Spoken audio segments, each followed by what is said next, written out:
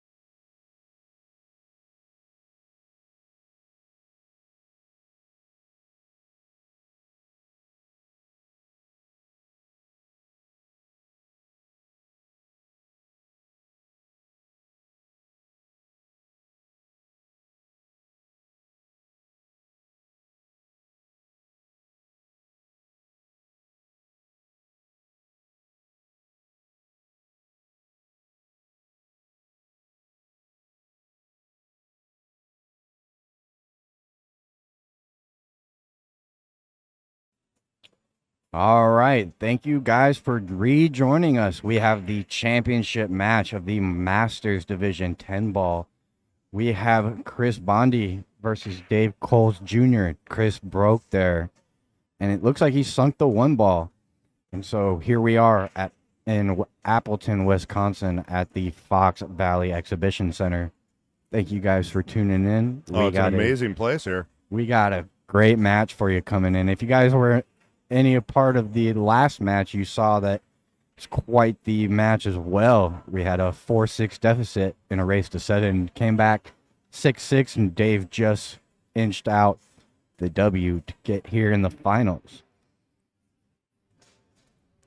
And so we got Chris starting things off. He pots the one ball. He's got to look at the 2. This match will be a race to 8. It is the finals, so Chris will be on the winner's side. He'll have to be double dipped. Hey, Bill Sorensen. Yeah, I got it set up so that we can, in between the break and action, we'll show you Justin Eilenfeld's match on P2 in the pit. Table 2. They call it P2. Pit 2. Getting all the lingo down here. There you go. Obviously we're going to focus on the feature match, and we'll pop over there, and we'll do score updates. Help you out. If you're looking for the brackets or live scoring, it's on CompuSport. All right, we got Chris here. He's hooked on the 5 ball. He drew that 2 ball trying to get shaped for the 3, ended up behind the 5. So it's actually a pretty tough kick to even contact the 3 here. A lot of traffic he's got to negotiate.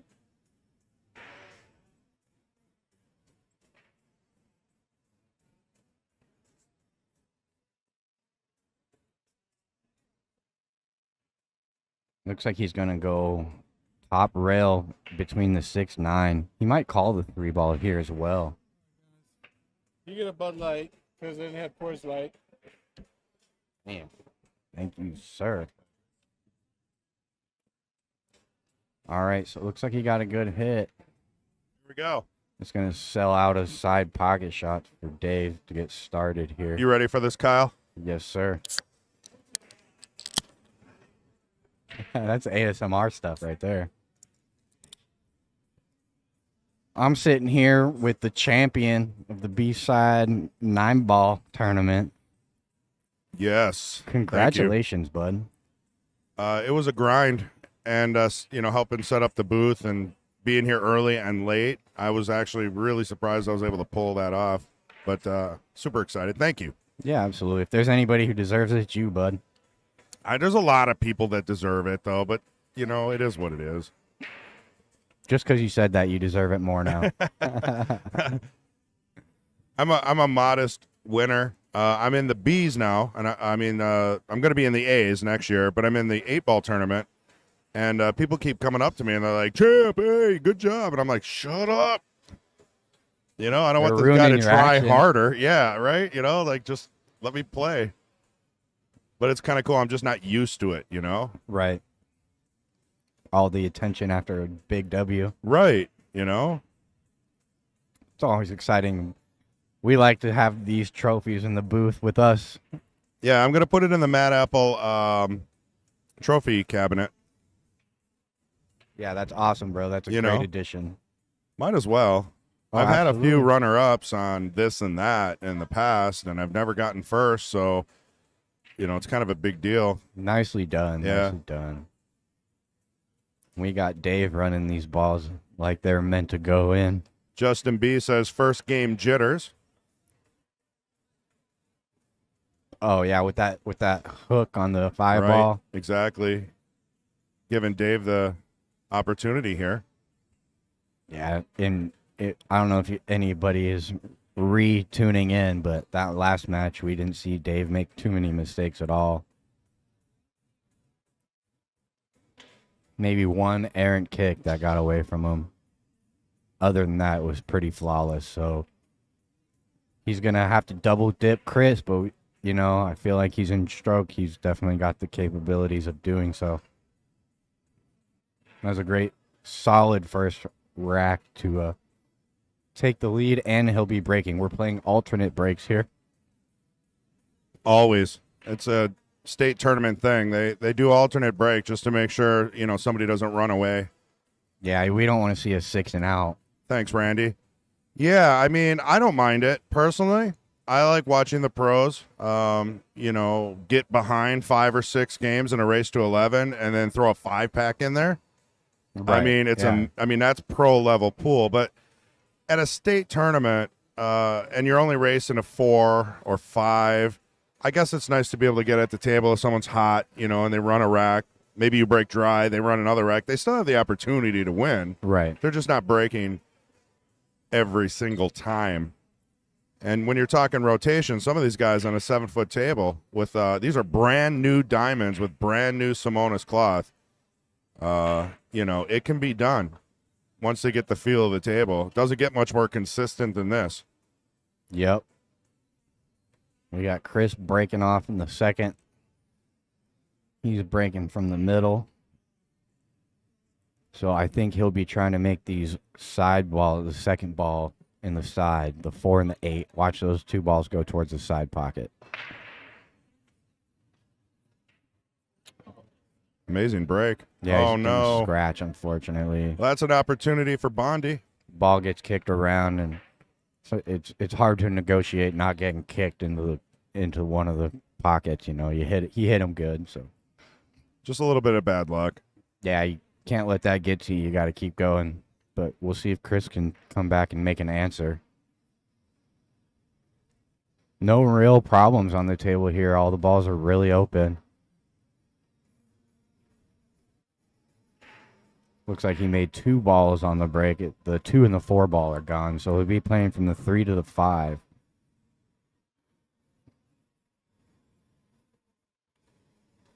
And he'll be playing from the 1 to the 3 here. A little baby draw. Probably about level with the side pocket, so he can come out for the 5 in the side and the 6 in the opposite side.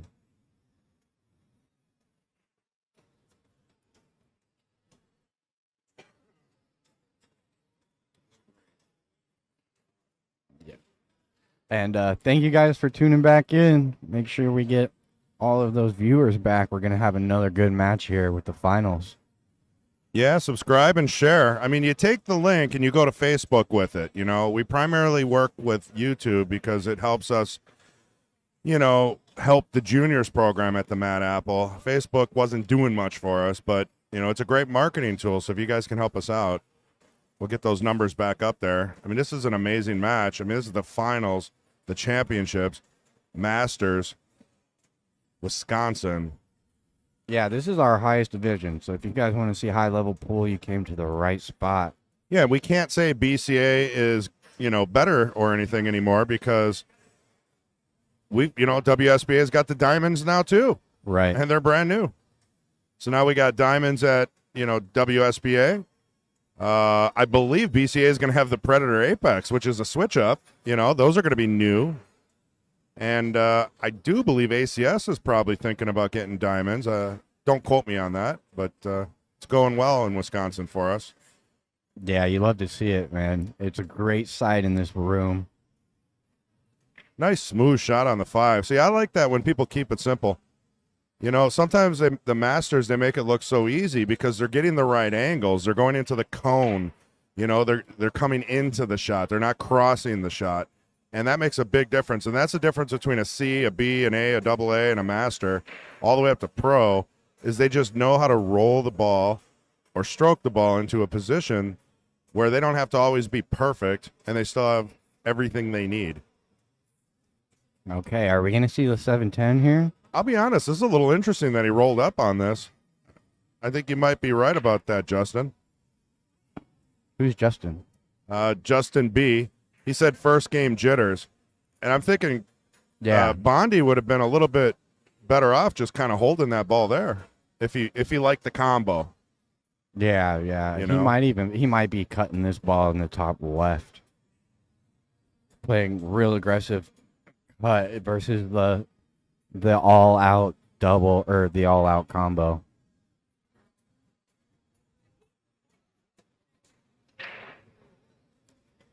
He's playing the combo.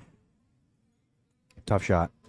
So Bondi's got the hot seat then, right? Yes, sir. Because we just saw the second, third place match with Dave Coles. So Dave's got a double dip, Chris.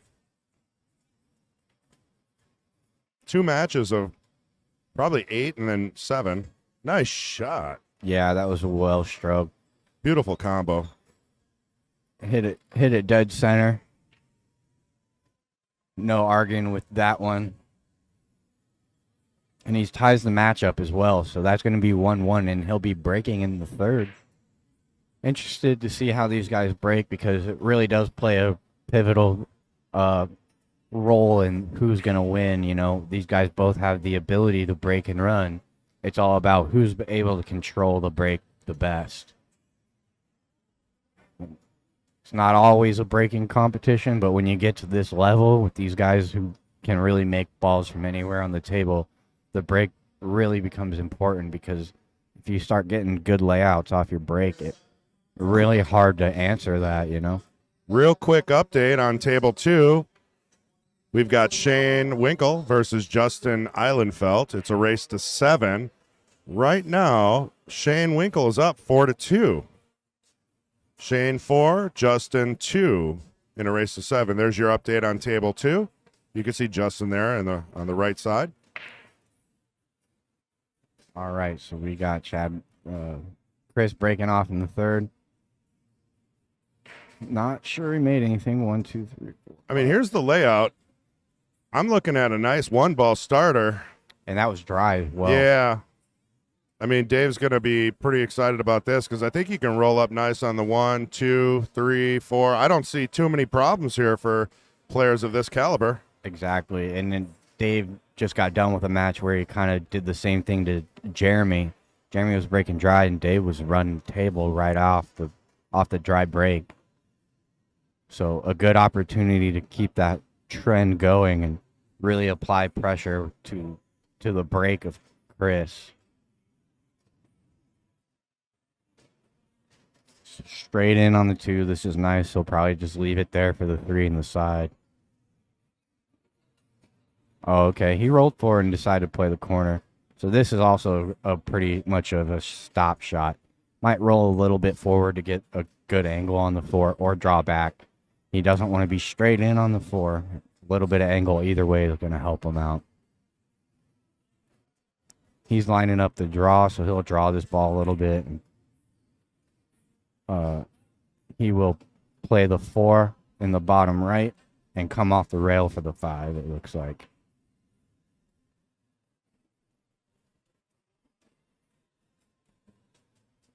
Yeah, and he really drew that ball to get the right angle and get close to his work. He made that shot as easy as it could be. So he's looking good in this run, looking real strong. He's in line.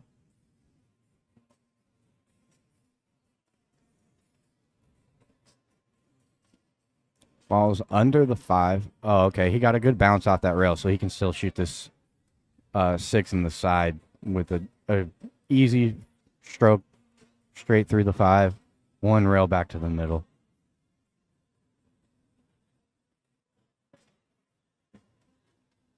There you see, killed it with a little bit of spin.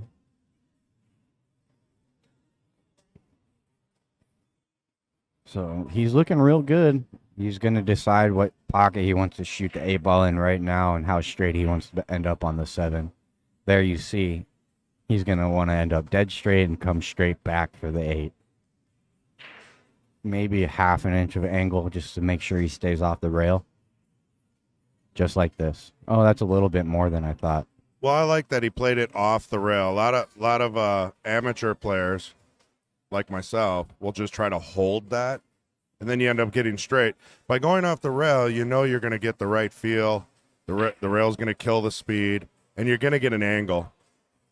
You're right. It's probably a little too much. He might play the short side. He'll be able to unless he kill can it. hold it. I think he'll kill it. Oh, see, he did play the short side. It's tough on these tables, I'm telling you. I did the same thing, and I ended up going across, and it ended up perfect, and I acted like I tried it. Right, yeah. That's the thing.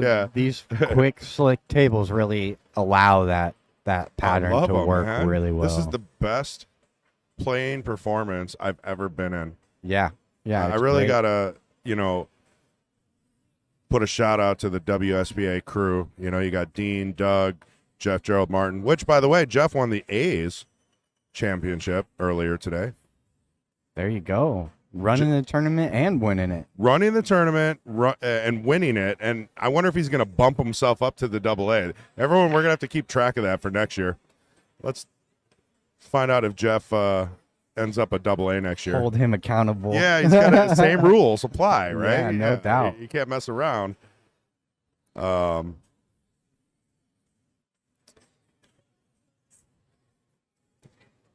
A real nice clearance by Dave there, and to go up 2-1, and he'll be breaking in the 4th. And it seems like our reoccurring trend is who's going to kind of dial in the break first. We got a player break on P2, and the score is still 4-2. Shane Winkle in the lead. Race to 7. Keeping you up to date, Bill, and anyone else that might be interested. Both very important matches. I don't see anybody on table 3 in the pit, and then table 4 is Tyler Steyer and Margaret Steyer doing challenge matches, kind of an exhibition over there, signing cue balls, shaking hands. If you want to come see them, it's free to get in. Hop on over. Come meet the pros.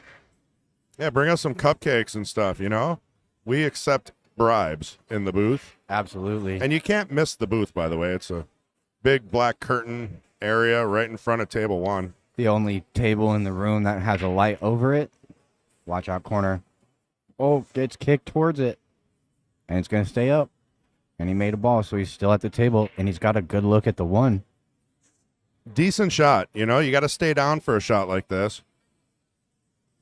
You expect these players of this caliber to really handle this well. Yeah. I mean, they wouldn't be masters if they don't know how to handle the fundamentals, Still doesn't make the shot any easier, but you just kind of expect these guys to bury these balls. Kevin, what kind of balls are these? These are Aramith. I don't know. I don't think they're super pros, but they're probably the level below. They're great, though. And as far as the cue ball goes, they kind of have a mixture here for this first year. There's some measles. There's some diamond measles. There's some single dot Aramith blue. Mm-hmm. And there's some single dot red. It's, if anything, that's the only thing that's a little, wacky. But I'm sure by next year they'll standardize the cue ball. They all play great.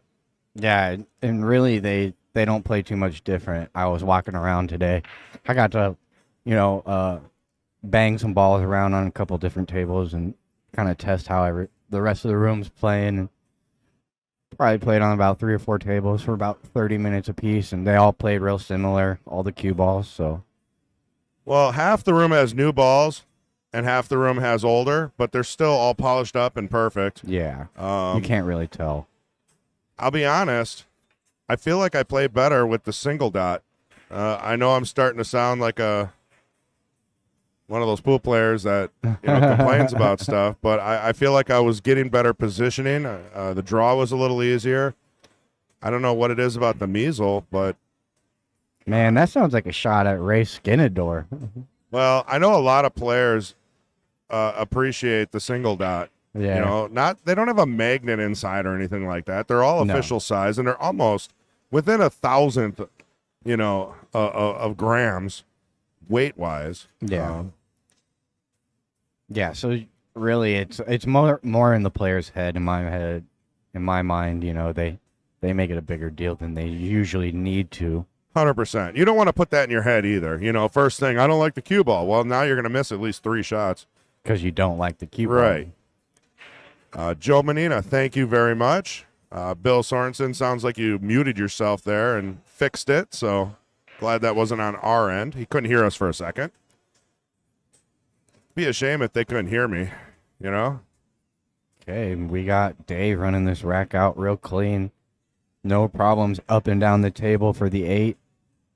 I'm telling you, there was nothing tough about that when you have this caliber player. Now, he did get a little wide on the 9. No, he's on the 8 ball. Oh, I'm sorry. Thanks. Thanks, Kyle. He'll be drawing up for this 9 in the side, I think. I was playing 8 ball. There you go. You're getting ready for your next tournament win. Yeah. One ball at a time, man. One ball at a time. Absolutely. I like how they can go back and forth like that, and they're not trying to hold the ball. They get perfect shape, nice and close. It shows real good control and a good intuition for how the table plays. You come in here and you're playing on brand new equipment. You never know how it's going to play at the beginning, when you get on it. You got to make adjustments throughout. And obviously both these players have made critical adjustments that got them all the way to the finals. And Dave with a break and run there, I think that's going to make it 3-1. Oh, yeah. Dave's cooking. And so is Shane. Shane's up 5-2 against Justin on table 2 there. You can see Justin shooting. Missed ball in hand for Shane Winkle. Looks like he's going to pull another one. They're racing to 7, so this will put Shane on the hill if he can finish these 4 balls. 4 balls, that's it, right? Sounds easy. Sounds easy. We'll keep it here just to watch Shane finish this up. Yeah, because this really is a big deal for him. Shane's playing excellent. I mean, everybody knows Justin Eilenfeld. He's won tournaments in the past. I think Shane's kind of up and coming. Young, too. Oh, wow. We see a great break from Chris there. Ooh. Trickled that ball in, huh? Yeah, 3-railed. Yeah, he didn't call the bank, did he? Nice little stun shot here, and he'll have the 10 in the corner, and that'll make it hill. Shane is on the hill. He's going to give him that 10 Yeah, ball. you'll see that a lot. Yeah, it's player preference. Some people like it, some people don't, but really you're just getting on with the match. Thanks, Bill. Appreciate it, man. It's fun. I mean, not working, hanging out. Food's not bad here. The environment is unbelievable. I haven't seen anyone throw a cue or yell or argue. It's been real calm. It's like a pool family reunion, It's beautiful, man. It's a It beautiful really thing. is. It's hard not to have fun in a place like this, If you love pool, this is the place to be. Got that right. If you guys are watching this, you got to love pool, So I bet most of them wish they were here. I mean, for whatever reason, you didn't get, sanctioned or. just missed that bank. Also, non-sanctioned players can play in these, a few of the events. They just have to pay more, go through a review process. So if you're interested for next year or the team event, which is coming up, for WSPA teams, they're doing 2 separate events, right? Singles today, Right. this weekend, and teams coming up in I think, I don't remember the date. March 30th through April 2nd. Look at that, man. I can tell you've been up here for 3 days. Yeah, for real. You got all the stats ready to go. They're in my brain, man. Yeah, that's helpful. I don't know them all, so don't hold me to it, guys. But I'll answer what I can. Meanwhile, we got Dave at the table. He's hooked on the 1. Chris played an aggressive shot there and came out pretty fortunate to have the hook. So, I don't even think that cue ball is gonna even fit between that 6-5. So he'll probably have to kick around it. That's what he's gonna do. Heavy left spin here, trying to get a full hit on the 1.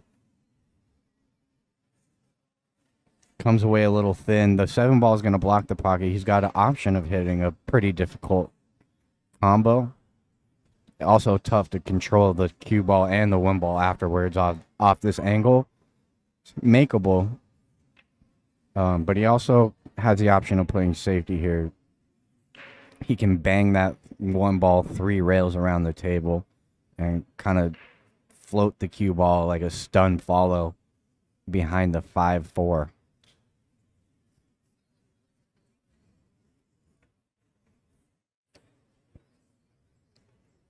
Hard to tell what he's lining up here. He might be lining up the combo.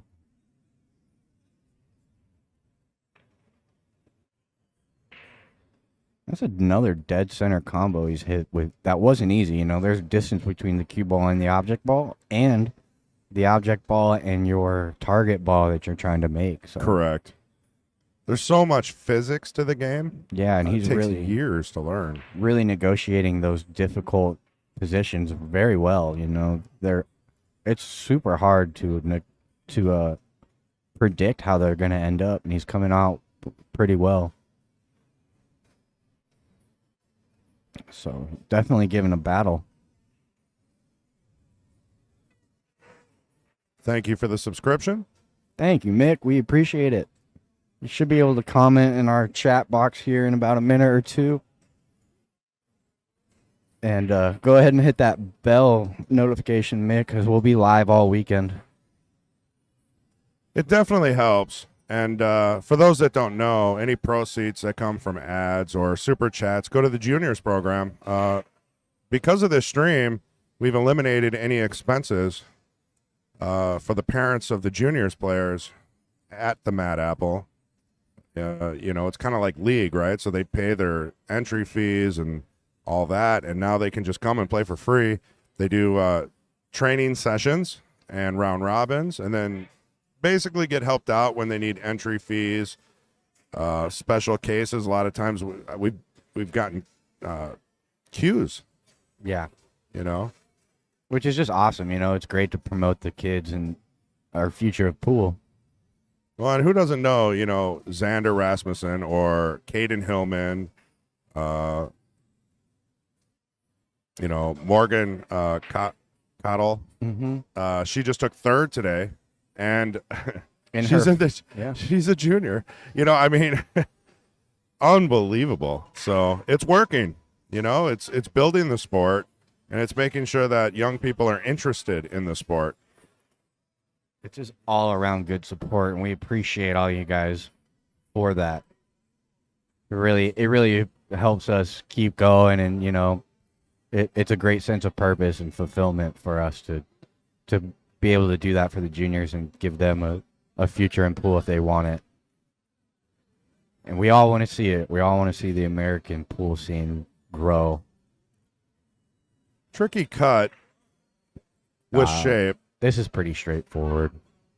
Well, he rails it. Gets a friendly bump on the 6. I'm not going to complain.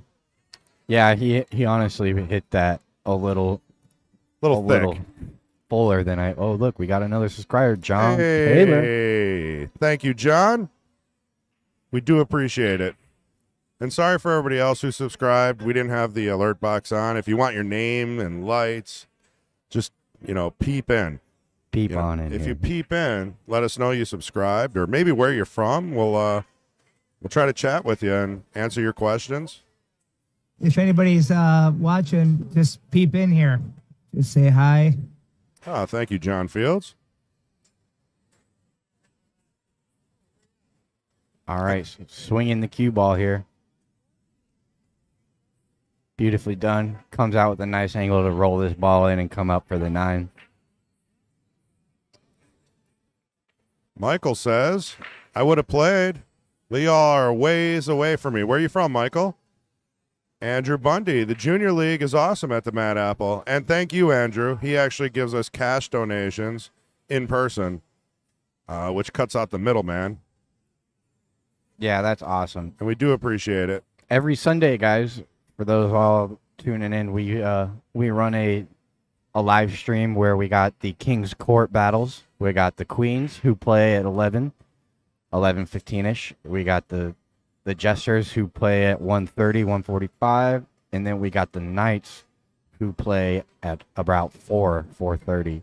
And every Sunday, I should say, the juniors start out in the morning, so they have part of the room with the Queens if you ever are interested. And then we have a 8-ball tournament on Sundays as well. Right. Our weekly tournaments. It's 9-ball on Monday. Sorry, 9-ball on Monday at 7 o'clock. Friday, 10-ball, 7 o'clock. And then 1 o'clock, as you said, the Sunday weekly at Mad Apple, Burger and Billiard. Scratch Kitchen, attached to the Clarion Hotel. It's a Nice great out there venue. by Bondi. And that's going to bring them within 1. 3-2. That's what we like to see, though.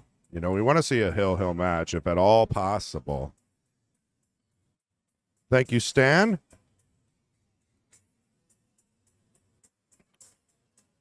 All right. We'll pop over to Island Felt and Shane Winkle. I'll get you an update on the score. It is 6-2. He's on the hill. Shane is on the hill. That's table 2 to the right. And he's playing Justin, you said? Yeah, Justin Islandfeld. Justin's at the table right now. Yes, correct. Meanwhile, we got Dave on table 1 breaking. We'll see how he hits his ball. Dave's been breaking pretty well. He's had a couple breaking runs in these last 2 matches. We'll watch Justin finish this rack up and switch over to keep everybody Tuned in, up to date. Up to date, exactly. All right, Michael's from Virginia. Thomas watching from Leesburg, Florida. Don't ask me, man. Yeah. I'm not a geologist. Help me out, Thomas. I've been up for 2 days straight. It's got to be Florida. Okay. So you see a good safety on table 1 there is Justin's going to pot this 10-ball and come 1 closer. Done deal over there, I'm telling you. That's going to bring Justin to 3. So it'll be 6-3 and a race to 7 over on table 2. Shane Winkle in the lead in the hot seat. Okay, that's not the final. That's the hot seats. Or is it the I'm final? sorry, on the hill. You're keeping me on my toes, man. I appreciate it, Kyle. No problem, man. I'm interested myself too. I don't 100% No, know. I didn't actually check the bracket. Let's see what we got here. That's a good question. Let me go back and see what they're playing for over there. That's the double A's. They got to be coming close to the end. That is the championship, I believe, because they're playing for $1,200 and a plaque, guaranteed $820 and a plaque. So that's most likely first and second place. So this both very important matches here. Yeah. On table 1 and 2. Thanks, Bill, for cluing us in. I'm glad they put them on table 2 so we can. Oh, what a hit!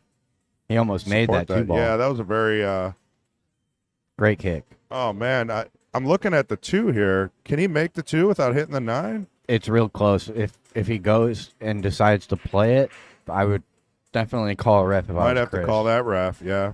Pull out the orange flag. Jimmy watching from Sheffield, UK. All right, Wow, that's so far you've got distance on everybody. Fred Renner, thank you. He said hi to both of us. Wales, UK, JLR. Watching from Ontario, Canada, we got Stan. Appreciate it, guys. So that's a good safety by Dave. He hooked him with the 2, but look at this, the way this 2-10-8 lays. If he catches the top side of the 2, it could go into the 10, sending it to the top right off the 8. So we could see an early rack here with a good kick. And really, he can hit both sides of the 2 and give the 10 a chance to go. So interesting shot here coming up. And if he happens to pot it, he's got to call it because it's 10 ball, right? We're playing 10 ball. Right, you call your shot, no slop. So if he's going to get close, I like him to call it no matter what. It's one of those things where if you accidentally make it, you got to call it because if you don't, it won't count. It'll just spot up. There you go. It looks like Justin had the hot seat, and Shane beat him the first match, 7-4, and now this is the second match. So Shane is on fire. Nice return safety. Yeah, he did call the 10 ball, but he was playing safe all the way there. It was one of those where You might as well. I've seen it Exactly. before where you call it, and sometimes you get the hit and slide that baby in, and you'd be kicking yourself if you didn't call tragic. It's so tragic when Right. you make it on accident and don't call it. So anytime that 10 ball's got a chance, you gotta make sure you call it. And that was a beautiful return safe. You didn't leave an easy kick here. He can go 1 rail by the 8. He can go 2 rails behind the 2. I like the 2 rails. It's gonna afford good separation between the 2 and the cue ball. And you got a lot of traffic in between that can help you out. We got Justin from Elderon, Wisconsin. Bill Sorensen, you are welcome, buddy. Supkiss, Dave played a great last game earlier. He's played a great tournament, period. Ooh. Both these gentlemen have. Yeah, that's an unfortunate scratch. He really hit that 2 rail kick to the 2 how you're supposed to. A lot of the times you get good separation. It's just tough to avoid that scratch when you come that thin. You hit the 2 ball that thin. And that's going to get ball in hand. Yeah, and I mean, this is the opportunity that Chris Bondi needed. Bill Sorensen said, no, Shane had the hot seat. Man, I'm looking at the bracket, and it looked like they already played a match. So this is Justin needs to win 2 sets. I gotcha.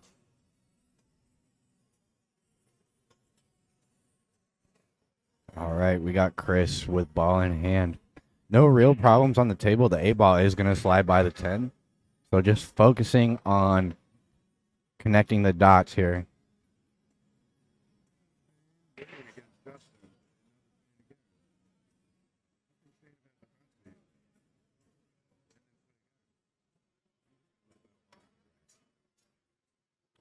Good stun shot there. Come off the rail just a little bit. The 4 ball might be a little bit of he might have to play the 4 in the side pocket now just because he's so straight. That's what he's looking at. If he had any more angle, he might consider playing the 4 in the same pocket as the 3, but now that he's at this straight, he'll just trickle up for the 4 in the side. And really, you want to make sure that you get all the way under the 4 ball so you come up to the middle of the table for the 6. I mean, short side shape for these guys isn't a huge problem, but when you're trying to stay consistent, you want to play the object balls in their easiest pockets. Usually promotes a good cue ball throughout the whole rack, and you run into less problems that way. Right. But I'm not sure. He's real straight on this 4 ball. Real straight. So if he is straight enough, he'll just follow up. I like that. Keep it simple. Just don't want to clip the 7 here if he's off angle. For those interested in the bracket details, it's at CompuSport. Just Google CompuSport, WSPA 2023, and you'll find all the different divisions. You can pull up all the information on your phone or tablet or whatever you got. All right, so Chris did have a good angle to float up for the 6, but he really ended up in the worst spot he could have with that. And now he's jacked up over the 9. So he'll play this 6 ball straight through and play the 7 in the side. Floating over to the 2-table view so that you can watch Shane possibly win this match. Shane's on the hill. He needs this 10 ball to win the whole thing, I believe. He's playing great. I mean, he's doing the back and forth like he should be. Mm-hmm. I mean, it's a beautiful thing. Shows good control. Your stroke is in tune. There it is. Confidence. Confidence. Look at his shirt. It says what? Confidence, Champ. baby. The back of his shirt says champ. Oh, he wore the right shirt for this day, didn't he? 1250 plus. I'm not sure if he's got the side pot. It all shows on the bracket. Congratulations to Shane Winkle. Justin Islandfeld, second place. Slide back over to the prime time. Yep. So he did end up floating up for the 7 on the side. He's going to have a shot on the 8 no matter what if he makes this ball. Just playing out to a little more I like space. that. I like the angle he's got on the 8 too, because I never like going across a possible ball where someone will say, hey, if you hit this ball, it's a foul. He's got the right angle, so the 10's not going to move. No. He's going to drill, make the 8, get shape on the 9, and hopefully finish this rack out. Nice little stun follow here. Beautiful. With an angle. Great angle to just pop off the rail and come back out to the middle and make the 10 as simple as possible. So You can't ask for a better angle. Nope. I mean, really. So we're looking at a 3-3 match, and it'll be Chris breaking next. Chris started off the match breaking, so he'll be breaking in the odd numbered racks, going into rack number 7.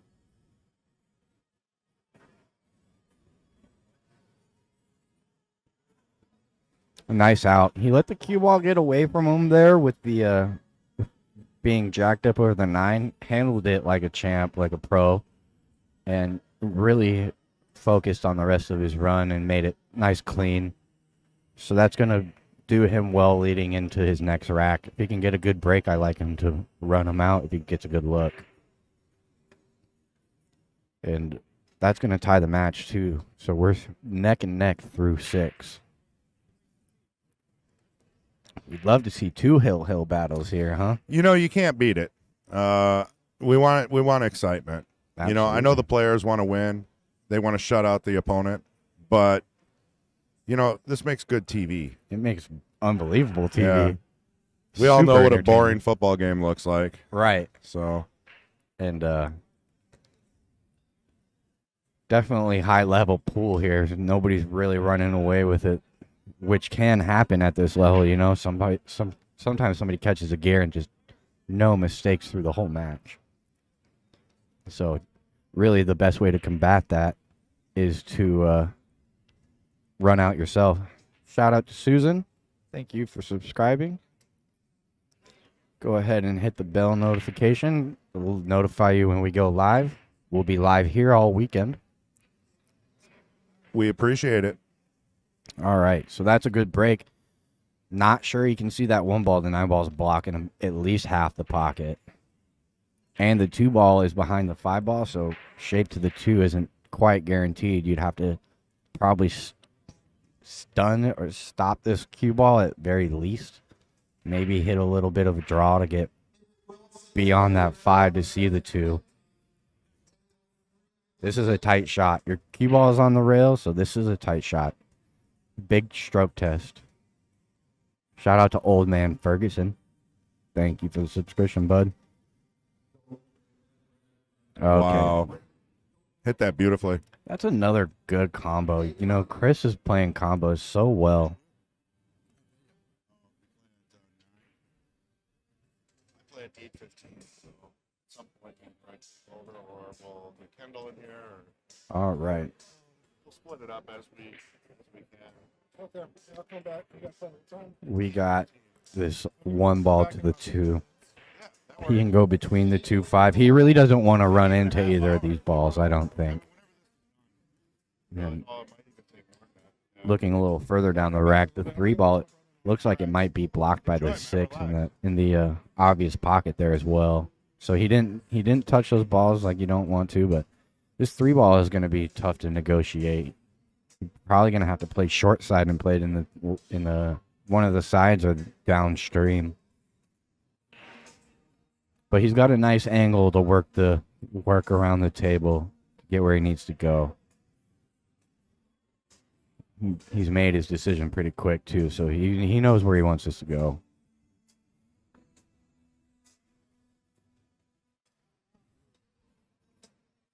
Yeah, he clipped the 5 there, but it didn't affect his shape at all. Hit it real good. Ended up real nice on the 3. The 4 ball still going to go by the 8. Wow. PL, man, thanks a lot. We do appreciate it. Every little bit helps. Maybe we can actually get dinner here. Hey, I'm still broke, dude. I don't know what you're talking about. I'll get you ham and cheese after this. I'm used to it. On me. Ham and cheese, dude. That's my bread and butter. Well, after this, we'll go out there. Well, I can't promise. I got to play at 8:15, so sometime tonight. I promise. I was wanting Texas Roadhouse from the champ.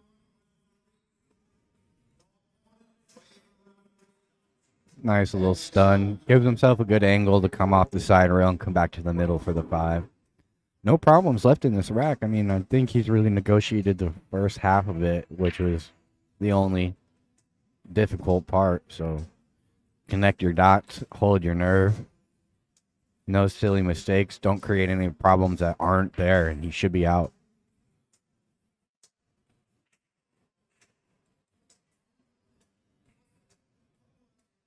Both these guys' throws are just looking super nice. Oh, look, that ball just stopped. He put the brakes on that ball. Yeah, it almost looked like it stuck to the point. Unbelievable. But nonetheless, he's good on the 5. Still a good angle to use the rail. Come back to the middle. Any angle on the 6 works. You can even be straight in. Put a little baby draw because the 8 is going to pass the 10 in the top right. It's got half a pocket, but if you're lined up on the 8, half a pocket is not a big deal for these guys.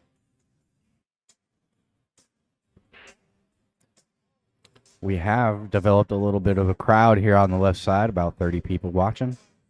Sure, there are people to my right that we can't see. So this is a big match, and there you go. He's got a little bit of angle. He'll just pop this off the rail, come back to the middle, and play the 8 past the 10. You want to land a little straighter on this 8 than having to really deal with moving the cue ball. So if you can get straight in, that's ideal. So you can just play a stop shot to the 10. He's got a nice angle to do so. He doesn't have to do too much with the cue ball. Just hitting a good stroke, nice, fluent, and it should just come off that real nice. He went forward for the 8 in the side. Yeah, I was wondering if he was going to do that. He's a little short. Right, he is a little short. I think I like the corner pocket a little better. The only reason this is a better shot, I think, is because it's a full pocket. That's what yeah, I'm sure that's it. Because if you look at the overhead view on the right, which, by the way, has about a 2-second delay so you can watch the replay at home, it looks like the 8 almost doesn't go. It's like half a pocket. So I think he made the right choice. Yeah. Just came up a little short. And he's on the right angle to keep this cue ball on the correct side of the table. There you see he catches the outside point. So it's a little nervy shot, but these guys just handle it like it's nothing. He put a stroke on it. He didn't baby it in. Nope. And there you go. Extends his lead to Left 1. side of the pocket there. Yeah, this is the first lead by Chris Bondi. Again, Chris Bondi in the hot seat. So he's only got to win this one match where Dave Coles Jr. has to win both. Now, if Dave does win this one, they'll go down to a race to 7. I do believe so. We might have to run out there and change the race, clarify it with them. Yeah, I'm not 100% sure, but we'll cross that bridge when we get there. It's really kind of tournament director's choice. Yeah. Sometimes they do even race. Sometimes they do. I've seen in a lot of pro events where they'll just bring it down to one longer race. Yeah. Oh, absolutely. Which is, I don't know, unfair for one or the other. I mean, I guess it just makes better TV. I mean, really, if you're in the finals, I think it should be pretty even anyway. Right. Both players fought hard to get there, so. And that might be the thought behind it. Right. He's not getting the pop on the break. 1, 2, 3, 4, 5, 6, 7, 8, 9. He made the 10 ball. Is a 10 ball on the table? Yeah, this is going to be fun to spot. Yeah, it might have to go behind the 6.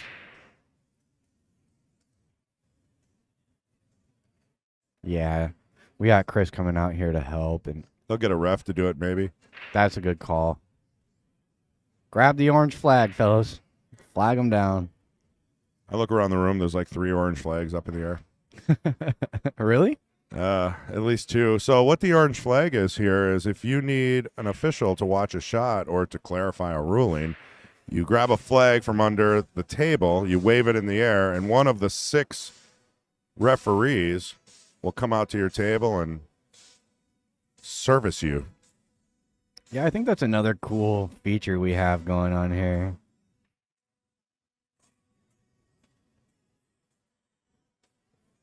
I don't Look at think it's going to this. work there. I think he might get it. He's close. He's in he's line. There, he's there. Wow, that guy's good. Round of applause. Hats off to the referee, man. He didn't bump a ball, and it's perfect. We gotta love these refs, man. Great job. We appreciate you guys, and that's another cool feature of this tournament. You know, you don't have to leave it up to discretion. In pool, there's a lot of the times where you come to a disagreement, and it's just one person's word over another. Right, and you don't want to do that. I've called the ref 4 times today. Yeah, just as you should. You know, I say, hey, it's close. You mind if I call the ref? They come on out. There's no arguments. You know, I don't wait for them to get down on their shot. I do it right away. As soon as I see an issue, I don't even, deal with it. Don't even leave it up to Right. chance or discretion. Tough cut here. Oh, watch out, corner. He's going to survive it. This will be an interesting shot now. I'm not sure if the rail first between the 3 and the rail is there just because of how much distance there is. Right, that's tough. I don't think you can make that 1 ball. And the 7 ball is a big ball coming off the side rail. You're probably going to have to kick above the side pocket with a little bit of spin to pull it down towards the 1. Natural angle above the side pocket leads you between the 1-3. So I think he'll go that route, though. It's a lot safer. The 1 ball is blocking of the scratch if you hit it bad.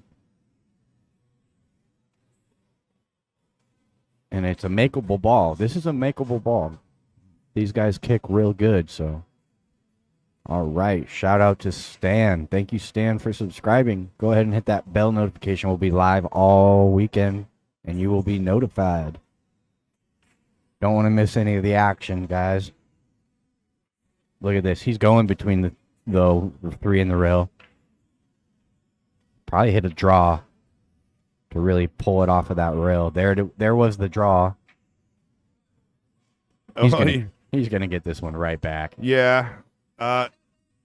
He's not even thinking about it. He's like, go ahead. So in 10 ball, if you slop in a ball, the opponent has the option to give the shot back to you. And in this case, we're going to see Chris shoot again because nobody wants to shoot this shot. Absolutely. Dave didn't even get out of his chair. He saw what happened and smiled. And I think Chris, you didn't have to tell Chris. Chris knew that he was staying at the table. What do you think about the 110 combo if he gets this back? I mean, let's look at the overhead. You can't get to it. No. After say he gets, misses everything. Oh. Dave? And Dave gets ball in hand. I'm thinking ahead here. Does he go for the 110 in the side? It's not an impossible shot. Yeah, it's a little close, so it's kind of hard to negotiate. I think we'll see at this level. I think we'll see a run out. I to mean, be there's honest really with no you. other problems, right? Make the one, set up, and just move on down the rack. Right. Yeah. They'll play the percentages there, and we're not seeing a lot of mistakes from either player. So I think if Dave does end up getting ball in hand, he'll go ahead and He called play the 10 on run the out. side. Yeah, he's gonna try to squeeze this ball into the rail to get by the 9. So it'll be like a 2-rail kick into the 1. Now This is going to be an amazing shot if he makes this. he's also gonna have to hit this with a little speed, at least a little speed, to get a rail afterwards. So there's no babying this shot. He's gonna hit it with some speed. Too much speed. And there Uh-oh. Is he going to disrupt this? And he blocked it with the There 8. you go. Wow, that worked out pretty nicely. and that ties the 5 up pretty good. So he'll try to break that out right now. Wow. I mean, honestly, that is the best outcome you could have hoped for. Absolutely. Even giving ball in hand. And look at the 2 ball as well. Look at the 2 ball. You got to be dead straight in the 2 to even make that ball. If you can. It's tough to say if you even can. And so that's 1 foul. We're going to see a 3 foul attempt here. You're going to play a 3 foul and just lock him up behind the 5-10. Try to control the 1 ball. Unless he's playing a bank into the side, rolling to touch the 5 there. There's the angle I was looking for. So yeah, he'll just bank this ball away, put him behind the 5-10. And in 10 ball, guys, if you don't know, 3 consecutive fouls is a loss of game. So if your opponent is able to get you to foul 3 times in a row, you're going to give that rack up. And that's a good point. Yeah, you see that a lot in 10 ball. When they scratch on the break, you'll see the incoming player usually go for a 3 foul if there's no easy run out. Yeah, and this is a great opportunity for that. They had a 3 foul rule in 9 ball as well, which is a little different because we don't do that at the Apple. He wanted it behind the 6, so now you're going to see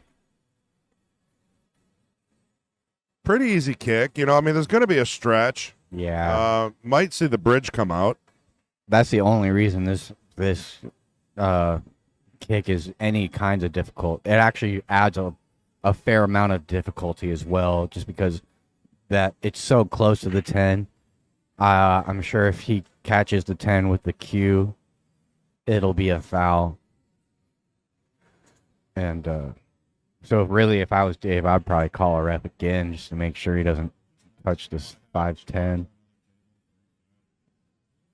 So here we go. This is a kick. He's got a good line here. This is not an easy kick, though. Good hit. Yeah, and really he had a good chance to return a safe there and end up behind the 6. A little unfortunate not to. And he gave a cut to the 1 in the side pocket. It's a thin cut, but I really like that because it kind of sends your cue ball towards that 2-9 to break those up as well. So we might see an aggressive play here. I mean, I don't really see a straightforward safety necessarily either. I mean, combo the 8 in. 1 ball might go to the bottom right, might give you the breakout that you're looking for. He's gonna cut this one and go for the breakout. Yeah. Well, you know what? It worked He out. missed it. Yep. We're going to see another kick shot. Have we seen any jump shots yet in this match? Not in this one. Nope. A lot of kicking. I think we saw 1 or 2 in the last one. But yeah, these guys actually are using the kick option over the jump a little more often.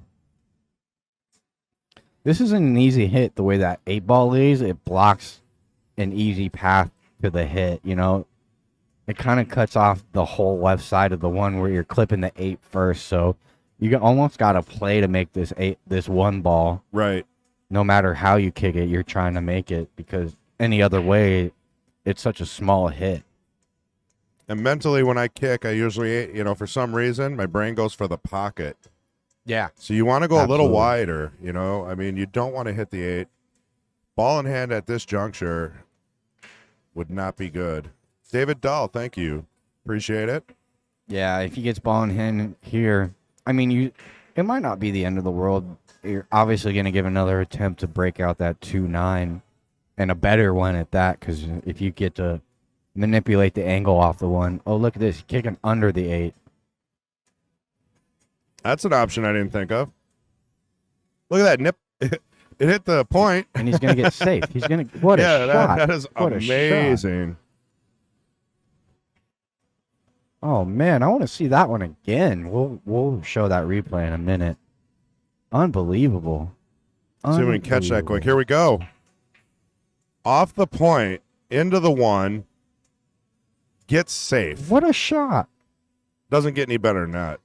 Wow, man. That's probably the most creative shot I've seen all weekend so far. Absolutely. Now he left a tough 2-railer, possibly 3, for Dave. What a battle we're seeing here in this rack. Off of the 8. Yeah, that's going to be a great opportunity for Chris Bondi. Well, you call it a great opportunity, but it's still so difficult to negotiate this 2-9. Right. But I'd much rather be shooting at this. Absolutely. Yeah, if you don't like breaking out, because really I don't see a good way to break this 2 out, so we might see a safety coming up after he pots this 1. A lot of the times, if there's no good way, straightforward way to break it out, they'll play shape for a real aggressive safety where you can really lock your opponent up and kind of open up the 2-9 at the same time. So we'll see how Chris negotiates this. Very interesting rack here. Got a good battle going on so far. It's 3-4. Chris is ahead.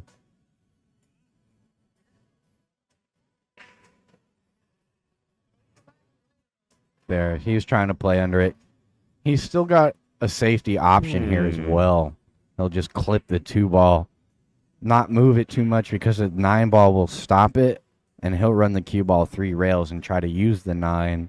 And now as that a the blocker. 3's out of the way, that does clear the path.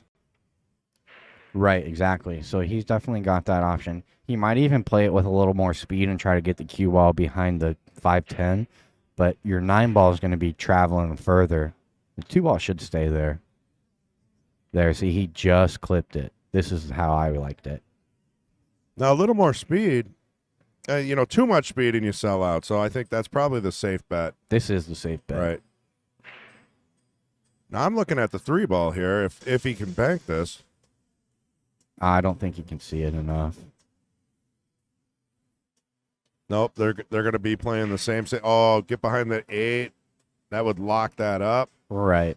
And still only seeing about half a ball here, right? You see that a lot with that type of safety when you're just clipping it and going around 3 rails, keeping the cue ball on the same side. A lot of the times you underhit that a little bit and you give the same exact safety to your opponent. And we might see it for a 3rd time here. Although he can see a little more this 2-ball. This is difficult because, where does the ball go if you don't hit it right? Right in the corner. Yep. And he might be able to see enough of this 2-ball to bank this at this time. A little bit of a cross bank. Man, that'd be an excellent shot. Play into the 2 or the 7, trying to make the 3, or past the 7, trying to make the 3.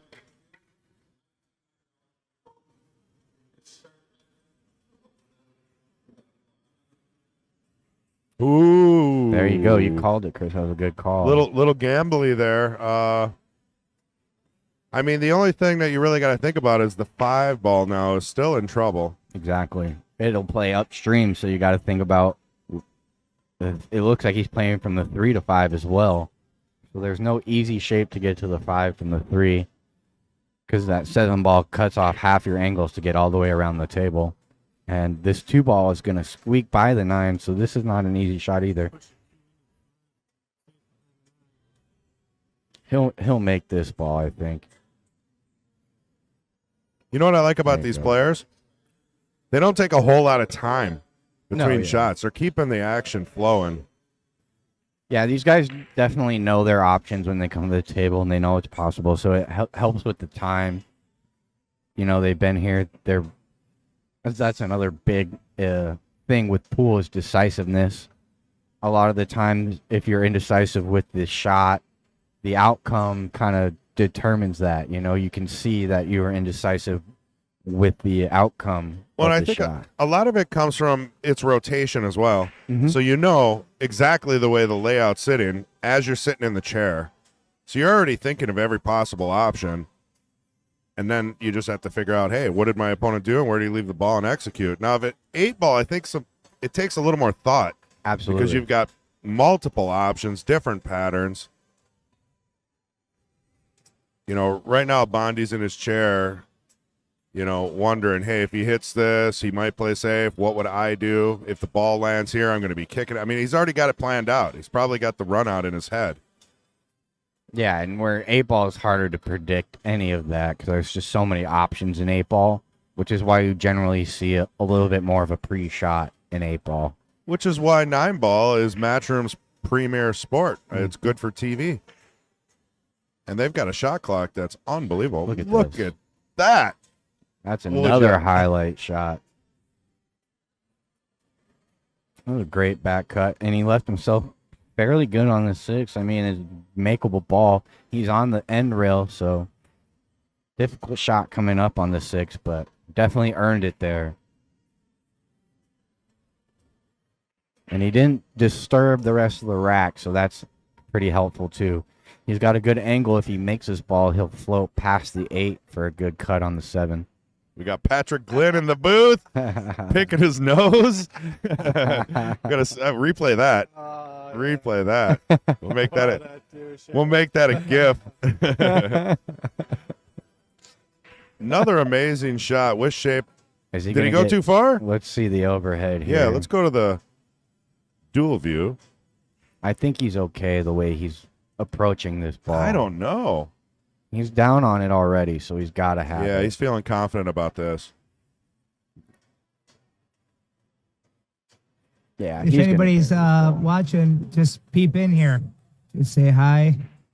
Hey, John Fields. Little John Fields, who did not make it to this finals. He ended up in 4th place. I mean, he's always got a good showing here. He won last year.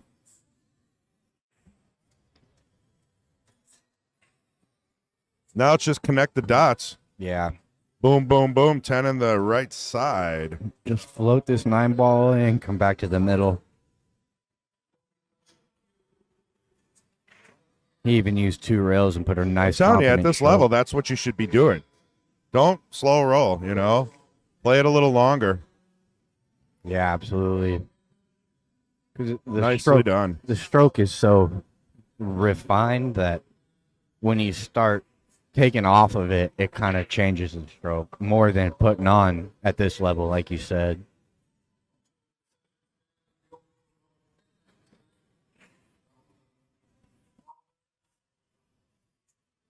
All right, so I believe it's a tie ball game. Shout out to Susan. Thank you for the subscription. Go ahead and hit that bell notification so you are notified when we go live. We'll be live here all weekend till Sunday night. I'm going to go play my match, and Patrick Glynn's tagging in. So you're going to have Patrick Glynn and Kyle Drake wrapping up this amazing match that we have. For those who are joining us, I just wanted to shout out to Shane Winkle for winning the mixed AA 10 ball. Second place, Justin Eilenfeld. Just to, clue everyone in on what's going on here. Congratulations, this is the fellas. men's Masters 10 ball finals. Chris Bondi's got the hot seat. And with that, I'm going to let Patrick get in here. All right, we got Chris Bondi breaking off in the 9th rack. He hits a real solid break there. Ends up with a look at the 1. I'm pretty sure it's not going to go by that 6. No easy path here. We probably see a safety. I mean, you could push out here, but it's hard to push out when you got a full 1 ball to work with. You can always play some kind of safety and force the issue. The only reason you would push out here is if you didn't have a clear-cut safe. But I think he'll figure something out before he pushes.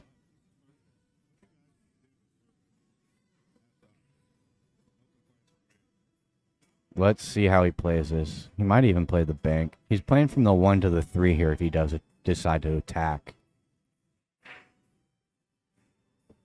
He's going for the hook on the 6. It's going to leak out a little bit. That's a real tough safety when you only have one ball as a blocker to get behind and all that distance between your object and your cue ball. Tough to control the cue ball and the speed of that safety. Really, you want that one ball to end up before the side pocket, which if you don't get behind the 6, kind of sells out a straight in one ball to the side. So always a really touchy shot there.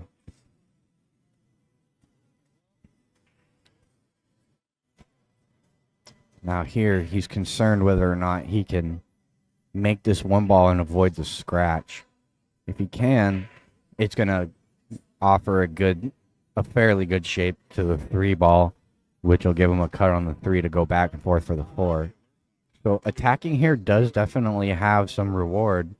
Just definitely hard to negotiate the scratch here. If you catch this one ball thick at all, it's probably going to go in the side. Good luck in your match. All right, well, I'm back for a little bit. I got to check out in about an hour, but I'll sit in the booth for a little bit longer. We got the championship match for the Masters 10 ball here going on. It's all tied up 4 apiece, huh? Yes, sir. It's been a battle. It's another battle that we get. We've been real fortunate to get a couple good matches here at the end of this tournament. So he really didn't think he could avoid the scratch. Decided to play safety. Might have leaked out a little bit. Yeah, it was a really good thought. I like the way he played that.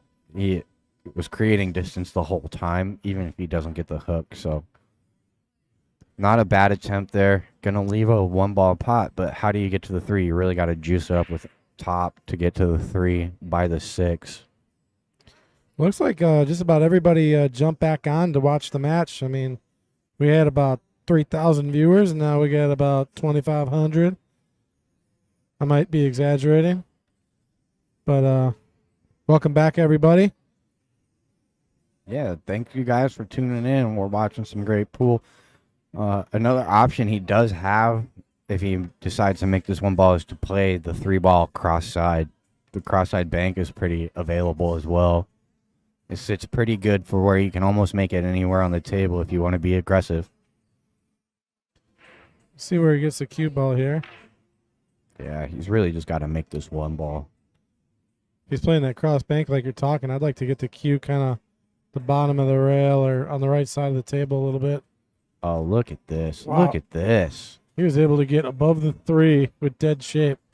Yeah, that's beautiful shape on the 3. He really couldn't place it much better with ball in I hand. mean, why wouldn't you play that shot, right?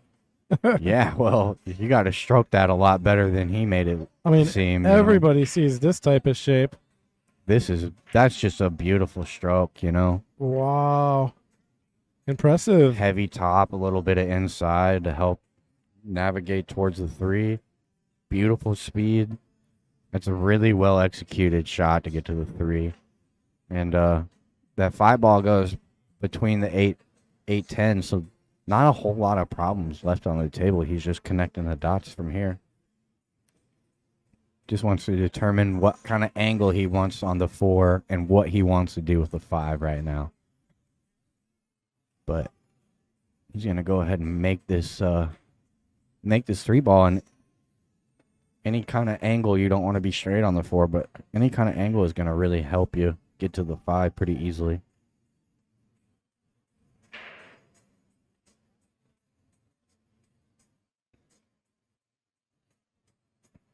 Really taking his time. He doesn't want to have too much angle to where he's got to go 2 rails and kind of starts flirting with the 8 ball, impeding his path to the 5. Rick brings up a good point. Like the tables he plays on, that leave would have been impossible. If you're playing on a valley, yeah, there's probably no way Yeah. you're getting that leave. I mean, as slow as they are, but See, this has got to be a lot touchier than we see it on the screen because he's really taking his time. Doesn't want this cue ball to get away from him and have too much of an angle.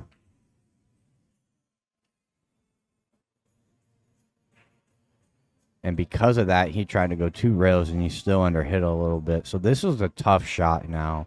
It became a real tough shot. one thing I want to shout out to Wisconsin Billiards Hall of Fame, John Kramer, founder of the first Hall of Fame for state-wise anyway.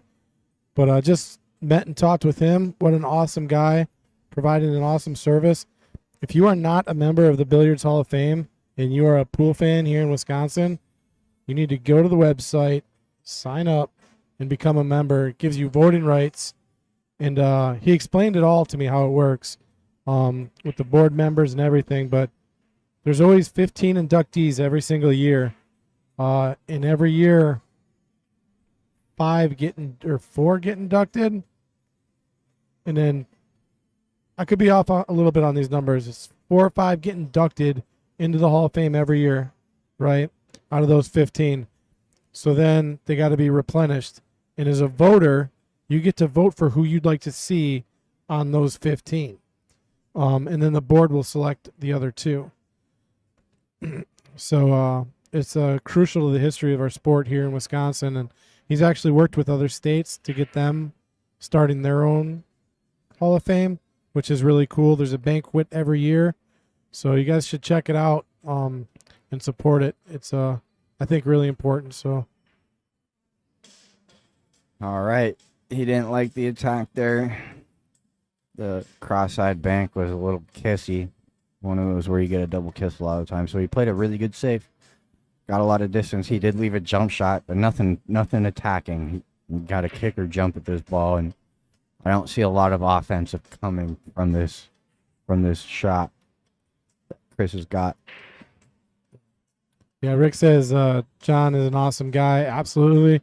I talked to him for about 15 minutes, just about how he started it, how it works, and yeah, I just think it's awesome. Oh, he's calling the bottom left here, so he'll be kicking on this right side, trying to clip it thin. Coming around. Ooh. Wow, so it looks like Dave has a chance to take the lead for the first time. Would I that be think right? Dave started with the lead. Started with the lead? Yep. Okay. Chris started with the break, and Dave won the first 2, or Dave won the first 2, and Chris battled back to tie the game up at 2, and then I think we had a 2-rack trade-off there to get to 4-4 as well. Yeah, I walked in a little late on the match, so hopefully I don't lose track of time. I mean, I'd really like to see the match finish out before I gotta go, but I don't know if that's gonna happen. Yeah, we're looking at another hill possibility. It's another one of those back and forth matches where each player's really grinding for the games that they're earning. Yeah, and remember, Dave has to double dip Chris here. So if Dave wins, they're going to go ahead and race to 7 right after. Yeah, let's see how he decides to get on this 5-ball. The 5-ball was moved from where it was, so now it's a little bit harder of a position to the 5. You really got to hit that window good between the 8-10, or you got to stay above the 8 and take the cut on the 5. And the 6-ball's hanging, so either way is going to be pretty good, pretty good to get to the 6. You just really got to make a decision now and not fall in between. David Dale just kind of put down his picks. All great people. If you guys want to see what 15 are up in the running, you can go to the website at Wisconsin Billiards Hall of Fame. And Eric's talking about Fargo. We're just putting a WSPA rating. I know both these players are fairly close. I know they're both above 700. So there you saw he lined up the 5-ball above the 8, so he'll stay above this 8-ball. Real good shot there. Nice control. Got a little bit closer to the 5. So he should have no problem negotiating to the 6. It is a little thin, though, and you're running towards the 10, so he might use the 10.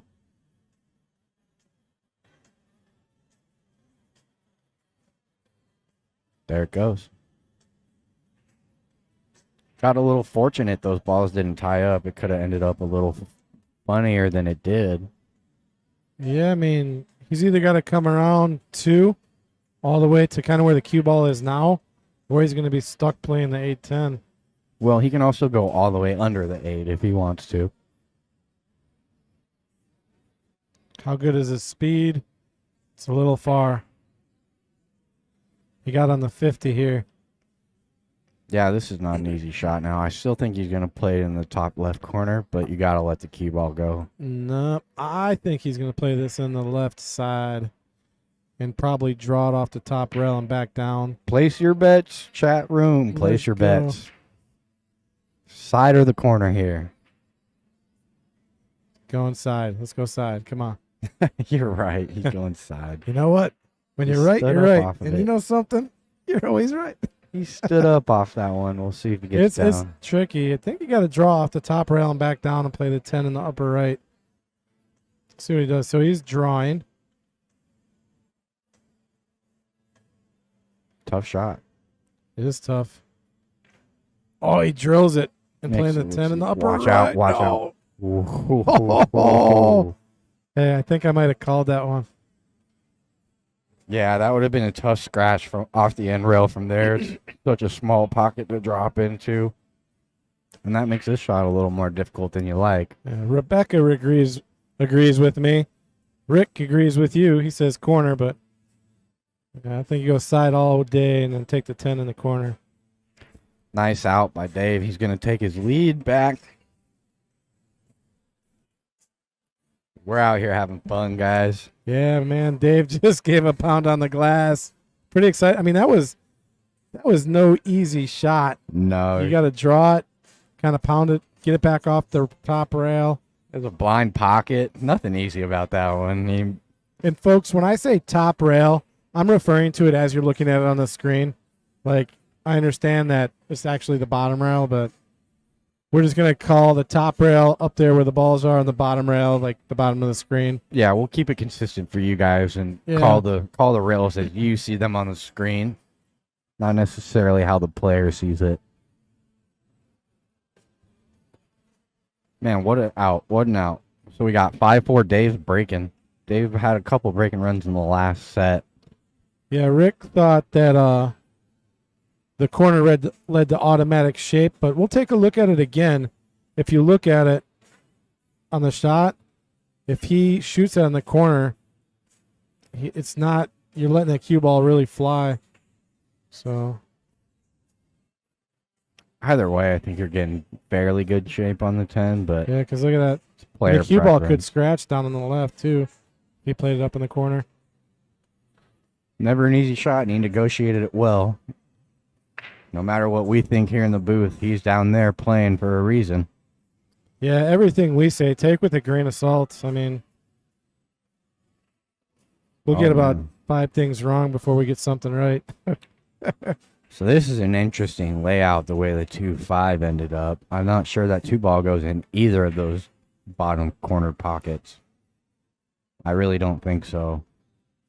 And that was a dry break from Dave, so we got Chris at the table. He's looking at that 2 ball pretty intently now. Yep. Yep, sir. You have a little bit of an angle, I think, on the one. Yeah, you definitely have an angle on the one to go into the 2-5.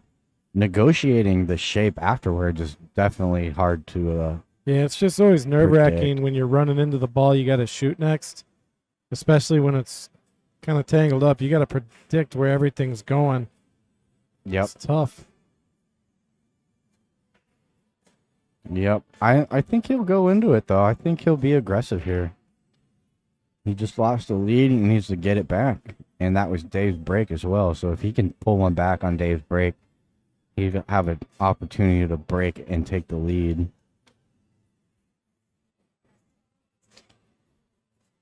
He's got a full 2-ball to work with here. Nothing super offensive. I don't see anything offensive, in fact.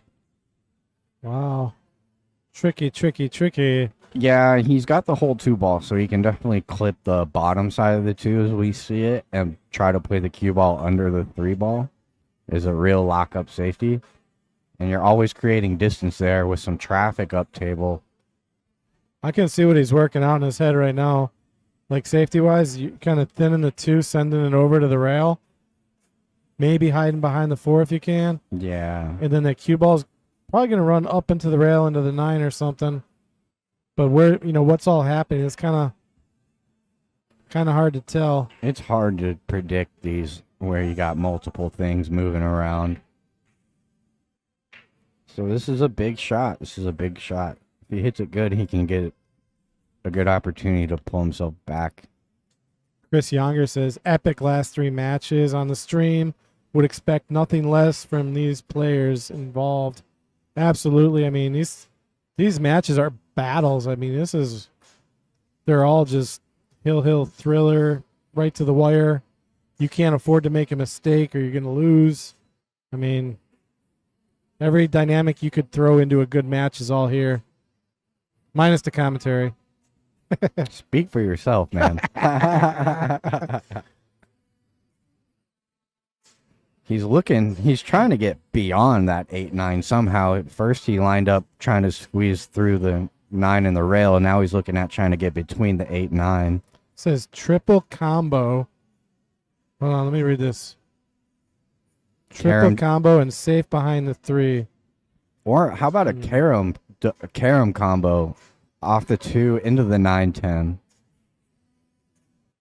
Let's see what he does here. He did float up kind of to where I was thinking. Did he call it the 8? No, there's no way. Yeah, no He's way. playing safety.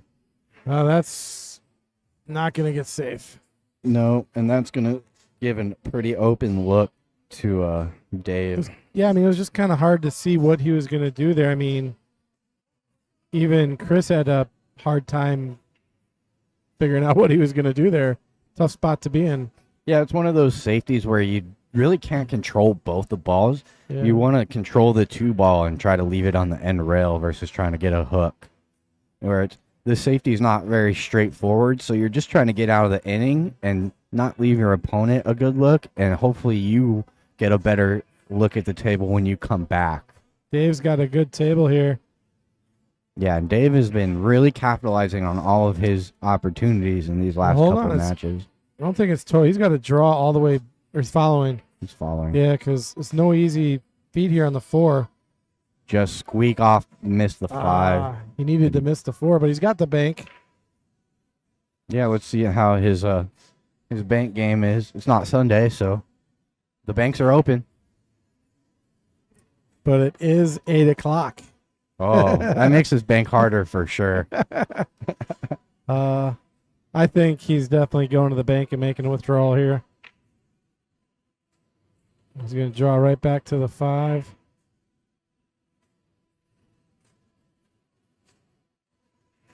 Drills it. Absolutely beautiful. In good shape on the 5. You're going to have to let his cue ball go a little bit because he's a little thin. Yeah, he's a little thin. He's got to walk it over. But the good news is he can allow this cue ball to walk all the way back up to the top because of where the 6 is. So he can let his stroke out here, so that's nice. Very accessible 6. It's a good point. Yeah, it goes in all the pockets except 1. So pretty much anywhere he gets his cue ball, unless it's behind a ball, which would be tough. You like him to get a shot. Yeah, he's going to be good. Watch the 7. He's going to end up on this rail. He got a shot, but it's probably not the best shot he's looking for. Yeah, because there's no good path to the 7. He's going to have to play for a bank, possibly. And he's kind of figuring that out already. Rebecca said night on this one. I don't know. He's got some work to do yet. Still got some work. Yeah, he can really play a super thin cut on the 6 on the left side and let the cue ball go to get back to the 7, but that's a tough shot. And you gotta be wary of the bottom right if you're gonna do that. So we still might see him play this up table and take the bank on the 7.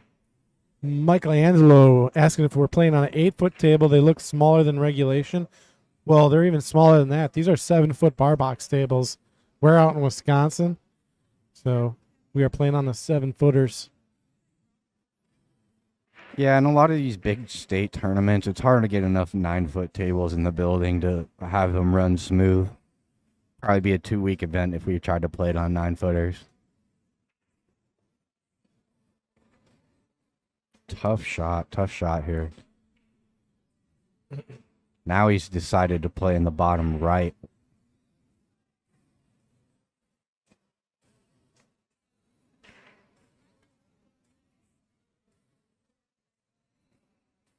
He's just playing safe. This is a good safety. That's a really good safety. I mean, how good do you got to be to play that safety? Unbelievable touch. Now he can see the outside edge of this 6. Yeah, I mean, a smart shot because, I mean, there's no good path to the 7. If you make the 6, you're going to nowhere. I mean, I was confident he could make the 6 and get the bank, but this is just much safer. Higher percentage pool. But I don't know, because that was a tough shot to get where he's at. I mean, that's like lagging, right? How often do you get, when you lag, do you get to the bottom of the rail? Right. Like not even pros get to the bottom of the rail. Well, that's what he just did. I mean, he put that cue ball on a bullseye. Great touch. Unbelievable touch. Really left his opponent. Yeah, and that's another one of those innings where you don't want to force the issue if you're not real clear about it. You're just looking for a better look at the table next time you come. You don't sell out, and hopefully your opponent sells out a little bit more and you get a better look at the run. And that's what's going to happen right here. He's going to get a look at this 6 ball. Oh, yeah, good path to the 7, too. Yeah, I mean, he can even stop it there for the 7, take the cut, because the 8 ball is makeable from anywhere on the table as long as you don't end up behind the 9. Yeah, I think he's out on this rack. He hasn't let too many of these opportunities go. If you guys have been with us in the last match, you already know. And that he's grinding. He's grinding hard. He's playing hard. Just squeaks by the 9. Beautiful. And so remember, Chris Bondi was the one who put Dave into the 1-loss side against who do you have? You had to play J-Fed, right? Yep. Yeah, so this is Dave redemption, coming back trying to get a victory here. Because he's got to double dip him, so yeah, absolutely. And I think I did mention that earlier in the stream where you just lost the match to the guy and you come back, you battle the semifinals and win it. Well, now you're in stroke a little bit more. You're prepared because you know who you're up against. You know what you're going to see.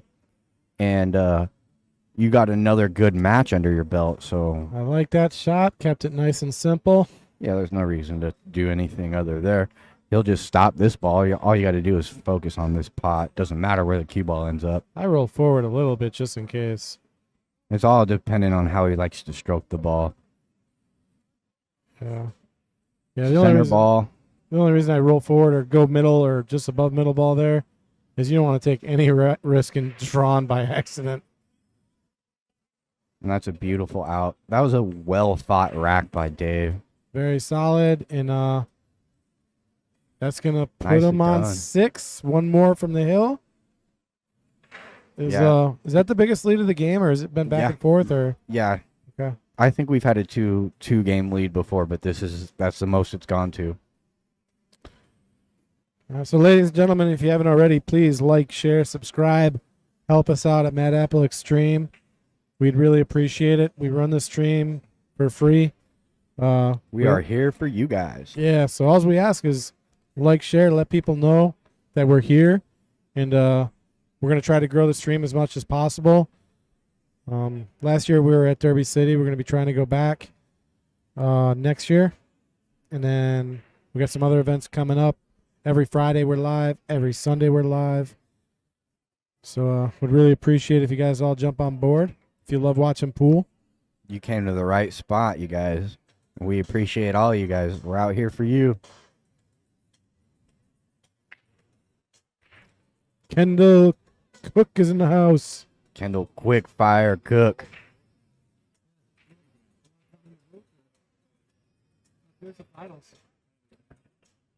All right.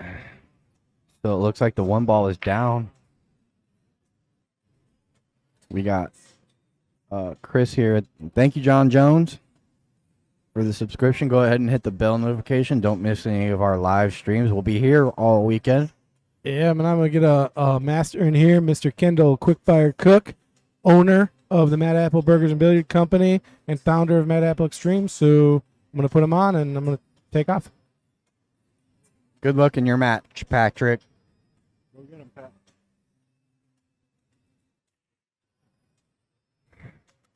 All right, so he's on the 2 ball. 3 ball doesn't squeak by the 7. So this layout is not easy. There's a carom with the 3-7, but you got to play a decent shape from that, and that's tough from the distance of the 2. What's going on, Kyle? Hey, we got the founder here, Kendall. How are you? I'm good. I'm good. What a great match. I wish I would have been here earlier to see the rest of it, but looks like it could go a little further. Dave's got a double dip here. Yep, Dave's nice. got a double dip. He's in the lead, and he just took down Jeremy J-Fed. Nice. I actually got an hour's worth of a nap, which is definitely needed Much after needed. my 2.5 hours last night. Yep. We're running long days here for the state tournament. So still deciding on this shot is nothing straightforward here. Getting from the 2 to the 3 is tough if you want to attack. Yeah, I think he's just gonna roll this ball in, take the tougher shot or safety off the 3. Yeah, I don't know if you'll see him play too. Well, he played safe even. we played safe off the 2, which I like. Yeah, he didn't get there though. He's gonna give Dave a good opportunity here. He's got a Can't give combo. Dave shots like this. I've played him enough. Really? Oh yeah, Dave's a champion. This is no easy combo to negotiate the 2 shape afterwards, though. They're both kind of, both the 2 and the cue ball kind of want to drift over there to the bottom right pocket. Yeah, he'll be fine if he makes it.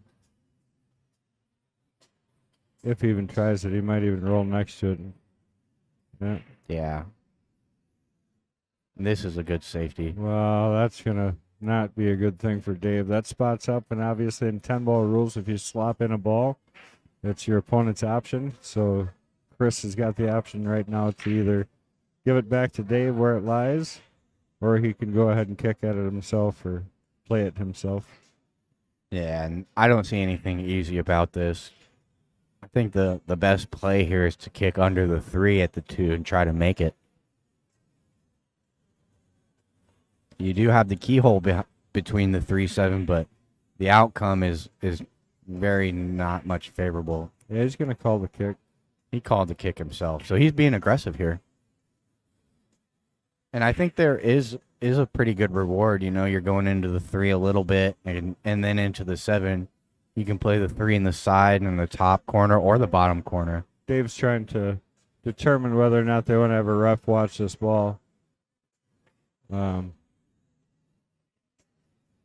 Yeah, he decided he definitely wants somebody to come and watch. So It's always better to be safe than sorry and leaving up to a discrepancy.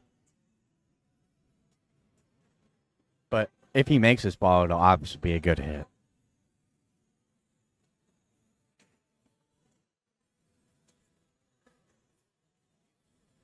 if you guys haven't done it already, make sure you get out there and share the stream. This is obviously just a great match here between Dave Cole and Chris Bondi. Yeah, this is a championship match. Yeah, and both these guys are great players, have been for years in the state. Dave, the owner of the Carom Room in Beloit.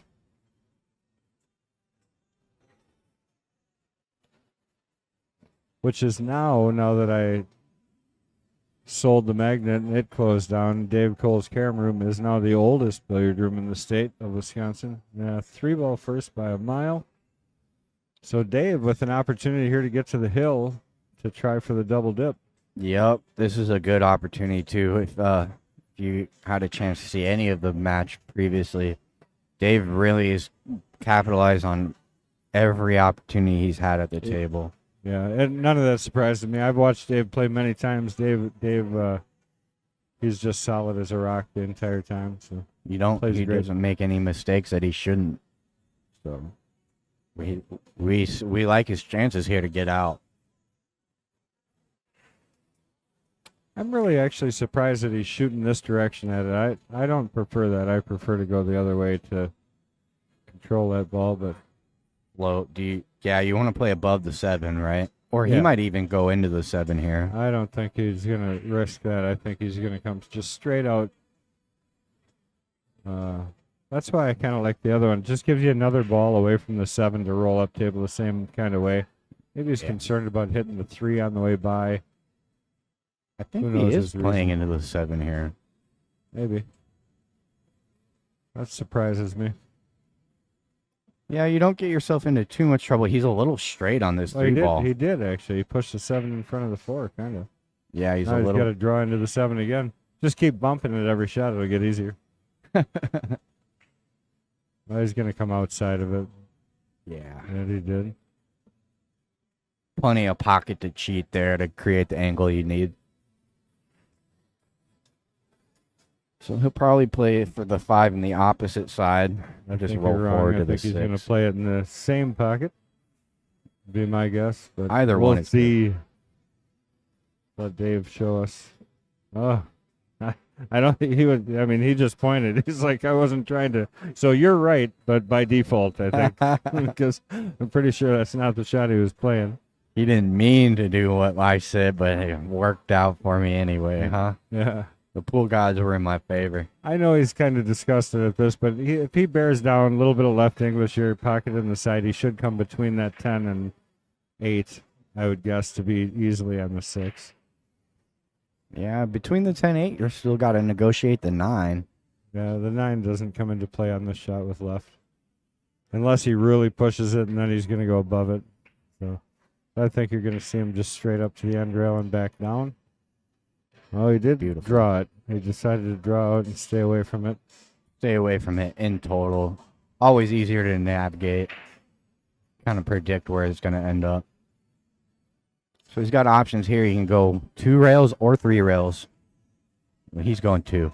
Old school, I agree. Good to see the old guys winning. I mean, older guys winning. Who you calling old?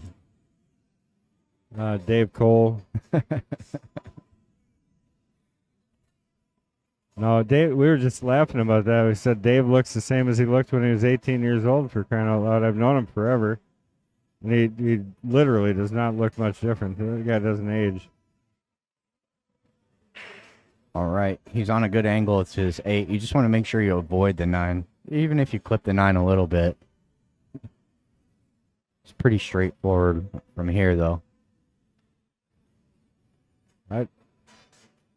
Again, I would differ. I think he's in a bad spot. He's got to either bump the 9 over to the left, or he's got to slide over and not hit the 10. You know what I mean? He just Yeah. it's a tough angle here. It's like midway. I think I would gotta make a prefer decision. bumping the 9 towards the pocket. Slows the cue ball up a little bit. Just don't have that way you don't have to hit it too hard. Now you're gonna see him take a good look here. Play this with heavy follow. Don't overhit this. Hit it real smooth.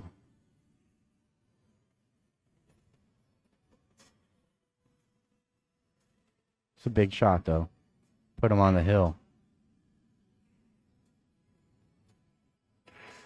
Yeah. Perfect little bump. Shot there by Dave. Good control. This fast cloth makes it easier to kind of get forward like that.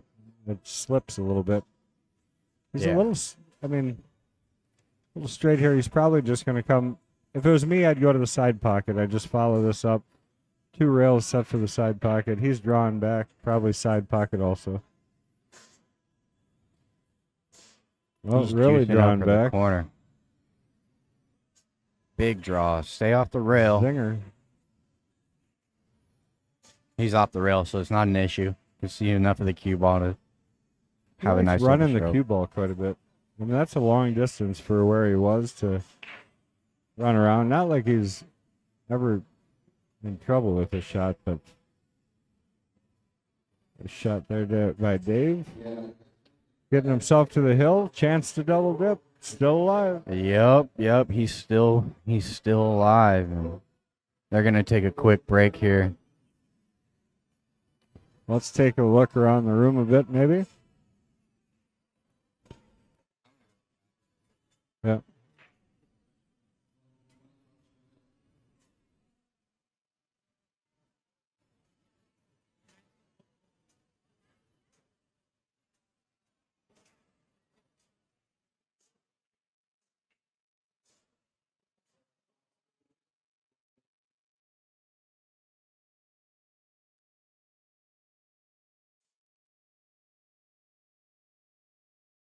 Let's see what we got going on here in the pit.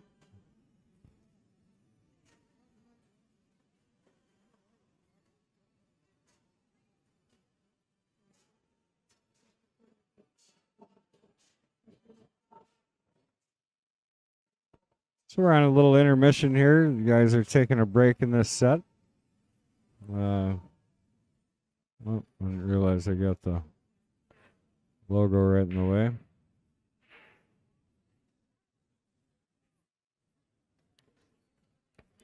I don't recognize either one of these players, but 5 minutes of fame.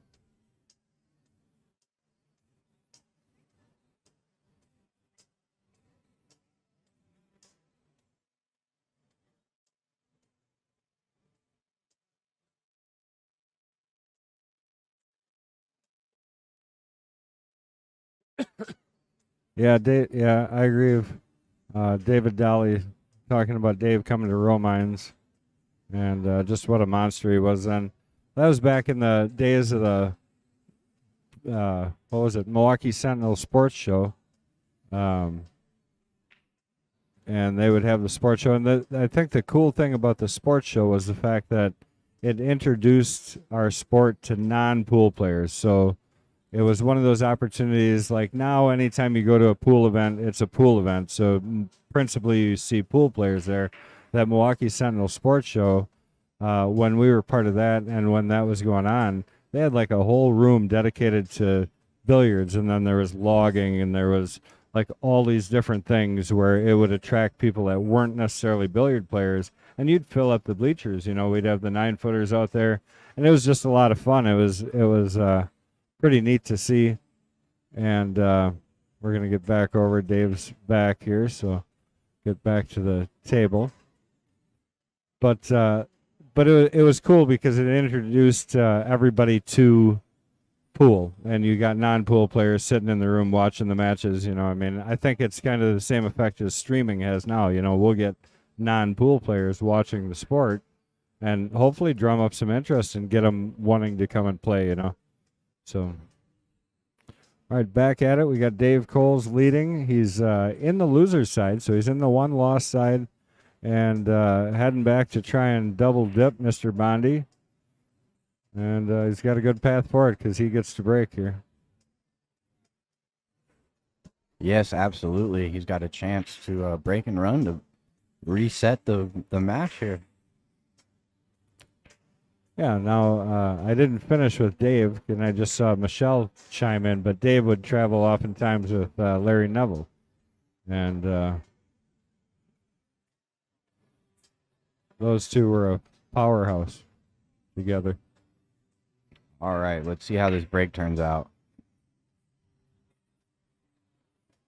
Gets the 3 ball, the 1 ball is going to drop, and the 2 ball is gone. So he made 3 balls on the break there.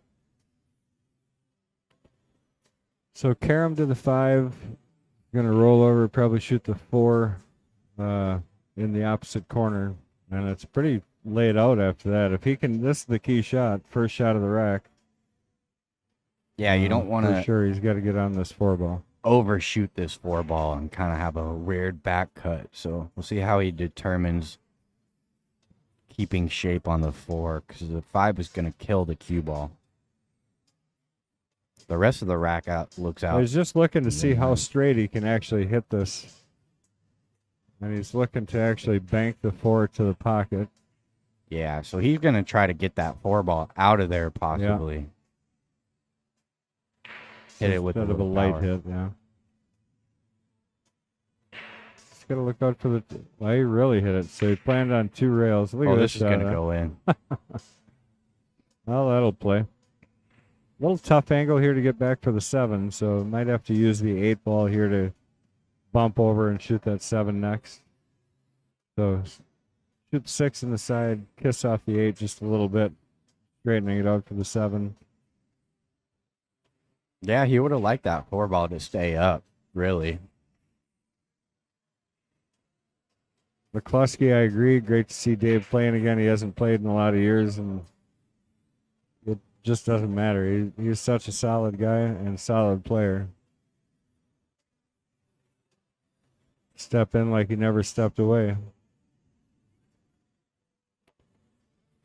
Yeah, he's really trying to negotiate this angle. He might even try to draw a little bit between the 8-10. I think that's what he was looking at right now. And go 2 rails towards the 7. Nick Uzelek says, I remember playing Dave in Iowa City in a juniors qualifier, and it was with Jamie Welch and Larry Neville. I already mentioned Larry, but Jamie Welch also no slouch. All right. So this is touchy shot, though. That 7-ball is not an easy. All right, so he's playing the Fine. combo. I can't blame him for that. Or he's looking at it at minimum. That's one thing I've noticed about I Dave's like style. sending this ball off the side and catching just a little piece of that 8. I just don't think he can get in that much trouble doing it. That's what he's looking at now. He really gets down on each of his options that he sees before he decides to hit and pull the trigger. Yeah, he's got to find that comfort. Oh, he stopped it. So he might have done that intentionally for the bank, but that's pretty tight. By the 10. Yeah. You really got to squeeze by that 10. And you got to fire this ball, too, to hold the angle nice and tight. And avoid the double kiss. But if he makes it, it should come around 3 rails nicely for the 8-ball. I don't know that that's what you're going to see, but Yeah. spinning the edge of this ball, he's going to try and get safe here. Behind the 9. Or Oh, he's 10, going to get the either 10. one. Might have left the edge, though. I definitely think he left the edge. And this is a makeable 7 as well. You just got to worry about the scratch in the bottom left.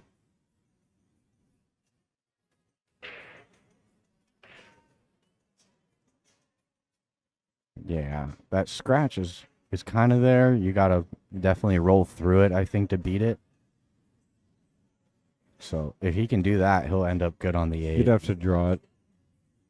I think to scratch on this ball, you'd have to draw it, if you make it. Yeah, okay. If you don't make it, it's real easy to scratch, and he can hit it thick enough, but I think I got faith in Chris here. I've seen him make this ball many times.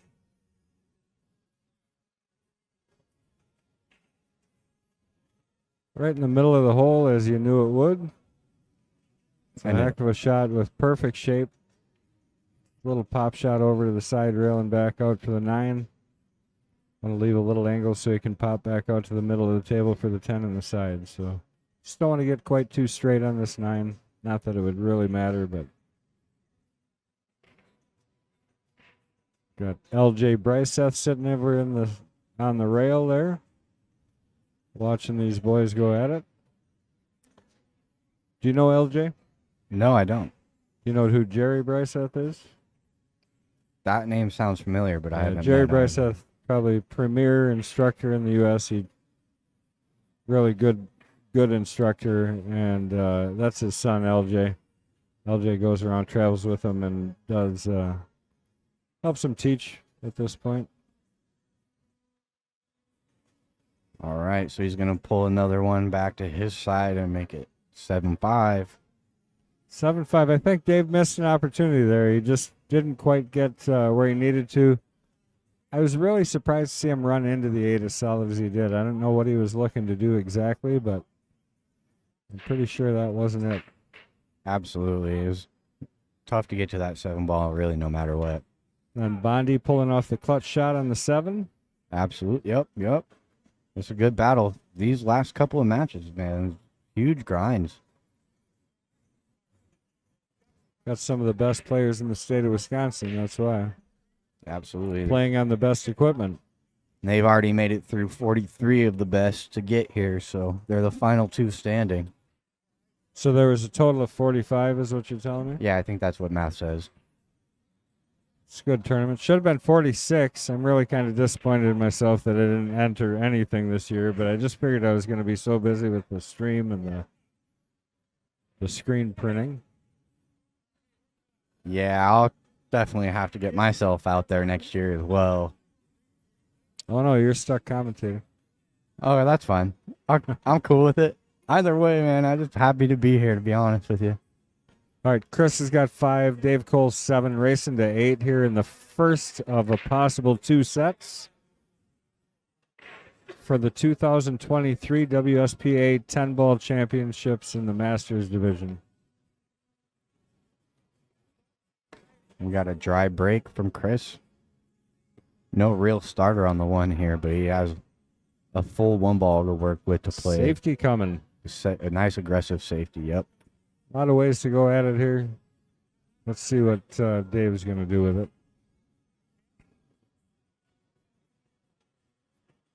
I think he'll clip the right side of the 1. And bring the cue ball between the 7-5.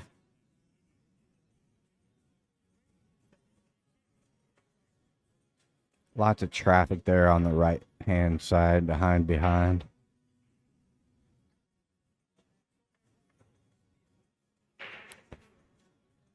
Try and plant it on the 6. Come off. There you go. Chose the soft safety option. Going to leave a fairly easy return kick here between the 5-7. That's got to get somewhere, though. Exactly. The only issue is the outcome. How do you get safe back? In ideal, you're kicking this ball up between the 2 and the 10, or up to the end rail is what you're trying to do, and then hold that 6 back, or hold that cue ball behind the 6. So, but I think Dave got him just far enough that it's not. He can only hit the edge. Yeah. So he's not going to get under it enough to actually get the 1 up table. Yeah, looking to probably clip the 1 then. Not hit Right. it too full. That angle he's looking at is the potting angle. He kicks that 1 ball nice and thin. He's definitely sending it to the top I don't right. think he's trying that, though. Nah, there's not much future, and it's a real low. There you go. He just called it. Did he, the 1? Yep, he just called it. All right. Well, you might as well, because you do have to hit it. You know, the more I think about that, he's got to hit it because something's got to get a rail after he makes that contact. Otherwise, he's giving up ball in hand. Yeah, he'll play this with a little speed. How about the 8? So he's going to get an option here for Dave. Once again, if you're not familiar with 10-ball rules, if you do slop in a ball while attempting the shot you're shooting, and if you don't pocket the shot you're shooting, it's an option for the incoming player, similar to a push in 9-ball. Yeah, and there's no real super easy option here.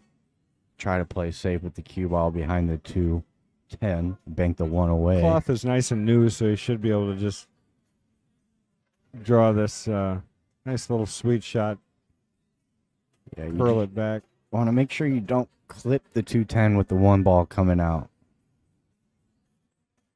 Don't hit it too full, trying to hold the cue ball.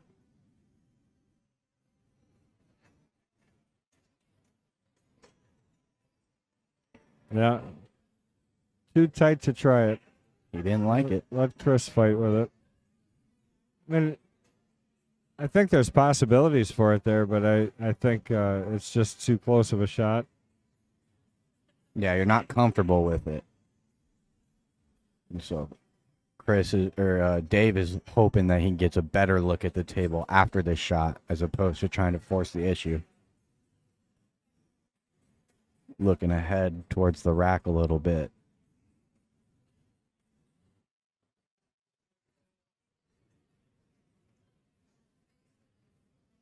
Yeah, that's the shot. Chris hit that gonna- really fine. Is it going to leak out? Nope. No, it didn't leak out at all. He really got that cue ball tied up with the 2, so it gave him a big margin to leave the 1 ball wow. and keep him safe. Why is Gamora the answer to your question? So what they asked is, what is the main difference between 9-ball and 10-ball? He said, sorry, he's a newbie. That's okay. I mean, that's why we're here. So there's a couple of differences, 9-ball and 10-ball. You can't, no slop is the principal difference in the game. So if I'm shooting at the 1, so if Dave's shooting at the 1, he has to call the shot. If he doesn't call it, and he slops in something that he didn't call, it's a player option. So the incoming player can tell him to shoot again right where the ball is, or they can take the shot right where the ball is. Now, obviously, if he makes his shots and slaps in a ball, it doesn't matter. He continues. Look at this shot. That was a beautiful little masse. He did have a little bit of an edge to work with, and he took full advantage. Now what do you do? I know what I do. I watch that masse shot again. Yeah, that was beautiful.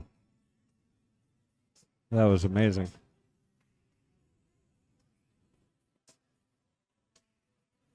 Yeah, but he didn't leave himself a whole lot to work with. You know, I don't see it. I don't see an easy safety. I think he's going to try and sneak it or between the 5 and the rail. I mean, if you hit Banking it, the 2. yeah. I Banking like the 2. There's a lot of traffic down here, so even if he doesn't get it quite perfect, I don't think you're going to sell out with a straight-in shot. But we'll see what Dave does. Yeah, that's right. What he did, and he played it great. Hit that pretty nice. Hit that Really right beautiful in. shot. Yeah, there's no easy hit at all. Back really. to back, pretty little shots here by Dave. Really great shot. Just barely catches the edge. It straightens it out. Doesn't even move the 5. It's incredible. Yeah, and it straightens out that 2 ball to get by the 7. So he's really locked up here. I don't see any easy angle to get to the 2 ball. Might even consider tying a ball up here. Yeah, so rolling the 7 up if he can see it, or the 5. Yeah, not a lot of options. This is definitely a difficult position that he's put Chris in. And Dave's also on the hill, so if Chris makes one more mistake, we're going to the reset.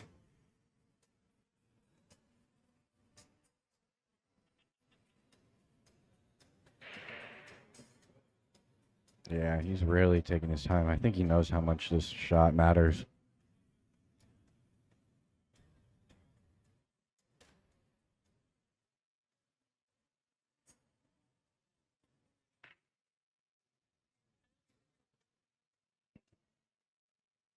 This whole series of shots has been really well played. From that first safety that Chris played and got him snugged on the backside of that 10 ball. Dave massays that 1 ball in. Yeah. Leaves himself tough on that 2. Banks to this safe position. Banks him I'm into fully jail. expecting Chris Bondi to make this ball. Right. Simple as that. Yeah. They kind of train you to expect not to expect anything other, you know. I mean, the thing here is he's too tight to play the 1 rail, I think. Absolutely. And play the carom 2-9, so he'd have to come 2 rails to hit the 2. And if you're going to try and hit the 2, you might as well call the 9. He's going straight at it. He's going to shoot the 5 up in there and tie it in, I think. It's tough on this table. It's so fast. I would like to hit that harder. Dave's still got to work out how he's going to get shape to the 2 here. Yeah, do you like the carom here then?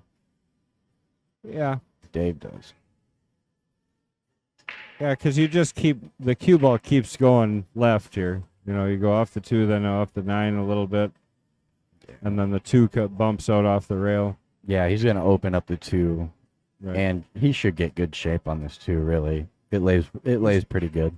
Just got to keep the cue ball rolling. The further the cue ball gets away from this 2, the better your angle is going to be into the pocket. Yeah, I was going to say. Yeah, he really earned a helpful ball in hand to navigate this situation. Yeah, good series, that whole thing. So he hit it plenty hard. Got the cue ball out and away. No issues from here, huh? Yeah, it's looking pretty good. If you want to create a problem, the 4 ball is a little limited, but once you're on that, you're done. Yeah. 4 to the 5, because the 5... 7 to the 10 would be the next shot. Yep, just yep. because of the distance. Pretty open rack. I like Dave to get out here and get a reset, though. And the 4s, excuse me, the 4 is just determined by the angle he gets here for the 3. You know, looks like he's going to play it in the side, which is, I think, possibly what I would do by looking at the table.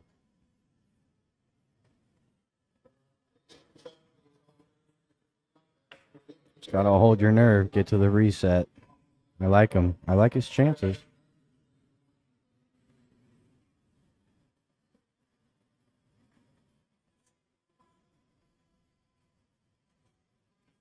Really taking his time on this whole layout. He wants a full plan before he starts.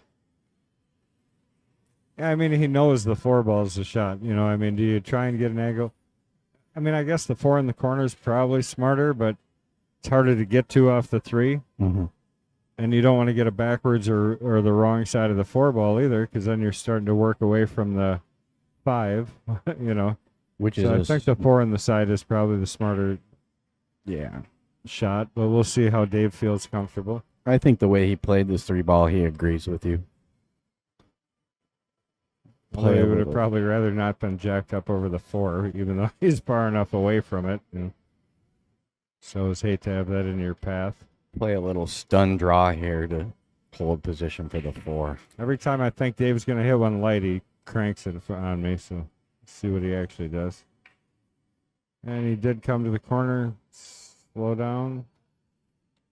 It's Wrong okay. side, but not far enough to matter. Right. I mean, really, you want to have a good angle on the 5 because the 7 ball kind of cuts the pocket off, makes it a little bit more of a difficult shot, but nothing too worrisome. He should be able to handle it just fine. Just roll through this 4.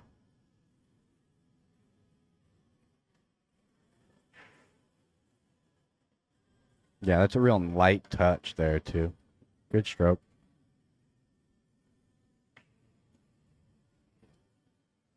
Ended up fairly straight for the angle that he had.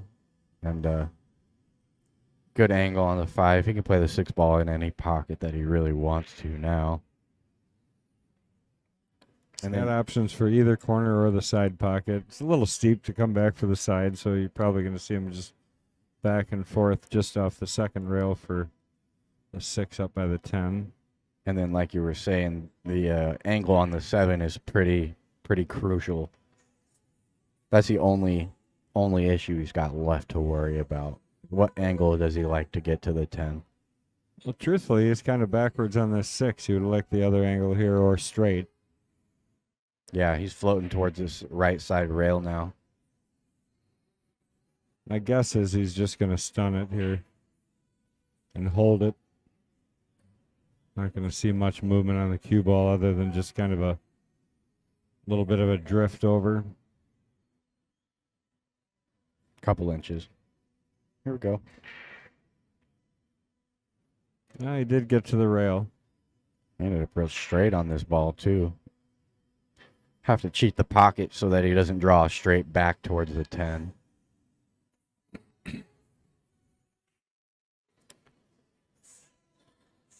Going forward. Shot by Dave. Holds it inside and just about perfect. This is going to get us to No, I a take it new back. set. It is perfect. Good shot. Going to get us back to a new set. I'm excited, man. There it goes.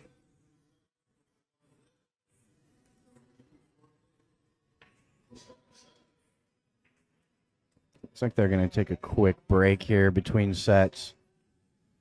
Take a quick look here at Dave's crucial shot here on the 7 to get on the 10. Seal the deal here in the first set. So now we're going to see another race to, still a race to 8, right? Both sides. I think they're going to play to 7. I'm not 100% sure, though. Let me go double check.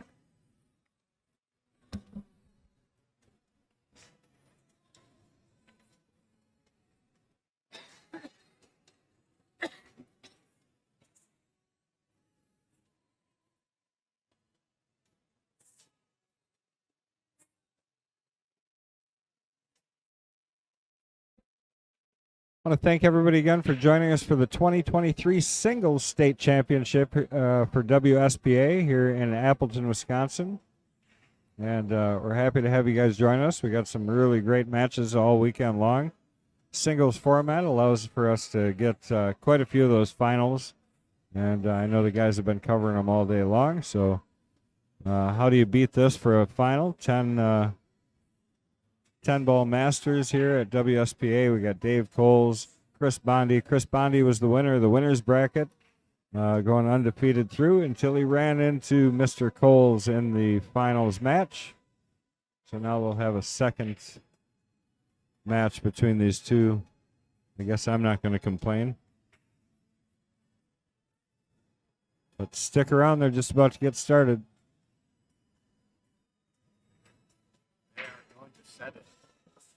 All right, and we just found out the race is actually to 7 now for this set.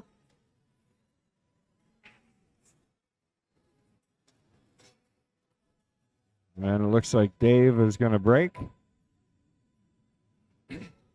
Yeah, I'm not sure where Chris went. I think he left the room. I'm not sure if they're getting started yet. Bondi? Yeah, He might just be practicing his break, yeah.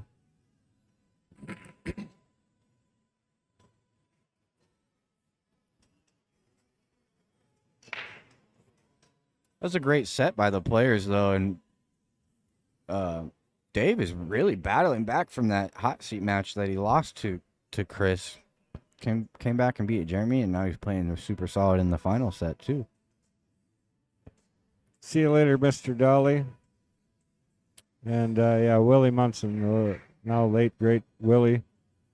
He is actually, his funeral is on Monday, so. That was a nice article they did on him. I shared it on Facebook. If you haven't seen it, I know it's other places, but I know for a fact it's over on the Mad Apple Players Society page. But Willie was a pioneer.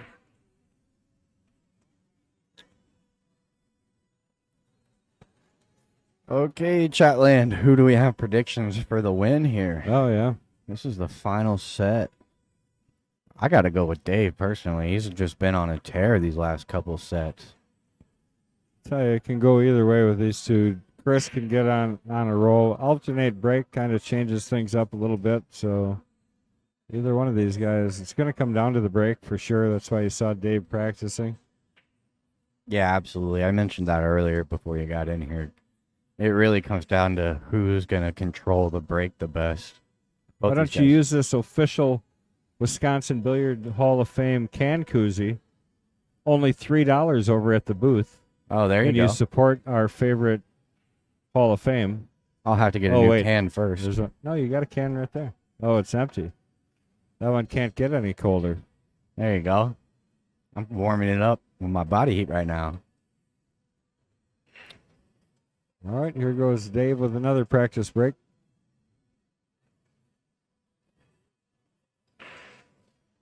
Already running into 9 o'clock here. And that means our boy in the booth, Mr. Patrick Glenn, has probably got his match started out there. Shout out to Patrick. Good luck in your 8-ball tournament, bud.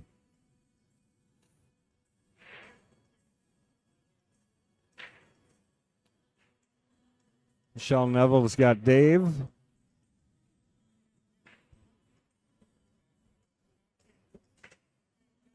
Yeah, Dave is just on a roll, man. I think the momentum is a little bit with Dave at the moment. It's hard to argue against it. Well, I mean, it really does come down to if he can figure out this break here. I mean, that last one was a dry break. I think the first one was a dry break. So he's really got to figure out and find a spot here, and that'll make a difference. Yeah, absolutely. And when Dave has gotten his breakdown, he's out. You know, there's no issue, there's no problems for him to think about. He runs the balls real nicely and real smoothly like he should. And so Well, it's 3 dry in a row. I really think you're right. It comes down to who's going to break the best, who's going to control the break and the opportunity off the break. He's asking one of the ladies over here to break for him.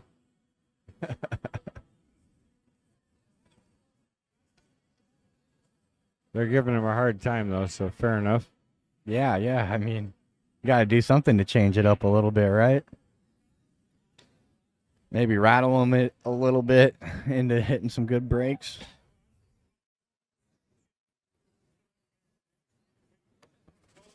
Got all kinds of familiar faces around the room here.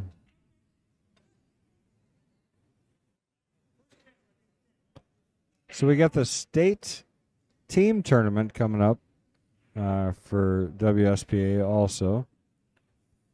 If I can That's going to be find it. March 30th through April 2nd. Well, this is ours, I think. This is the singles, right? Yeah. Well, that doesn't do us any good. Why do we have that?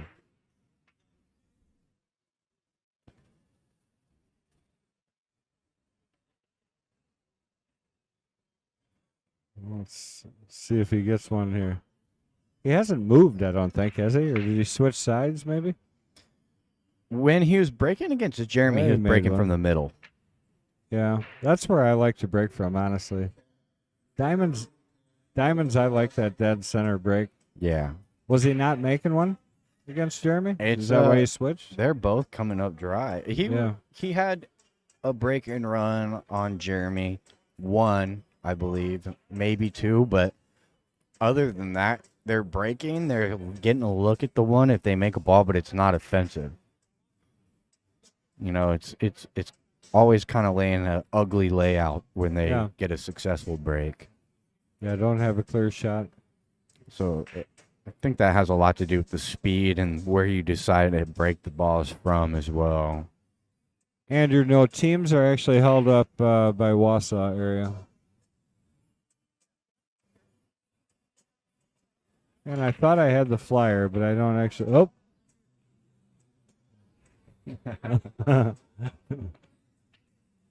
Let the cue ball fly a little bit there. Even chasing the cue ball, he doesn't look like an old man.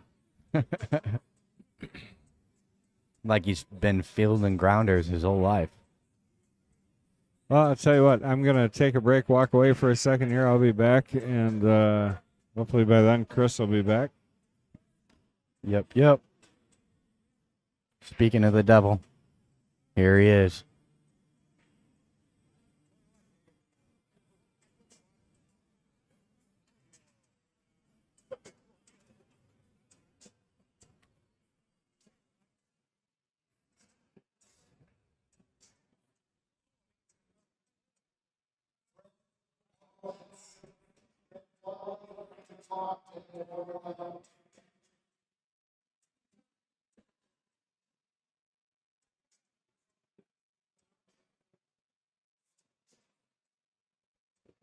Okay, guys, there's the coin flip. Thank you again for joining us for this championship match. We got the 10-ball Masters division going on right now. Dave Coles Jr. fighting back from the backside. And this is the final set. He already won the first one in a race to 8. He won that one 8-5. And so we got Dave and Chris Bondi battling it out one more set for the championship. It looks like Chris won the flip, I should say. He won the flip, so he's going to break first. And we are getting ready to get this final set underway. It's going to be a race to 7 this time because they're technically both on the loser side now, even though they're the last two standing. And we'll see how Chris breaks off here to start things in the second set. Hits him pretty square. I think they're trying to make the one ball on the side when they hit from the side break. That's going to come up dry. No look at the one ball for Dave. So nothing straightforward coming to the table right off the bat. Might see a push out because the kick here is not an easy kick save. So really, if you don't have a straightforward kick save, you usually want to force the envelope onto your opponent and play a shot where if you get it back, you're okay with it. If you don't get it back, you're hoping to get a better look at the table than when you left.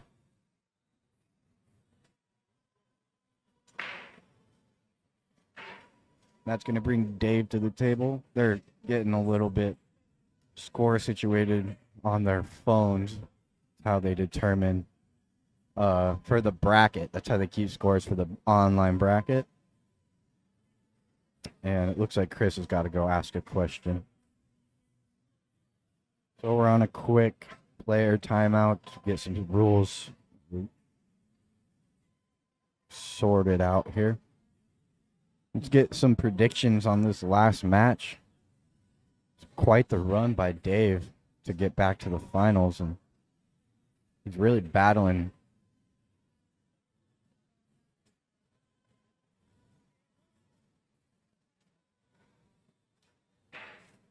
Okay, so here he is. He's at the table addressing his problems here.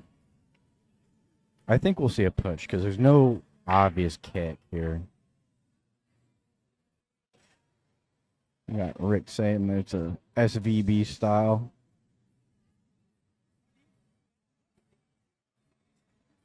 As far as the break goes, breaking from the middle a little lighter. Normally when you break 10 ball from the middle, you're trying to make those two balls right behind the head ball in the side pockets. And the corner balls, the 2 and the 3 in the corner, will go 4 rails at their respective pockets. So we are gonna see a push. We got Kendall jumping back.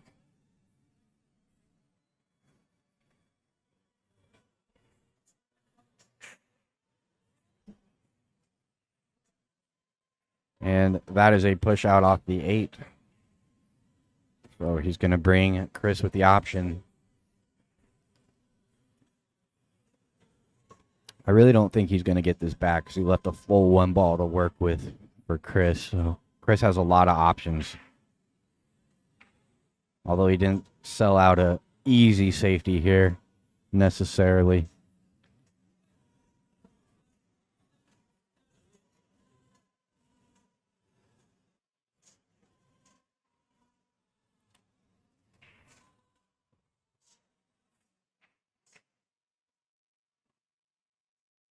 Jacking up on this ball. You can try and get it off the 8, I think. Or run into the 8, but I don't think he played the 8. I think he was playing the 1, but either way, I think he'll get or this save back. one of the 2. Unless you can see it in the bottom right-hand pocket, enough to make it in that bottom right. I really don't see him taking this shot. Dave's going to either play safe. If he can see it, he's going to shoot it. Unless it's obviously going to be a problem. Yeah, and he's lining it up like it does go in that bottom right. We could see an attack here, and it's going to offer some kind of shape running towards the 2. There is a lot of traffic to negotiate. Off the 5, and he's going to drip down for the 2. He drifted a little further than he would have liked, but either way, he's got to look at the 2, and he can play a real aggressive safety here or choose to attack, which I don't see anything obvious as far as the offense.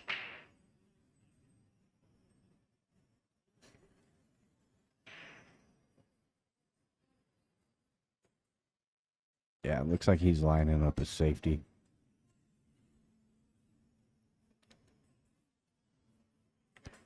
Two ball needs to hold up a little bit, and it does. So he got the full ball snooker. It's going to force Chris to either jump or kick at this ball. Nick going down on a limb here and saying he's going to give 2 scoops to Mr. Bondi. Yeah, I think I agree. You just feel like he's got the momentum going into this final set. Rick, that's funny. He said, I don't know, Chris, but it must be his lucky shirt because I swear every time he's on a stream, I see him wearing it. That's his game time shirt. That's pretty accurate. Game time, right? It's like Tiger in the victory red. Little do we all know, Chris has like 18 of those shirts in his closet. They're all the same. That's it. It's like a cartoon character. Nice hit there by Chris, and kind of covered up that corner pocket. Well, maybe not. It's 2 close. probably goes past there. I think so too, but it's probably half a pocket. Aiming to make this 2 ball I can thick. see it. It actually goes straight in. Down the barrel. Yeah, and that's a good path to come up around for the 3. The 3's got plenty of options. It just doesn't go by the 6 or in the pocket he's trying to make the 2. So lots of options here. A little bit of a stroke test, though, to get started. Well, he did miss it. He's going to end up good here. Kind of a 2-way. Yeah, and got a fortunate roll there. I think he was always that's always kind of in the back of your mind, knowing that you're going to end up on that side of the table, and if you miss it thick like that, you're not going to sell out something easy. There's a 1 or 2 rail kick here that he can play. I think he'll play the 2 rail.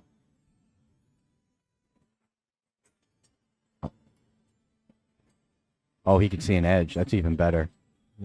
It's not going to work out better, though, because I think he left Dave a shot here. Definitely. Does he have any angle to work up table for the 3 in the opposite corner? Or is he going to have to draw this straight Going to be back? drawing this out of here, I think. It's a little jacked up on the draw, so that's another issue. Well, and you got the 7-10 there to contend with, too, so whether or not you kind of, I don't know if he's got, it's hard to tell from here if he's got quite the right angle to catch the edge of the 7. Yeah, clip it and then come up table for Float the down 3. for the 3 ball and draw regardless. So he just came clean around everything. Yeah, he had a lot more angle than we thought. Definitely probably chewed the pocket a little bit to achieve that and played it real clean. Played a nice ball, and he got good shape here to move from the 3 to the 4. So the only issue is that 7 ball. I think he was lining up to see if it goes in this side. If it doesn't, there's always going to be some kind of cross side bank on that 7. It'll bank in both the side pockets.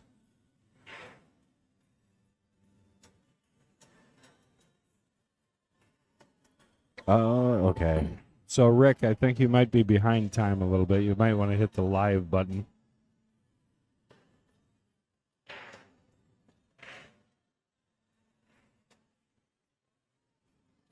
Okay, he's gonna want to play for an angle to get to the 5 to the 6. Really, any angle is gonna play pretty good.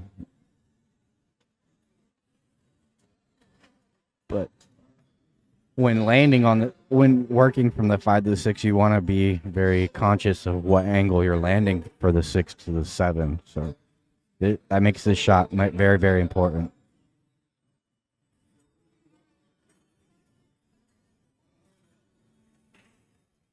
It looks like he'll work the cue ball around table a little bit to follow up on the 6.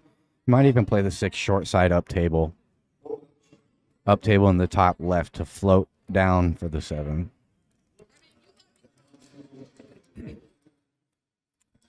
Guys, we appreciate you watching, but we really appreciate those subscribes. It's all about getting the subscriptions. That's what keeps us running for free. So it takes you a couple minutes, but go ahead and just hit that button, subscribe. Make sure you hit the notification button. That way you know every time we go live. Running into the 6 there, causing a little bit of a problem for himself. Now we might even see a safety here off the 6 with the 7 ball being tied up like it is. No obvious out.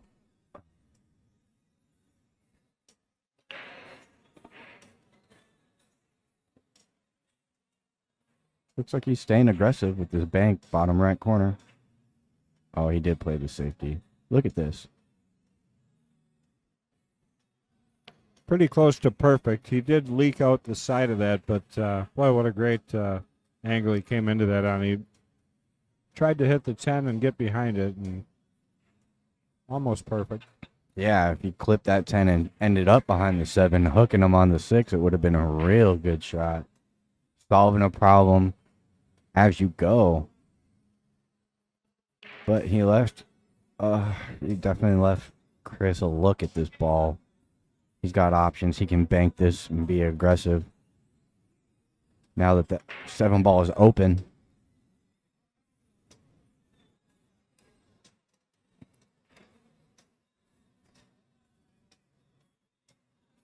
Really don't like any safety too, so I like to see him play aggressive here.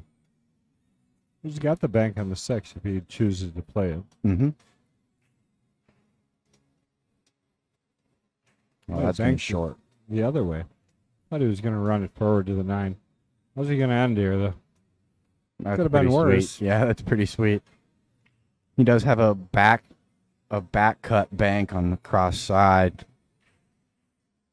And that's going to come around 3 rails to the middle of the table to hopefully land good on the 7.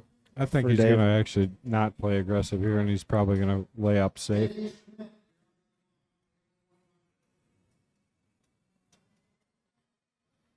Could be wrong, though.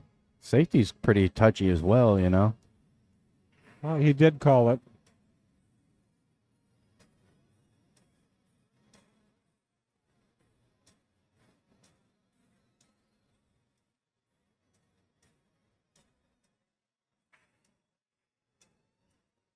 Got it. Runs full into the 10, stopping the cue ball, and that's going to leave him kind of awkward on this 7 ball as well. So still nothing super straightforward. Definitely got some work left to do. But the way Dave is playing, he's definitely up for the challenge.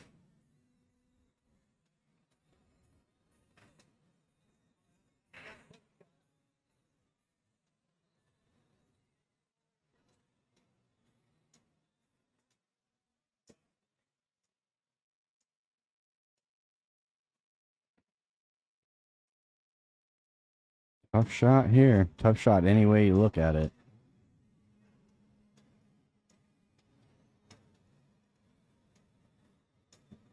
Gonna hit the 9-9. Oh. It's a nice little bump.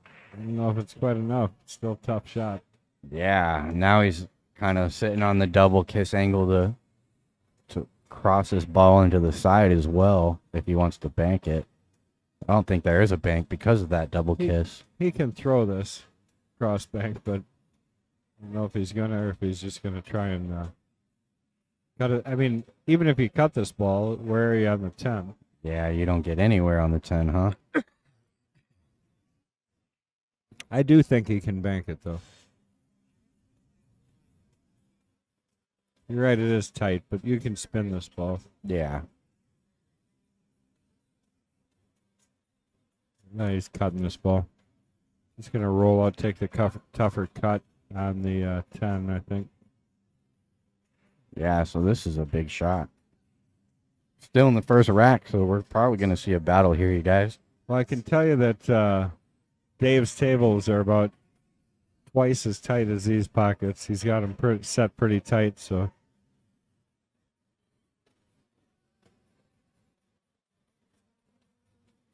Ooh, trickles that That ball. ball would not have went on his table. Nope. Nope. But all you got to do is hit it good enough for the table you're on, which he did. Very nice out there by Dave. Continuing his terror back. Yeah, man. He looks unstoppable at this point. And we'll see how he hits this break coming up. He had a little practice in between sets, so see if it made a difference. Did he break the first game? No, he'll be breaking now. He's got the lead and the break.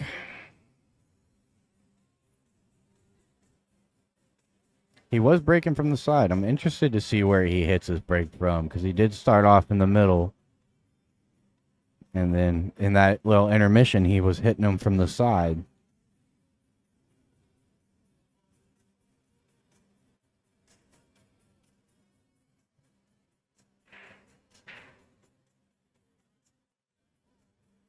Oh, he's going to move it over to the side. See how he turns out. Probably trying to make this one ball over there in the top side.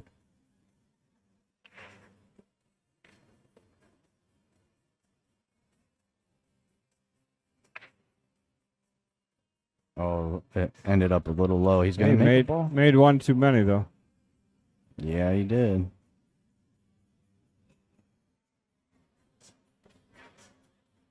Made a ball, though, but unfortunately the white one followed it wrong. So. Right. That's going to get ball in hand to Chris. And an opportunity to tie it. There's no easy path to the 2-ball that I see. So we'll see how he navigates through this rack.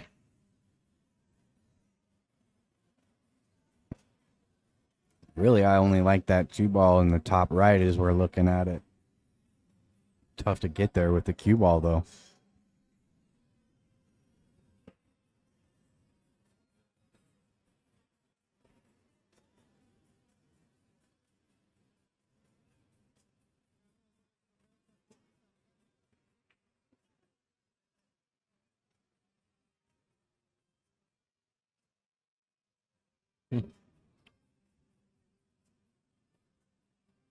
Yeah, I don't see how he's gonna work this. Might be considering a safety. Yeah, I mean that's a big possibility with the scratch off Unless the break. he's going to roll forward here. I mean, you could get between that 8 and the 9 and come up for the 2. Pretty tight window, but kind of looks like it's there from where he's set, you know. Yeah, not easy, but it's there.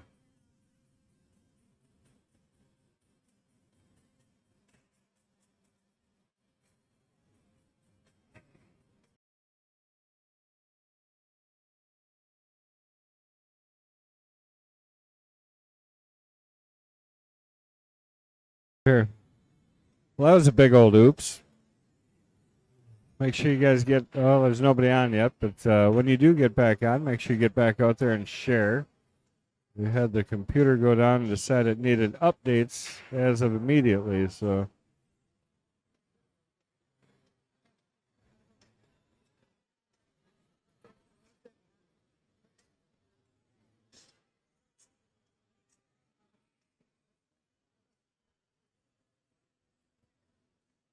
All right, thanks for getting back with us here, guys. Make sure you get out there and share as we lost our feed there for a second. Our computer decided it was time to update and didn't care what we were doing. But fortunately, we only lost about 3 shots, looks like. Yeah, we're still in the same game here. Didn't lose too many. So do us a favor, get back out there and share so that we can get the numbers back to where they were.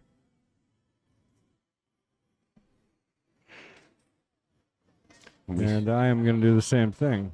We still have Big Chris here running the balls, trying to tie this up at 1. Friendly little kiss on the 10 ball there. Here's an option to kind of stun this over, flirt with the side rail, or roll forward.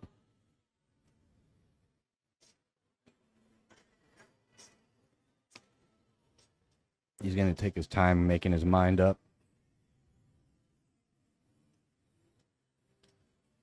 Thank you guys for getting back out there and sharing.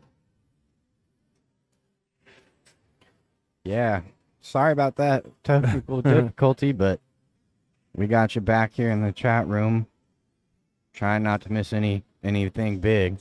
Still the same game. How did he get on the 2? That's a fine question. Like the biggest dilemma, but I'm pretty sure he played it like I said he was going to, right? Yeah. Came up between that tight window. Right. And here he is trying to finish out this rack to tie things up at 1-1. Yeah, he's real nice on this 8 ball. Done draw for the 9 in the side.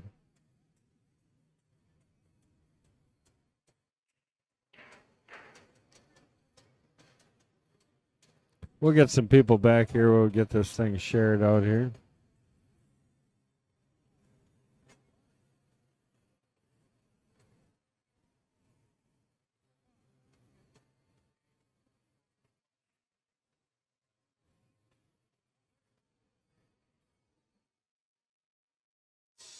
Good shot there. Nice and easy for the 9. And he can float down to this bottom side of the table for the 10 in the side if he likes as well. He can play this 1-2 back, or 1 rail back all the way up to the middle for the 10 in the bottom left corner as we look at it as well. So he's got options here.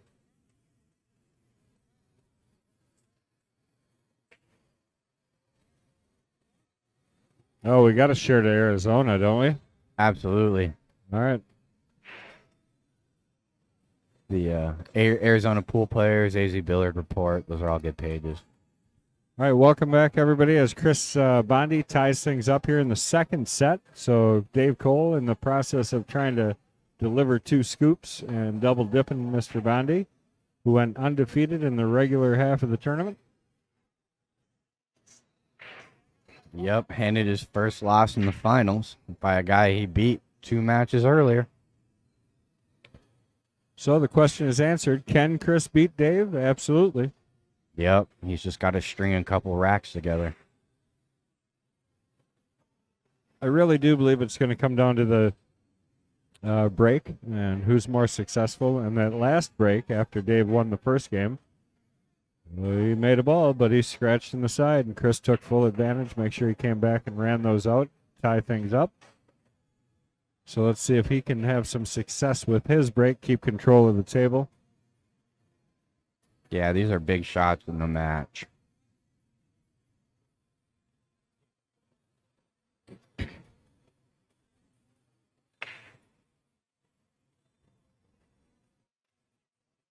Oh, is he going to get anything? Well, you know it was a good break when all the balls end up on the opposite end of the table.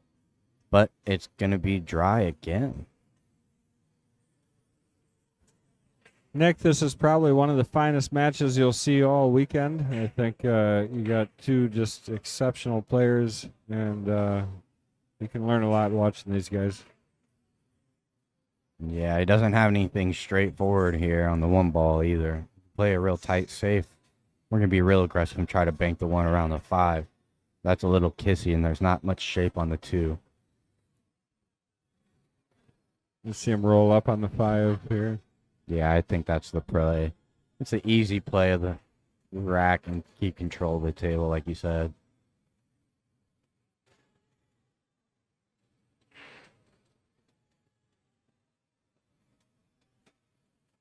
Oh, he let that leak out pretty far. Far enough to get behind the 4.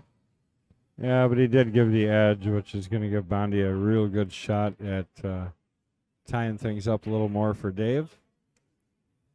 Yeah, he can roll slow roll this 1 ball into the 2 and play the played the cue ball between the 1 and the 2, or behind the 1, 2, get them hooked on the 2.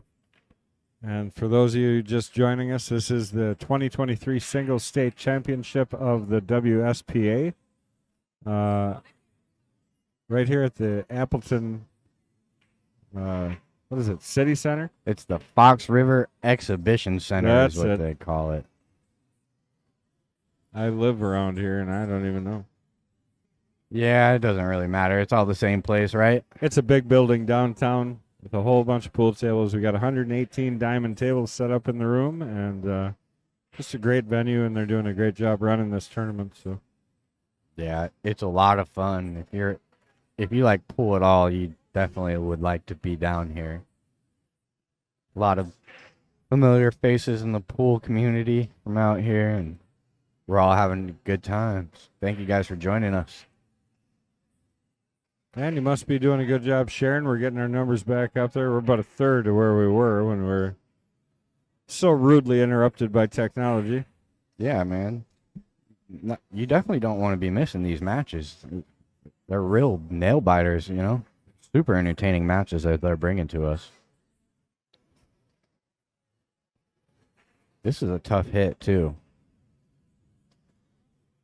The 9-ball cuts off the side rail kick, the 1-rail side rail kick, and really there's no easy way to get to that 1 ball other than that. With the 2-6 surrounding the 1, it's a small ball to hit.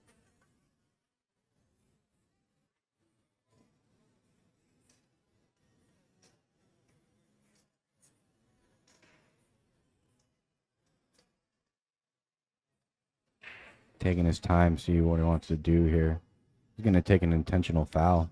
Yeah, it's just going to push these two together. It's going to be 1 foul on him. Well, he left a hole. That's interesting.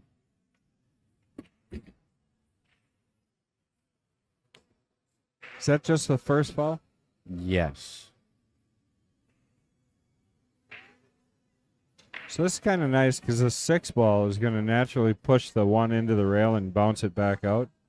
So he can hold the cue ball pretty easily. He's going to just kind of bump off the rail and back out onto the 2. And the 1 ball will naturally go off the 6 and get a little worse. It's like that. Good shot. Real good shot. He really wedged that cue ball to that 2 ball in the rail. Michelle, I'm honestly not sure. Michelle just asked if there actually is a 3 foul. Yes. There is? Mhm. Okay. So if Chris doesn't hit this ball, you're looking at 2, and I think you'll see Dave Play at it least with give a him. swing at it, right? But he does have a wide open table also, so. Yeah, he's got options if he does get the foul on Chris. I guess the other point is we call them masters for a reason, and that's because they're masters at all of it, including trying to hit this ball. So we're not going to count Chris out for hitting this thing yet. No, not at all. There's definitely a kick off this top rail, and he's going to call the 1 ball by He the says, 10. hit it, heck, I'm going to make it. Yeah, you always got to call that just in case. Hit this with a little speed to keep the angle tight. Yeah, didn't work out, so that would be foul number 2. All right, let's see what he got to tie him up for the 3rd one. Or is he just going to run the Yeah, I balls think out? it's an open table. I think he's at minimum going to start running this thing out. 5 to the 6 is going to be your issue a little bit. Mhm. Play the 6 on the side. Might be setting this to bump into it here just enough, and then play the 2. Just bump it forward, roll it off the 8. Well, off the line of the 8. Mm-hmm.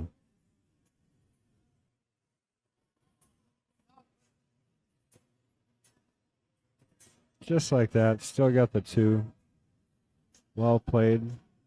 Yeah, that was a really productive shot for the back half of this rack.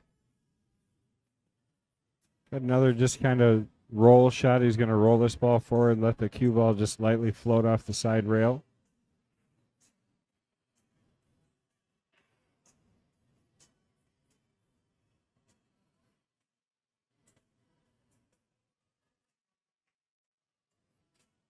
Nice bank.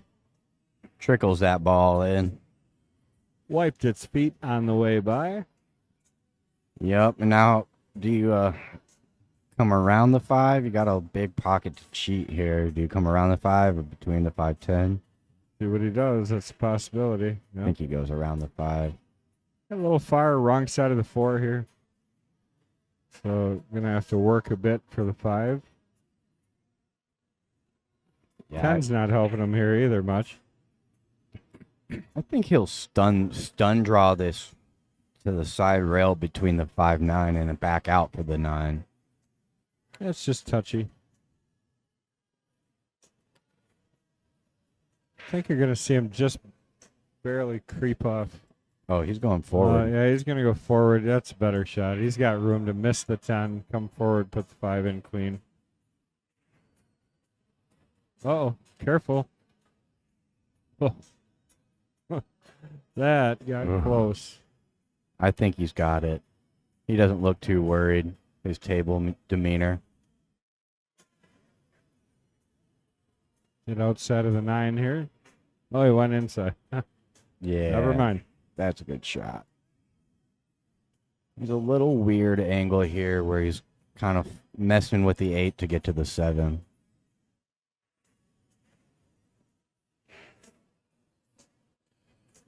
Almost going right at the 8 with this cue ball here.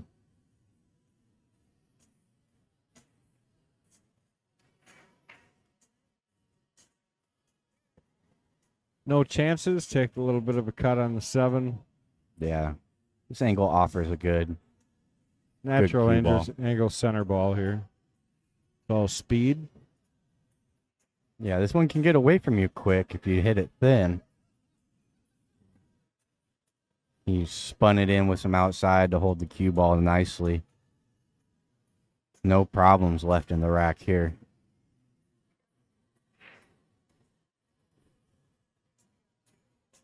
Stop, and you're out. Bob's your uncle.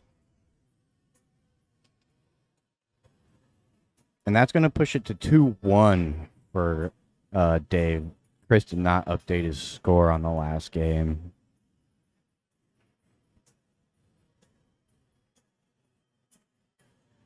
Do we still have the tablet in here charging somewhere? 'Cause No, it's out there. we can change it. It's out there for the I know. guys. Do we have the other one? That I'm not sure on. We'll see if we can get Dave to.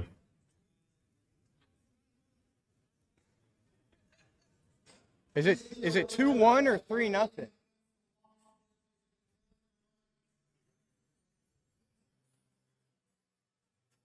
Yeah, can you see the scoreboard stop working? So okay. let's grab that other tablet there. Is this it? I got to connect it. When the computer went down, it didn't reconnect. So I'm going to have to go out there and reconnect it.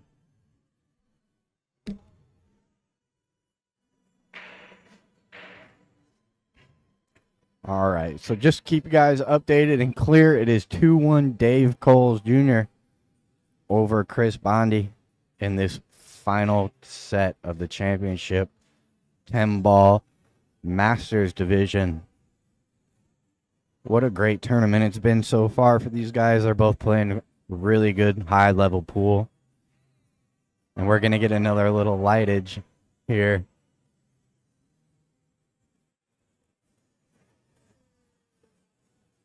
A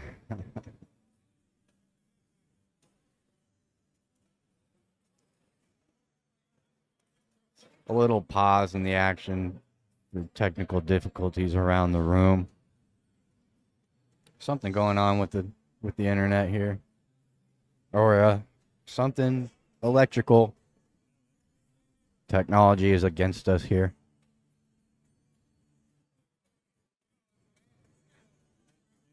Control panels on the walls, and people lean up against it. That's all that is. Crazy. Makes the room look so cool. Just our single white. Yeah, we got Dave taking a real quick break while everything is getting sorted.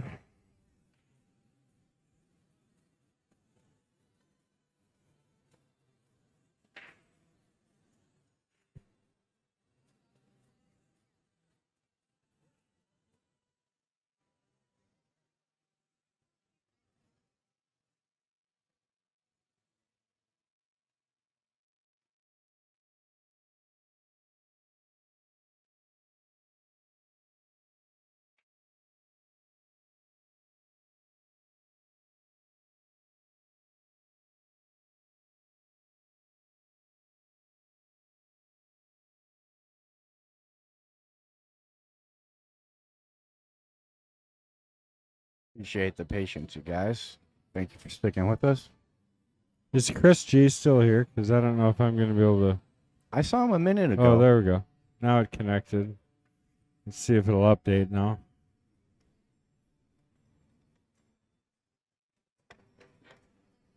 We got Dave back in the arena. Yeah, Sean, the score is 2-1. We're trying to correct. After our computer went down, it just didn't reconnect to the scoreboard, so we're just working on it. See how he hits his break, guys. Made the 10 ball off the snap. That's going to spot up. The cue ball is going to fall in again. It's a real unfortunate kiss. Kind of throws the hands up, and what do I do about Scratched this? again. That's no good.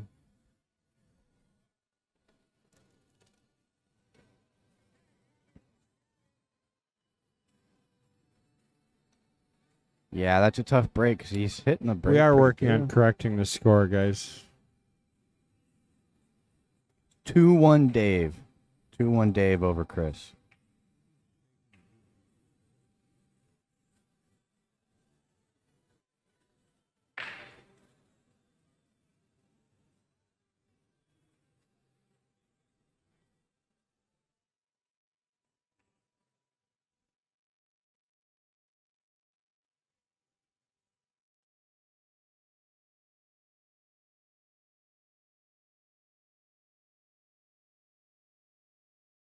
All right, so that's going to get ball in hand to Chris, and he's got a good opportunity to get back level with this match. It's 2-1 Dave. We're working on updating the score for you guys.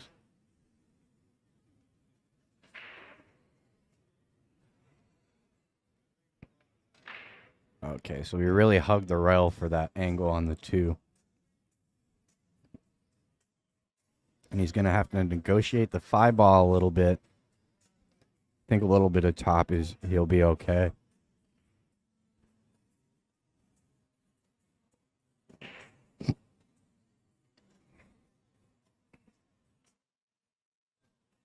Yeah, he just comes above that 5 ball for good shape on the 3.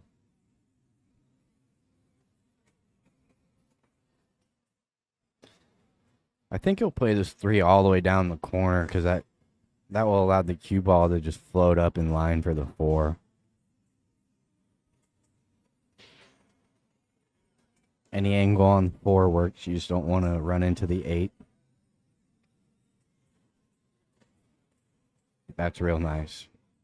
So he'll be able to flow outside of this 8 and play the 5 in the same pocket.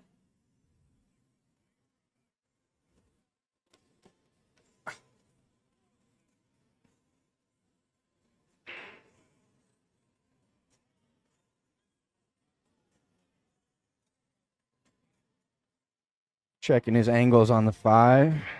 5 to the 6 isn't too much of an issue as long as he gets a good angle. No real problems on Holy cow. These lights are just going crazy in this room, up and down. Good thing we got the stream light on. Yeah. Otherwise, we'd be down every time that happened, too. Okay, so he's got a good angle to make this 5 come up to the middle of the table for the 6. 6 to the 7, no problem. 7 to the 8, no problem. He makes this ball. I really like him to get out and tie the match at 2-all.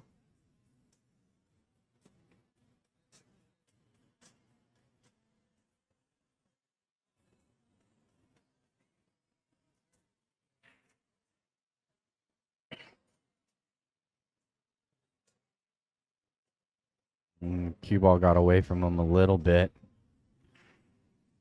Not too much of an issue. It's going to make this 6-ball a little more difficult. Well, and really it creates a tougher angle getting to the 7 here. Yeah. Where you're kind of flirting with the right side rail and back cutting the 7.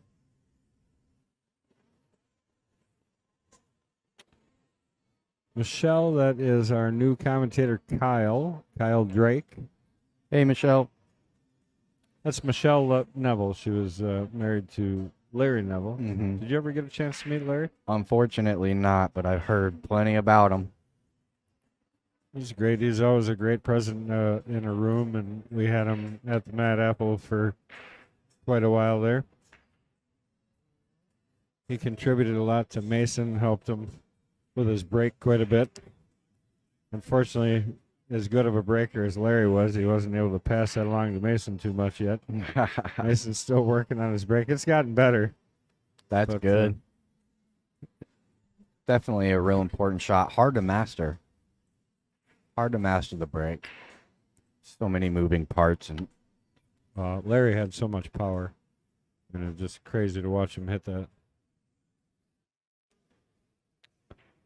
all right, he's a little off angle, like you said, from that distance. He's got a blind pocket. He's going to have to draw this ball back to the middle of the table for the 8. Patrick, did you play? Had 3 table runs. Did you? Lost. Oh, boy. 3 table runs and lost. Well, you shot well, it sounds like. 1 shot to make it hill, and I missed it. Yeah. I played perfect all weekend so far. Me too. I haven't lost a single match. It's all right. Maybe Patrick will be there one day. I think he's just going to draw this back and forth or just one time crossed. Uh-oh. That got away from him. Oh, I really thought that was dropping. Fortunate to still be at the table. It's the 11th of February, huh, Michelle? I guess I didn't have the date. My dad was February 9th, so.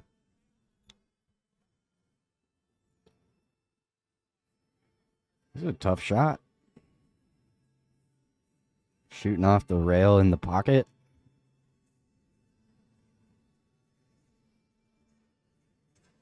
See how he handles this. Chris needs this rack to stay in it. Well, and I'll tell you what, if anybody ever questions the importance of mechanics, you just watch this out that Chris has so far successfully executed. Every one of these is a mechanic shot. Every one of these is just staying down, rolling the ball on his line, and he trusts his mechanics every time. And he's played every shot perfect so far. Yeah. I would say the last 4 have been tough. That's a great recovery on that 8 ball, too. Absolutely. 6, 7, and 8. No gimmies. He buries that ball dead center. He's going to end up pretty good on the 10. And the easiest shot he's had. Yeah. Right here. He'll probably draw this, I think. I like to draw this. You can go forward or draw it. He'll hit it center ball.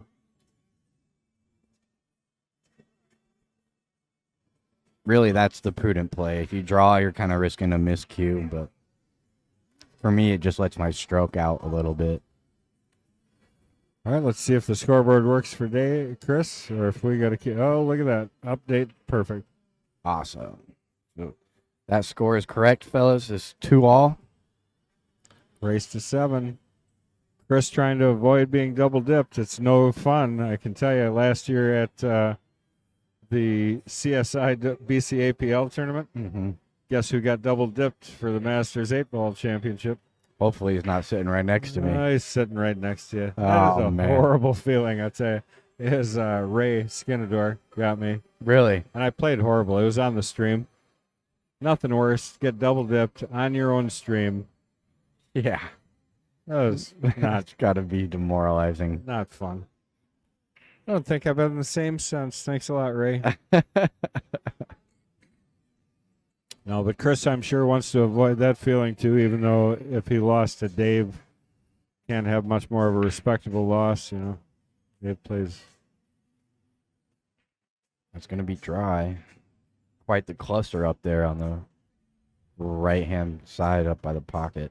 Actually, not horrible. I think the 7 ball is probably the ball that would make me kind of, got to work, and the 4 to the 5. Yeah. Yeah, You're going it's to end up playing safe somewhere up there. pretty ugly looking rack to run out. Bill, we actually checked it. It is a race to 7. Yep.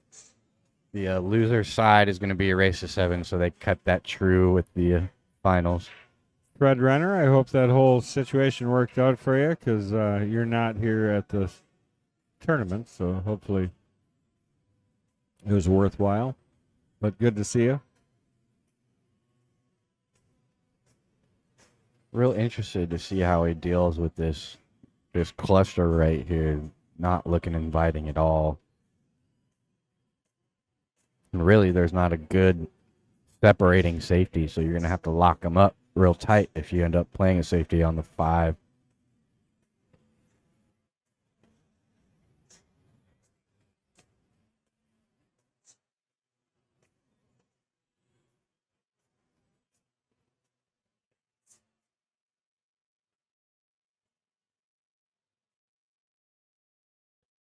See how he hits this ball. Getting to the 3. Yeah. I almost see him just hitting this ball and holding it there, and then being able to draw back off the 3 over by the 10 for the 4. Yeah, he'll create a little angle here off the 2, but if he holds it, Hitting not this much. inside to hold it, yeah. Oh, he played safe. This is a good shot. It's a great shot.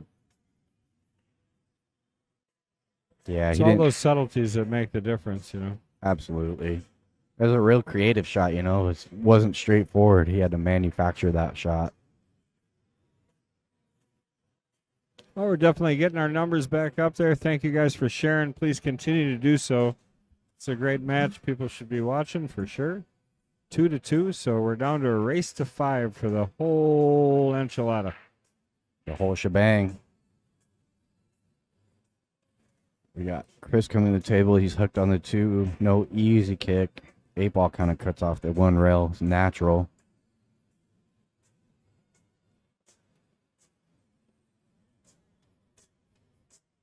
Not sure what he's looking at here.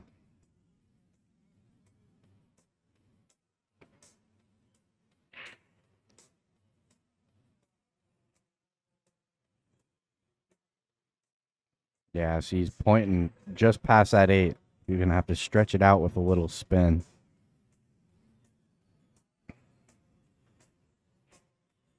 Widen this angle with a little left to avoid the 8. Could kick the 2 in off that side rail kick with the angle that he's coming in at the 2. So we'll be interested to see if he calls it.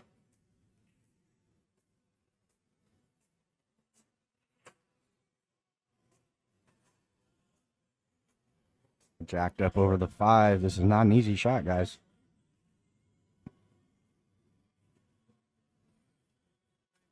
Oh, he almost did make it. Nonetheless, it was a good hit. He doesn't give up ball in hand. The Well, rest the 5's still in trouble. exactly, yep.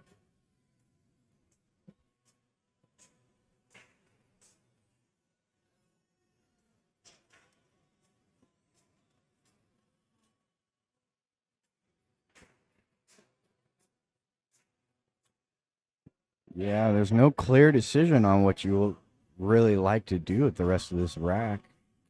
Well, I think he's just got to get up to the 4 ball. And if he doesn't have an angle to play into the 5-6, he's going to find a way to safe off of there.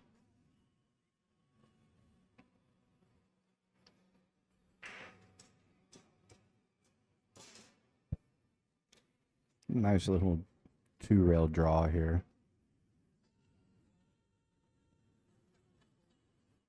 Good shot. Yeah, he hit that really clean. How you know his stroke is feeling good. He's feeling it. Good opportunity here to push ahead and do something with that 5, force the issue onto Chris.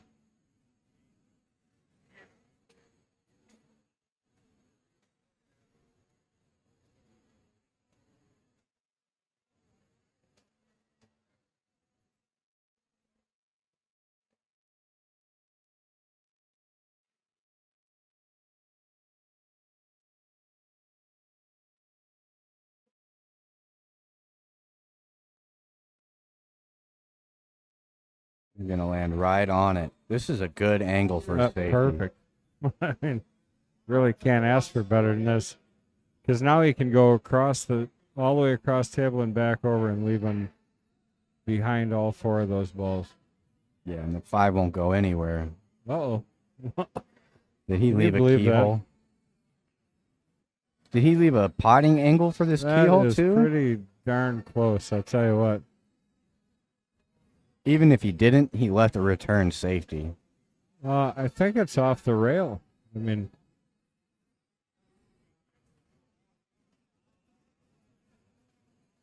Oh, it is tight. You were sitting there with lining up with the cue, how tight that is, if he can make this or not. well, so do you just dead roll it, catch the edge of the 5 a little bit, and let the cue ball roll off the rail? It's another safety, you know. Yeah, he's calling safe, so that's what you're going to see him do here, I think. Yeah, I hope the 5 actually travels to the rail, though. It's easy to hit that in a way where it just pushes away after look the at contact. this. This is a Oh, easy okay. save. And rail. He'll kick this really light. Just like that. That's a good hit. He left an edge, but there's no easy return safety here. So that was a great shot to force Dave to make a decision with nothing I'm sure if you straightforward. draw this with some right rail first draw, it's going to come back behind the 6 and push the 5 out. Yeah. Another good safety. We got a good battle going on for this rack. Nobody wants to give it away. It's super cluttered up side pocket there with those 3 balls still. There's no apparent out. If you can get a look at a 5, you still got to break that 6 out somehow.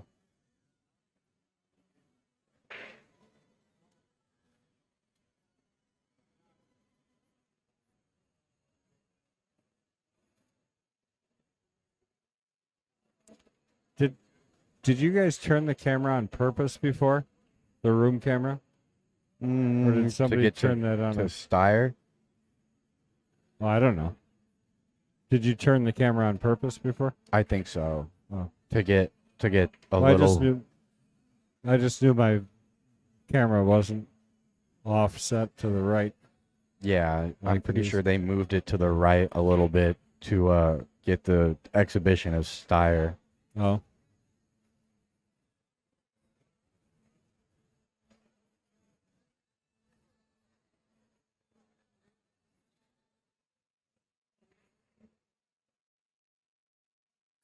No easy hit on the 5 ball here. You're kind of taking one side rail away with the 8 ball. So interested to see how he kicks this ball.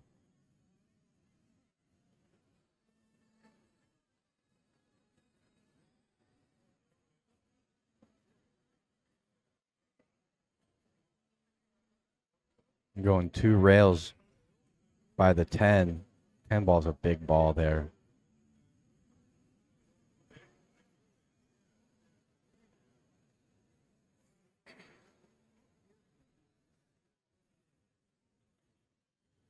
Yeah, this is no easy hit.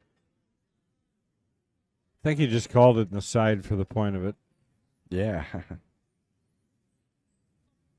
Look at the shots. Oh, man. He played I'll the tell you, that was 4-rail damn kick. close right there. Yeah, Ball 4 in hand. rails. So what do you do with the 6 here? Great creativity there by Chris. I know he didn't hit the ball, but I tell you, for where he was sitting to even have any chance of that ball going, I think it was Pretty great creativity.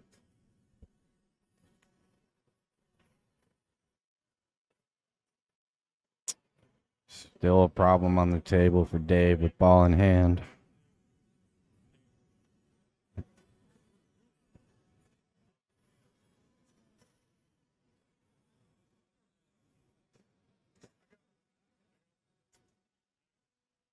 He's going to take his time thinking about what he wants to do here.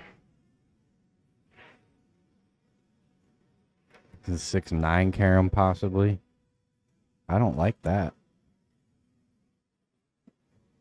It looks like it's real thin off the 6 to get the 6-9 to go on the side.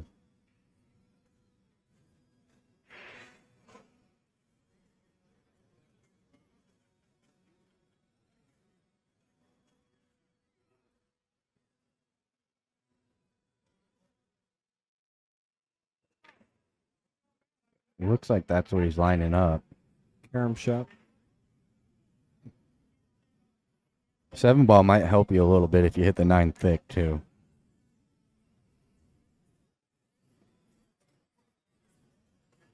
Still, this is the shot of the rack.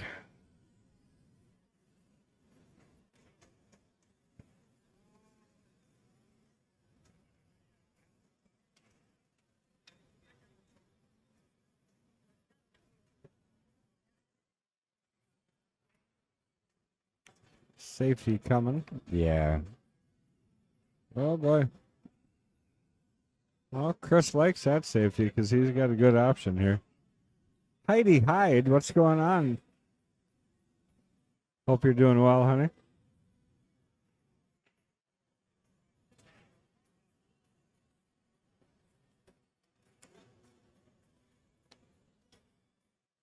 Yeah, you can bank this 6 ball away. You just got to avoid clipping the 9 on the way back.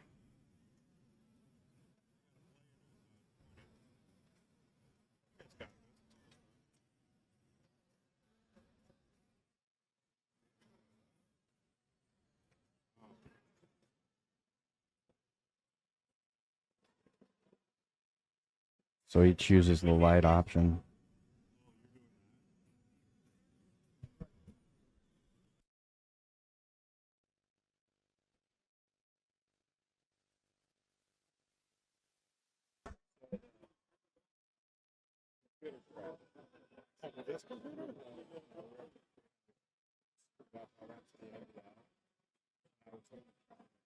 All right, this is pretty good safety. I mean, there's a 1 rail kick close to it.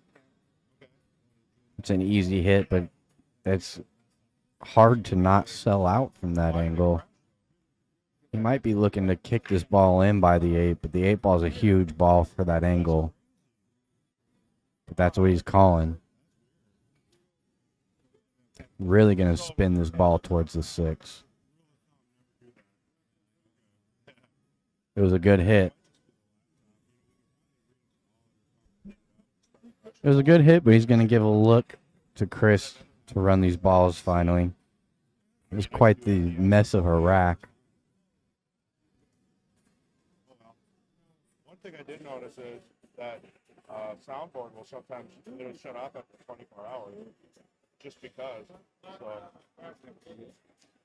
well, yeah, it doesn't know. So it's kind of funny. Maybe you push a button or something. So he can make this ball in the bottom right come 1, maybe 2 rails for the 7 in the bottom left. Little bit of a draw shot. Work the middle of the table here. 1, there's 2. Comes off that second rail nicely. Doesn't end up on it. Great angle to float up for the 8. Here you just want to end up straight. And he'll be okay to work for the 9.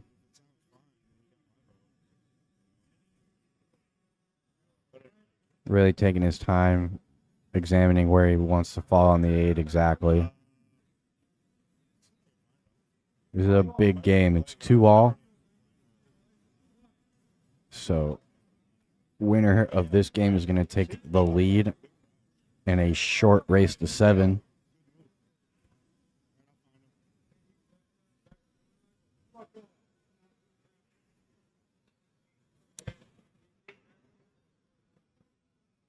Stun this off the rail. Oh, he drew it straight back. Ended up a little straight on this 8, though. I have to draw this ball back for the 9. And he'll probably have to end up playing the 10 in the same pocket. He's going to have some kind of angle on the 9. I think he's just going to draw. These tables are so fast. I think you just really draw this ball. All That the way way you to don't the end have- rail. Yeah, I think so. Oh, he's spinning the right way. It should come over perfect. Yeah, that was Good well shot there struck. by Chris. Good stroke. Should make the rest of this rack pretty easy.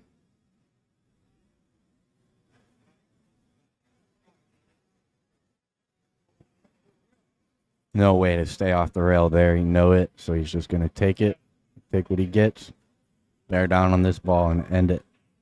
Take a 1-game lead. What do you mean he's a half-inch off the rail? Plenty. Got that to the outside of the pocket about as far as you could, I think. That's what I'm saying. A little bit of on the rail is just kind of gets in your head sometimes. Creeping back. 3-2. Trying to prevent the double dip by Dave Coles. Yeah, it felt like that rack took about an hour and a half. 2 hours, really?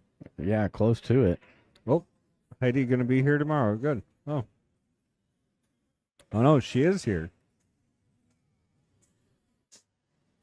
Heidi Hyde's young lady that she runs a bunch of the leagues. I forget where exactly. Sorry, Heidi. But she runs a bunch of leagues, and her and I sat on a committee for BCAPL together. Oh, okay. I think I know who Heidi is then. She's a fun girl. Oh, look at this 10 ball. That is a good break. If he can get a shot at the 1, well, I think you're going to see a push out into the 10 here.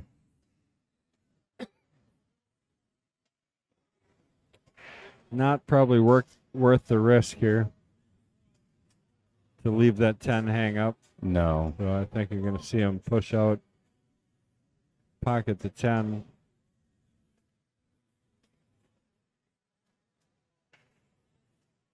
Yeah, it's the only play I really like. There's no easy push other than that. And no easy kick. They can kick safe here, but it's just a little touchy. It's risky, yeah, with Yeah. that 10 ball hanging. Well, on the 3 up there.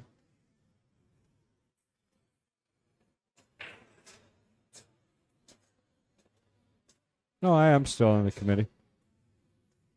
Sit. I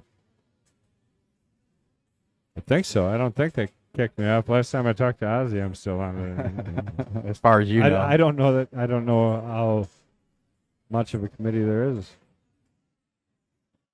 We'll see.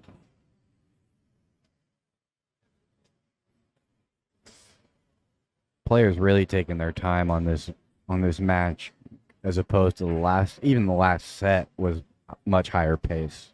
Well, this is it. This is for all the gusto, all the marbles. All right, he's not going to kick the 10, and he's going to leave that ball sit up here. See if he can execute the safety.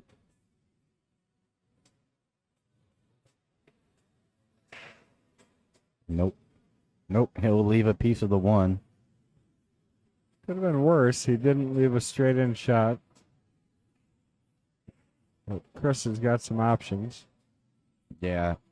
You don't necessarily want to play this 1 ball up table for a safe either, because any kind of kick that you make contact with the 1 has a chance to push the 10 in.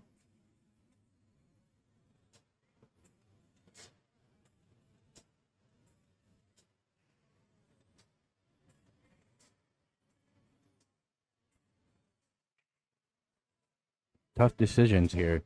With that 10 ball hanging, it really makes the rack touchy.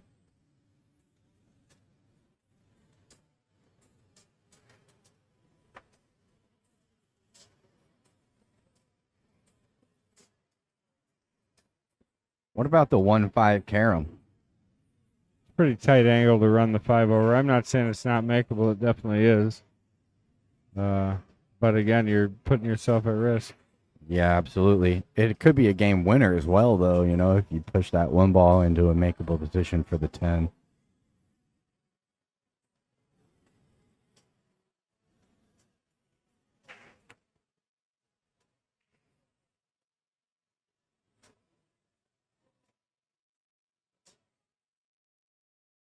Could just fly at the 10 ball right now, too, but that's kind of careless.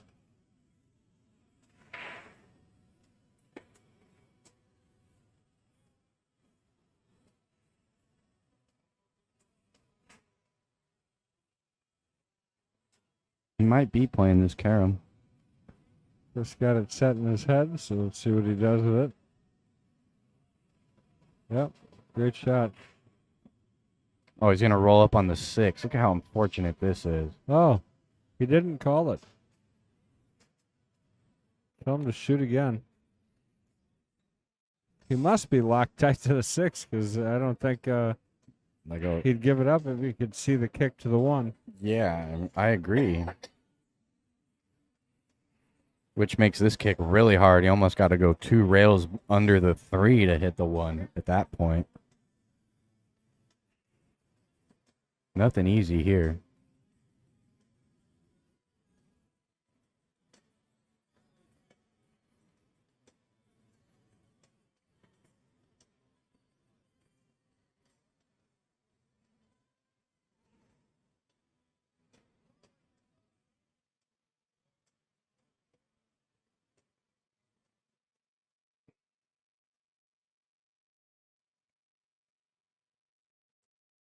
Oh, he made the 10. That's a smart shot. I mean, I don't think it's going to change the end result here because I'm pretty sure that Dave's going to be able to work this rack out. Right, now that the balls are nice and Well, it'll open. be a little bit, make him work a little bit. We appreciate it. We get to see more pool. There you go. He's got one little issue with the 6-9, but should be able to navigate that no problem.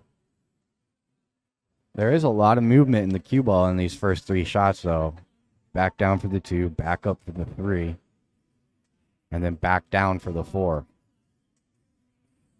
So, if you don't run your drills, this is tough. Going to probably draw this around 2 rails, come around the 4 ball. Could go just straight forward 1 rail too, but I like drawing this around 2 rails. Yeah, if you go 1 rail here, you got to pound it pretty hard.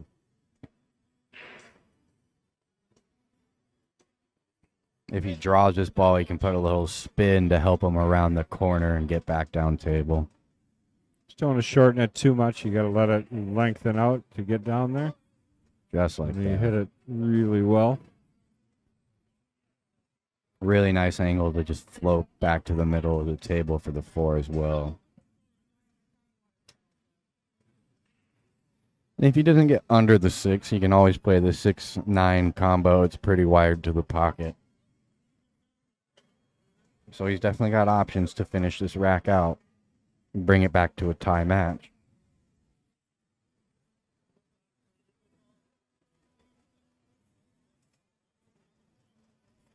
Good shot there. Little straight, so we'll probably play this combo, huh?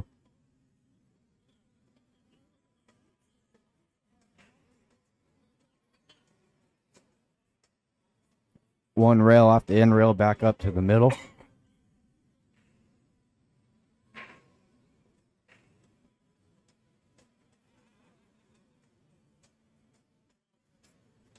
Puts a little inside spin there. Likes the 6-9 combo.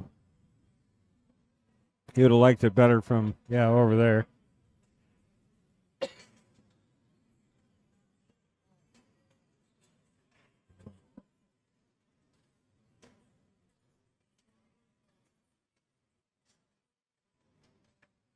You can roll straight through this combo and possibly play the 6 in the side. He's Or- got to draw this, I think. Yeah, or draw it. Which makes the combo really missable, honestly. You really got to hit the combo clean. Only because it's heading towards the outside rail. If it was heading more towards that outside edge of the pocket, it'd be a little easier. But he's not going to have trouble with this. He even hit it good enough to get shape. I think just back and forth a couple times here. Yeah. 2, maybe 3 rails. Probably 2. Well, it's pretty thin, so he might use the 3rd rail here. It's all preference. High side of the pocket. Of the side. Well, it stayed Beautiful. below. And tight to the rail. He's got a little smile on his face. But the only spot that he could leave himself where it's still going to be a difficult shot. Yeah, and he's got to hold shape for the 10 a little bit too, so he'll probably spin this in and come towards the side pocket that he's shooting over now and play the 10 in the top right.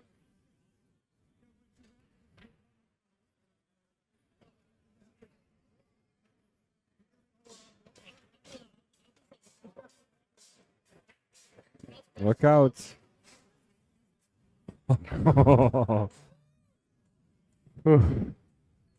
Little sigh of relief when that cue ball stayed up. He's got a shot at the 10 here on the side. So tied up at 3. Back and forth match.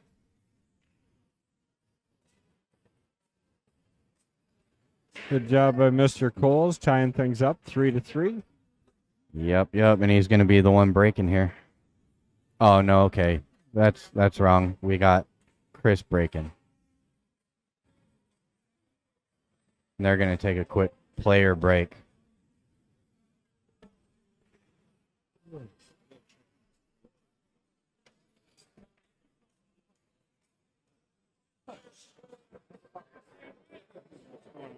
Can't even bounce.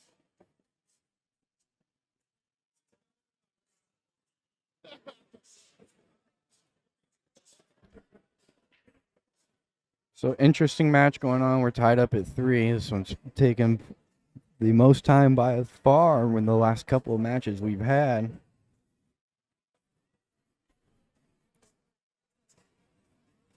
It's 10:23 here in Appleton.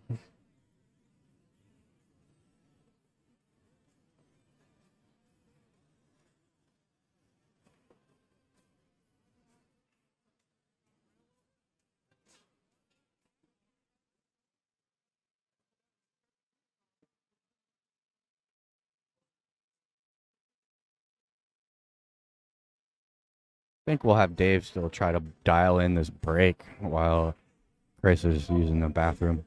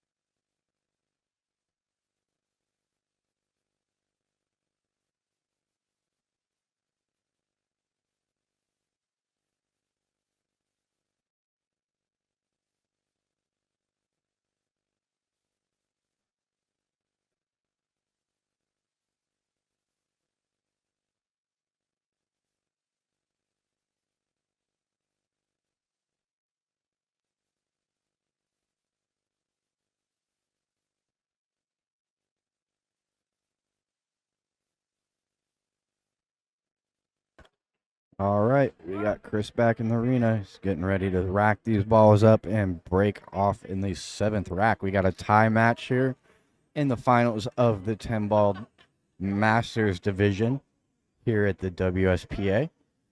In Appleton, Wisconsin, we are at the Fox Valley Exhibition Center. Looking forward to the end of this match. Crown a winner here. Guys have both been working hard all weekend. Yesterday and today, 2 full days of pool for both of them.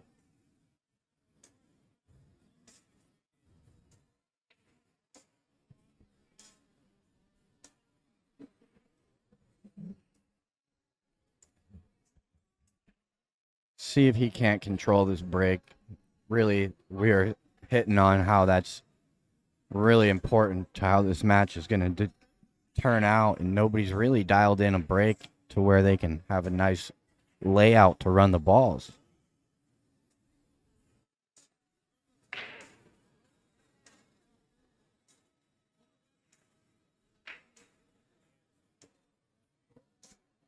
Oh, funny kiss on the 2 there to end the 1 ball.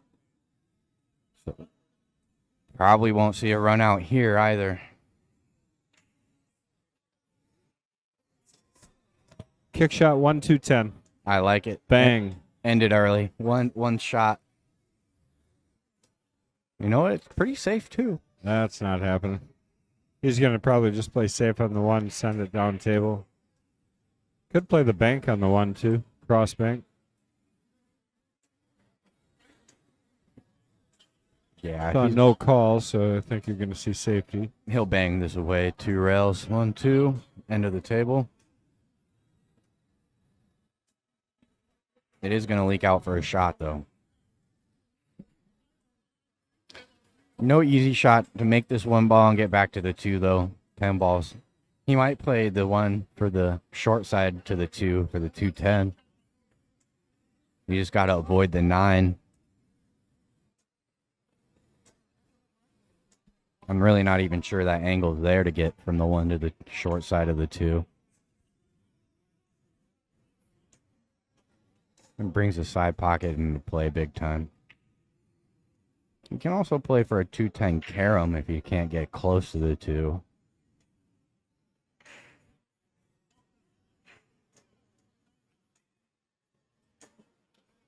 Big shot, tough shot on the rail. Gonna have to load this up with topspin either way.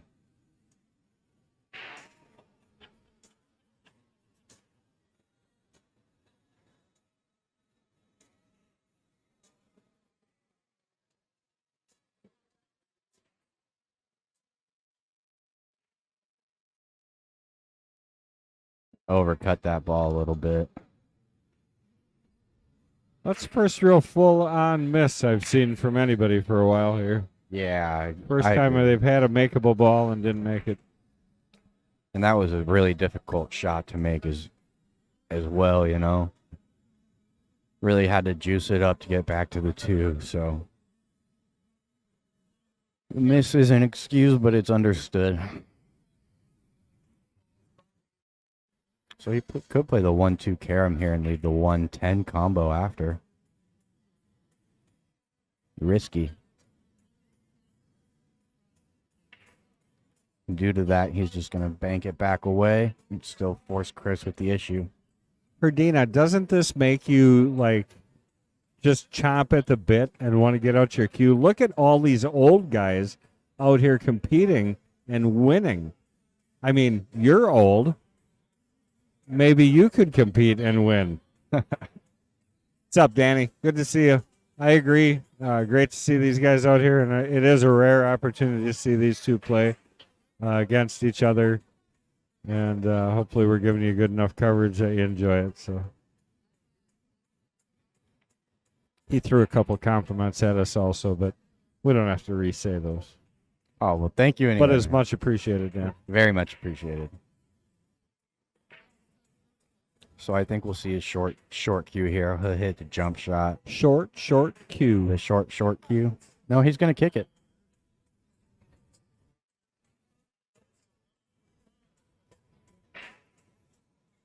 No, long. That's not even going to touch a ball. How do you do that? That's the result of new Simonis cloth right there. Just let's go off that first rail just a little bit. He would like to play for the 2-10 combo, but getting there is not easy because of Too where much the traffic. 3-9 lays. It's tough to get on the 2 even, really. Yeah. Easier to get on the 2 than the 2-10, though. Yeah, there's a real small window between the 3-5 that he can land short side on the 2 for the 2-10, but it's so small. It's Yeah, I think more likely you're going to see him. Oh, that's not a bad way to get there, though. Oh, I see. 2 rails out of the corner. Yeah, 2 rails out of the corner gets you up there. Right by the 7 and the 3.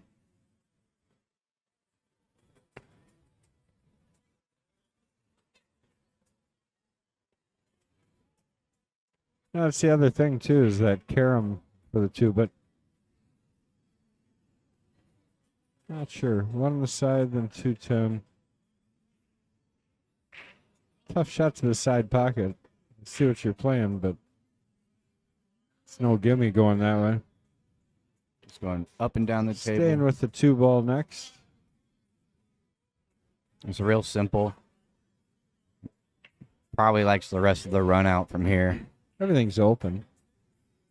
Doesn't have a lot of back and forth. 7 to the 8 to the 10 is, or the 7, 8, 9, 10 is not horrible.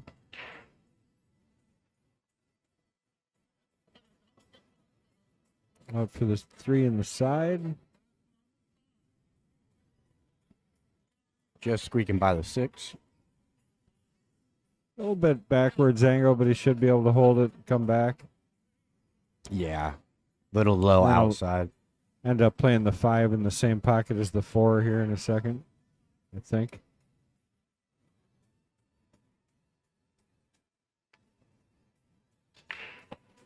Well, he's got a pretty good angle, so he may have to run back and forth twice, put the 5 in the opposite corner, but we'll see which way he hits it. Yeah, that's a player preference. Both are pretty prominent plays.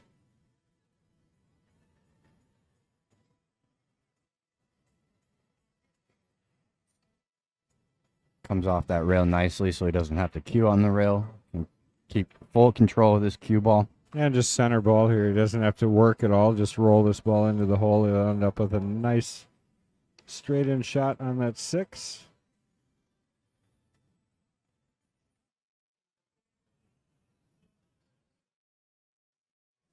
Rolls it in. Straight in on the 6. Stop shot. Avoid touching the 8. That's the only thing that could go wrong here, but I don't think that's actually even a risk.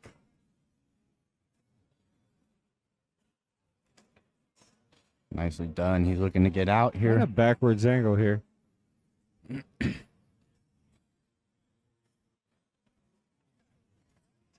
Might end up seeing him roll this up, play the 8 in the corner just for the angle, but probably not. He'll force it out. Yeah, he'll force this ball. Too much. Yeah. Now it downs the cue ball around. So Well, easy, you know he what? got too far. Yeah, but yeah, actually, he doesn't have to move the cue ball this much. This promotes for a nice roll in and then a good angle from the 9 to the 10 to float the 9 in as well. You can see right where he wants to be there. He's going to go between the 2nd and 3rd diamond up the right side. Fully in control here. That there is perfect. Now he's got nothing to worry about. Just make these 2 balls, and he's up 4-3. And he'll need 3 to win the title.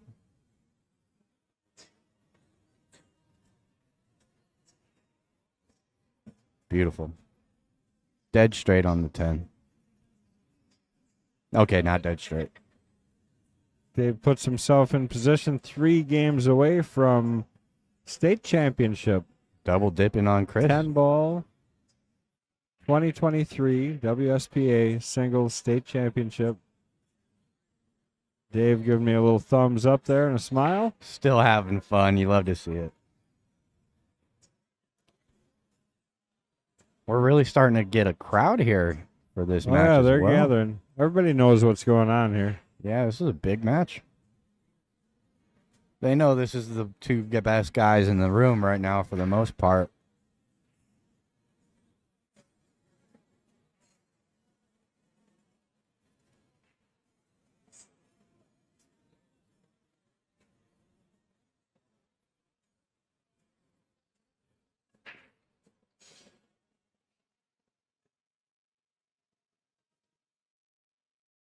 Dave's still trying to dial this break in. He was hitting a couple while Chris was away on his last break as well.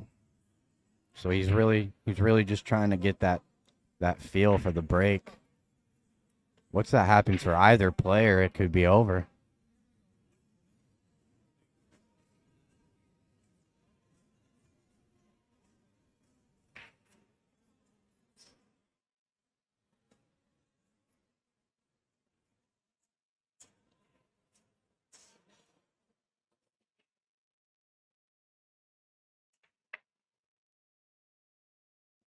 Big break there. Cue ball's going to stay up. And no easy look on the 1. He's got the full ball, but that 4 ball is blocking the obvious pocket. So, still not splitting the way he really would like, but that was a much better break. He really hit those balls hard, too.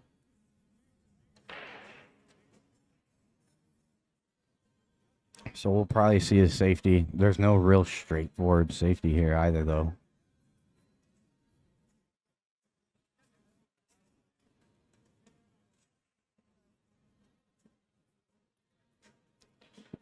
Let's see. You could clip the 1, play it into the 3-7, send the cue ball up and down the table by the 9. But I mean, other than that, there's not a whole lot offered. I can see off the top of my head.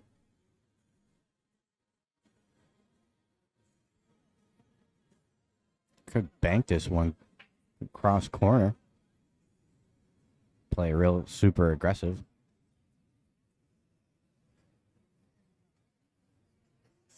But that's what he did. He played it. He went to play the cue ball, past the 4 ball up table. He's going to catch that 4 ball and sell out a shot to Chris. Got a cut on this 1. He needs to avoid the 6 somehow to get back to the 2 ball. Avoid the 6, avoid the 3-7. If he can do that and manage not to get behind the 9 or the 4, he'll have a good look. But that 3 ball is blocked up as well, so there's no easy run out. There's plenty of work to be done in this rack as well.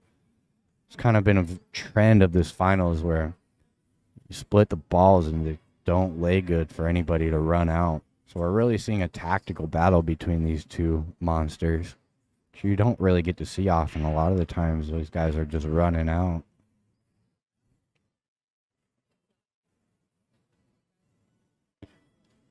See what he does with this cue ball. He just played a safety. Just because he knows that there's no easy run out. So he's going to play the 1 ball into traffic here and hopefully let Dave, solve some problems for him. It's going to give Dave an opportunity, though, because he can see this 1 ball. Play this real light and use the 6 as a blocker. Just like that. And there's no kick to make this 1 ball in that side.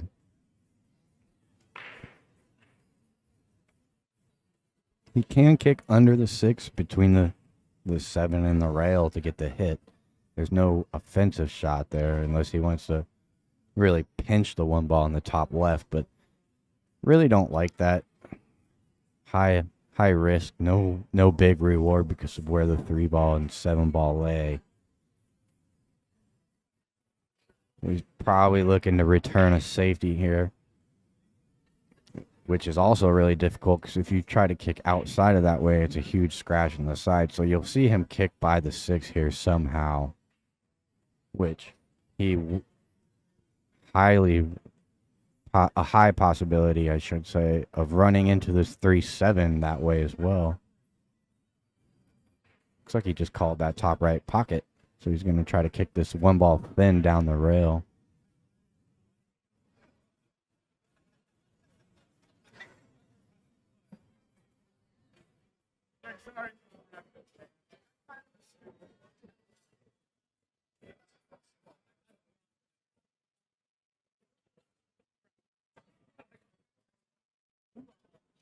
Well, he didn't sell the 1 ball out. There might be a little bit of a carom off the 1-2, but you got to draw off that 1 ball pretty heavily to make that. But he did not leave a 1 ball. Still nothing straight in, and that 3-7 is going to be both these players saving grace for keeping the other one running out easily on each other.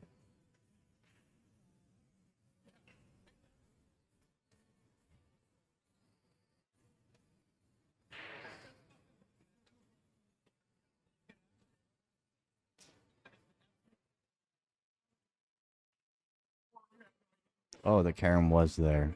Good shot.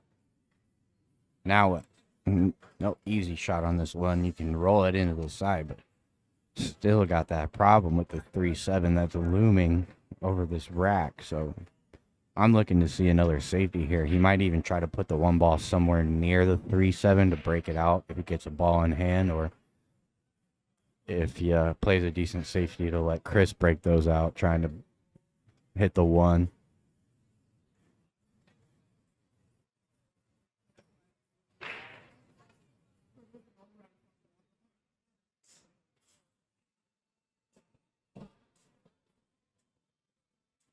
And there you go.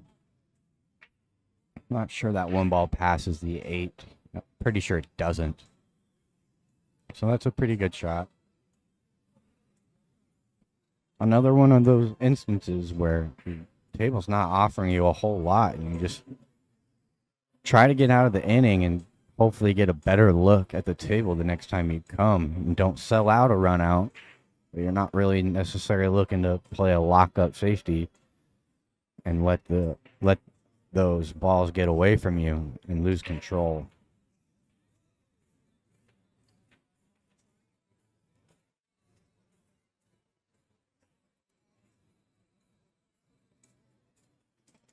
Yeah, I'm looking down the barrel. The 1 definitely doesn't go by the 8. So there's no easy shot here. We're seeing a lot of knowledge and a lot of maneuvering between both these players. Try to get a shot to run the rack. Is the 3-7 wired in the side? Let me know in chat land, guys. What do you think? I think it's aimed at that bottom point, because if it was wired, I think these guys would probably be giving it a little better of a look to run out. And they're close enough to where you can probably get a little throw off of them, but when you're trying to do that with 2 balls, it's a little difficult. Chris really taking his time, knows this is a big shot. Does not want to go 2 down with 2 left for Dave. So I really think this is the biggest tactical battle of a match that we've seen all day.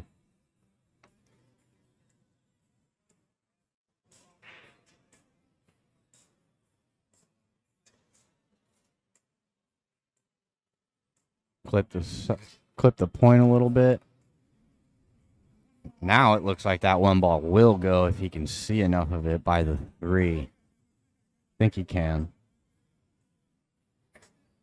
But he'll be playing from the 1 to the 3 because he carried the 2 in already, and that's what he's looking at, that combo. This is a big shot. If he can make this and that combo's pointed at the side pocket for him enough for him to like it, to play it, could be a run out and a 2-game lead.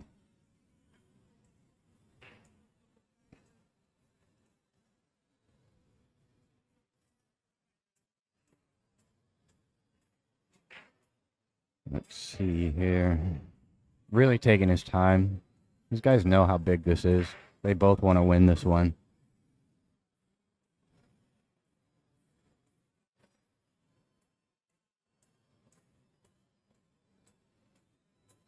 Really tight between that 8, too. He's got to hit this pure.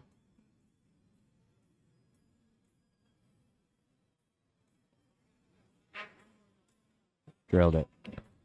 3-7 side pocket. Yep, That goes. Throw in there. It's tough. I was asking the chat if they thought so. I thought it was aimed a little bit to the bottom point, but you can throw it in. Slide by this ball and play safety, too, if it doesn't go.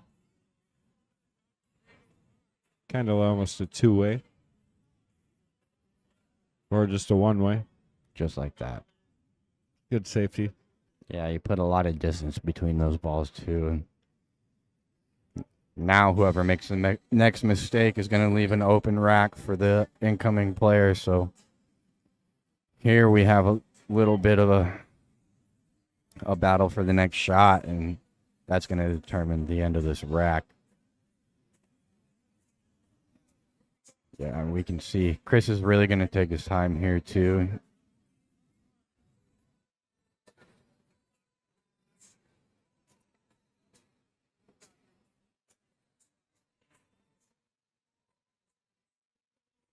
You can try to kick right before the side pocket, almost kick into the point here, and you'll catch the 3, I think. But there's no easy return safe at all.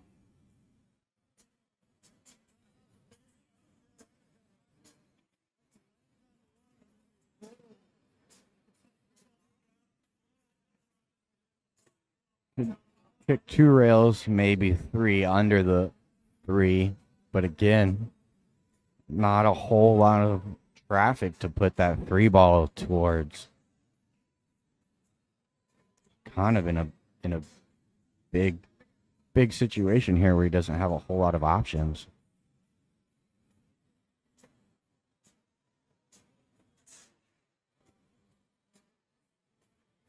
He called our bottom left corner pocket, so he's going to try to send this one rail with speed and kick bank this one into the bottom left.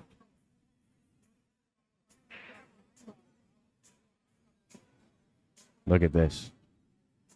He got a return safety. There is a kick at this 3, but the 6 ball is a big ball for that kick. And if you make it, you're always going to leave distance for the 4 ball unless you kick it really high speed. Makes that 6 ball play even bigger.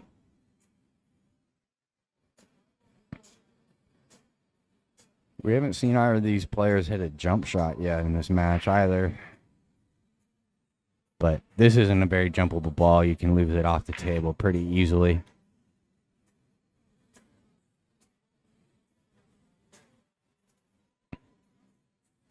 Is he going to try to play under the 6 to make the 3? That's what he's looking at, I think.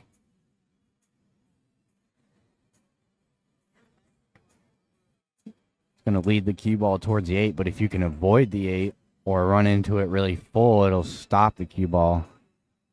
Now he's looking at the short rail, shortening the bank, or the kick. He wants to play this 2 rails.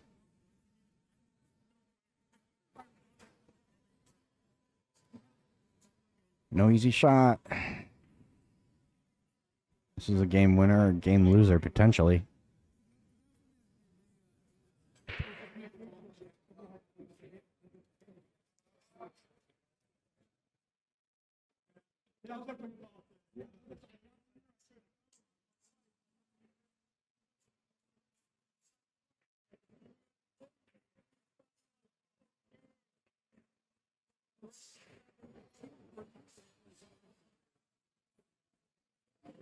What a kick.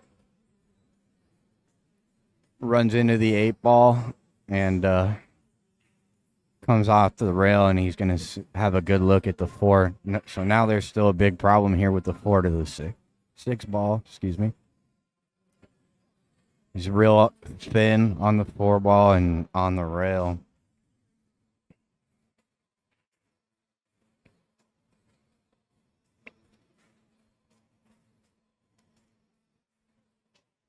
He's just accepting a tough cut on the 6, which is fine because the 7 ball is very accessible.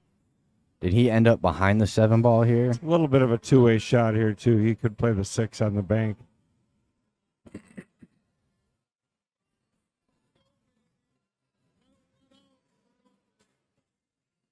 think he can see enough of it to make it a bottom left if he wants to chop it in.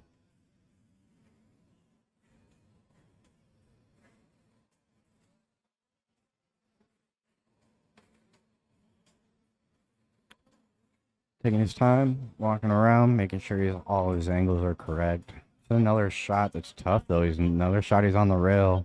Real true stroke. True stroke.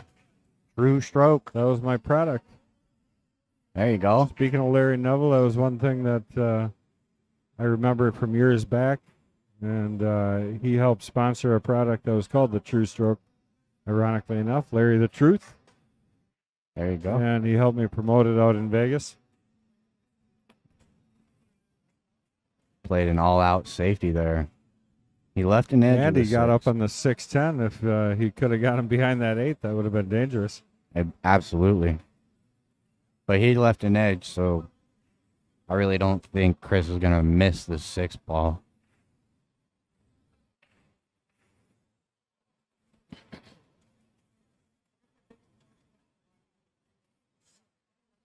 This is a big game for both players. If Dave can win it, he'll be 2 away and 2 up.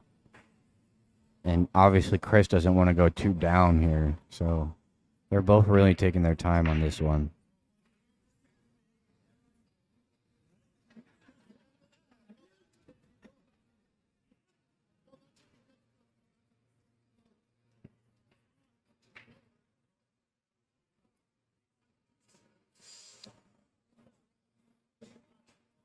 Safety is not that easy either. It might be just another containing safety back for Chris. If you want to clip that 6 ball making distance, it can leak out pretty easily with no real blockers. I think he called the 10.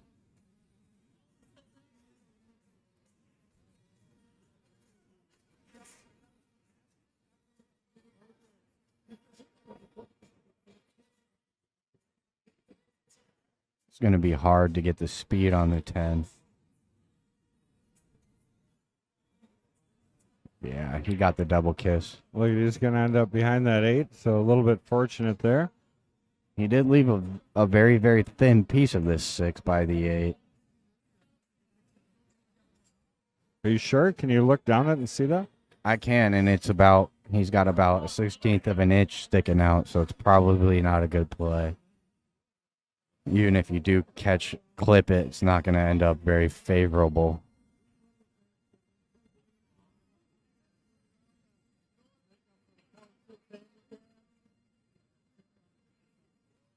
Yeah, I think he'll have to play a kick here. There's not a lot of that 6 sticking out at all.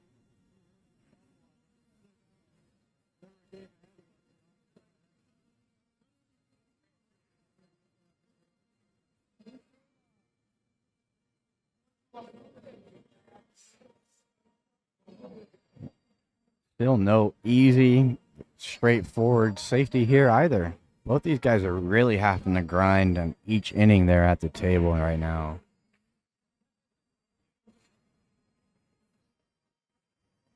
I like this shot. Coming in behind it, trying to make it in the top right corner. Could end up behind the 8. Could make it and run out.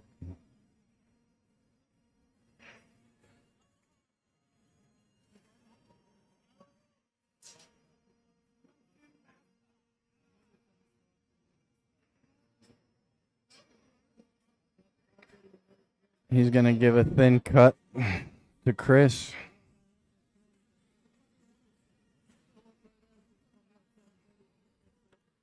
And go 1, 2, 3, rails back to the middle. Or you could play a little bit of draw and try to sneak around the 9 ball, but that kind of brings the 8 ball into play as well. And you don't want to end up on the left side of that 7 ball trying to make it into the bottom right corner. It's a big scratch shot. So this is a big positional shot for Chris.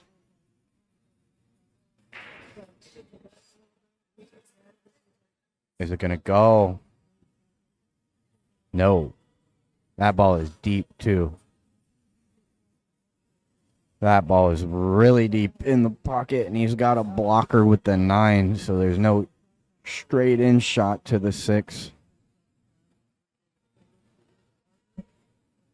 If there is, it's right in the gap, and he's sitting on the rail, so he might be able to play between the 7-9 to the point and bounce out. I think that's what he's looking at. Playing a little swerve, I think. Or maybe a little jump.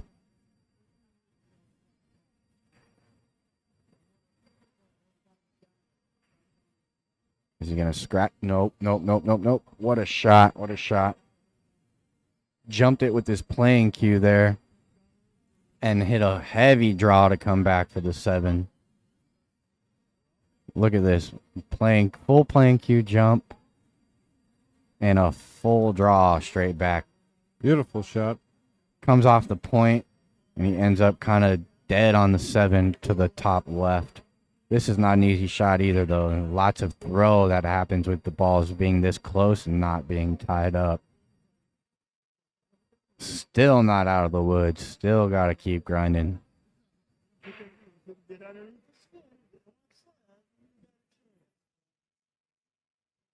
Ooh, trickles that ball in off the left point. He's back cutting this 8-ball on the side, so he's going to let the cue ball go 3 rails.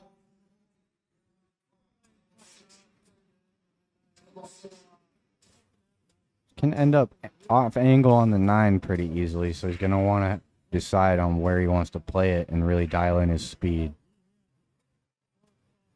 Just floated that ball in real nice. So now he'll go straight forward for this 10 ball in probably the same pocket.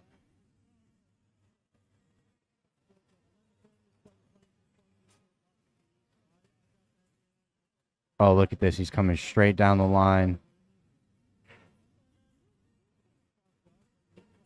Yeah, that's frustrating. If you think you're going straight down that far, you want to hit it with a little speed and come straight into that 10 ball. Get some separation. Do you have to play safety here, or is he going to try to cut it?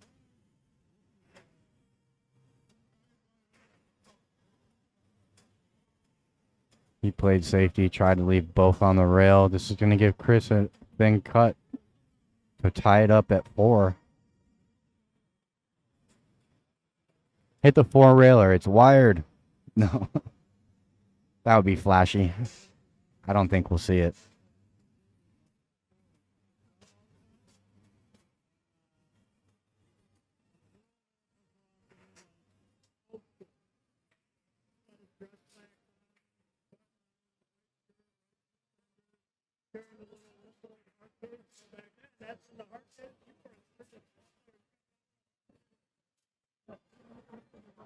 Here we go.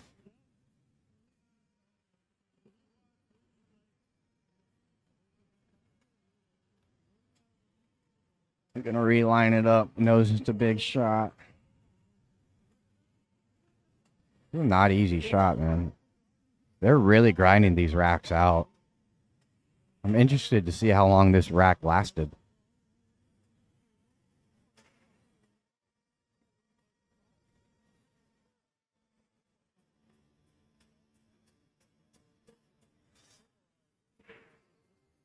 What a Great stroke. shot. Look out here, though. Look out. I think it's going to die before it gets there. It didn't. It's fortunate that thing rolled just a little to the right. I think otherwise that might have went You're right. dead center pocket. It's close. Big All right. rack, and he's going to tie it up at 4.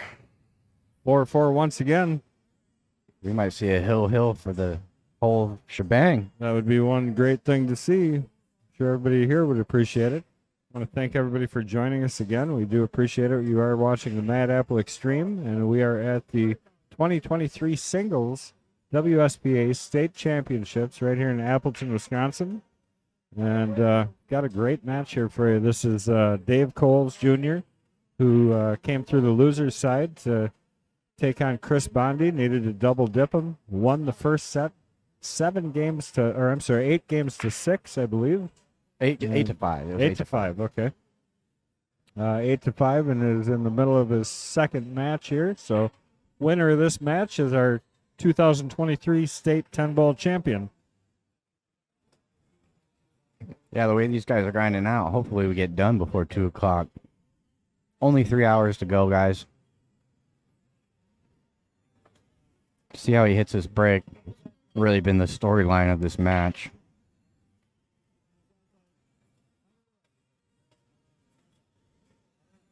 So he comes up dry. So we have the 10 ball sitting in the pocket like that, but the only issue is that it's up against the point, which makes the combo not as easy as you would like. These pockets aren't that bad that way, though. You still got to end up fairly decent here. I like the combo if you can get lined up on it good.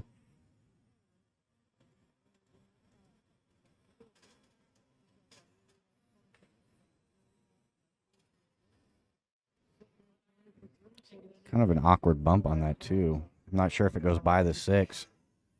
And even if it does, it's tough to get there for the 310. He could play the 210, but that's an even steeper cut combo. I think he'll call the 2 ball here. That was beautiful. He bumped the 10 out just a little bit, and now that's going to make the combo very, very makeable. What a shot. What a shot.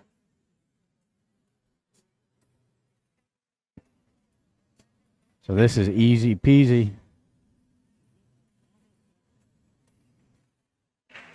Oh, man. We finally had a rack not take 20 minutes. And that's going to be a quick rack for Dave to go up 5-4 in a race to 7. He only needs 2 more for the whole championship. And he'll be at the table breaking.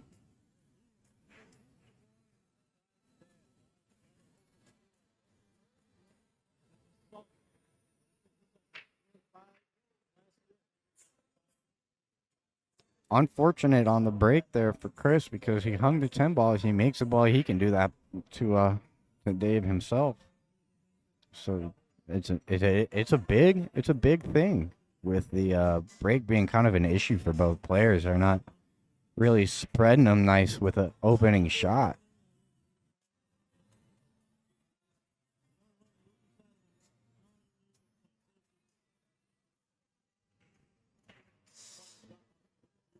Okay, here we go. We got Dave moving back to the middle of the table where he started. I like this. We'll see how this splits up.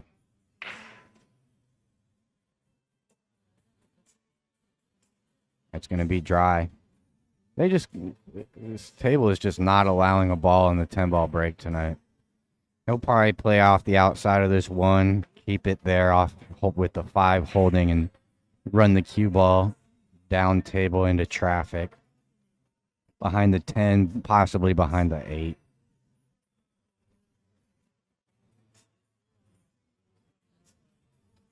You just don't want to hit this too hard because the 1-5-2 is lined up. So if you accidentally make the 2 on the safety, coming back to the table more than likely.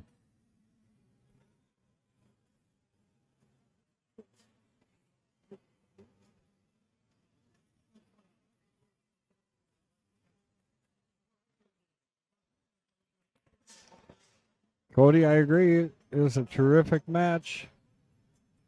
Real back and forth. Well, both players just playing solid pool on both ends. You know, it's coming down to one small mistake for each player, and that's the determining factor each time. Yeah, this rack is much more open than the last couple we've had. He might even play this combo. Look, see, he's looking at it. The triple combo.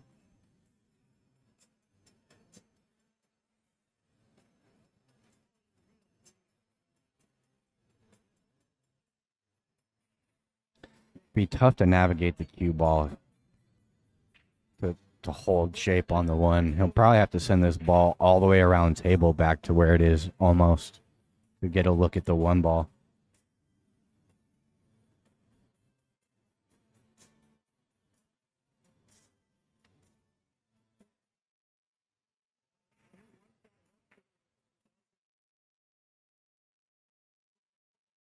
Here we go. He did call that 2 ball, so he's playing the triple.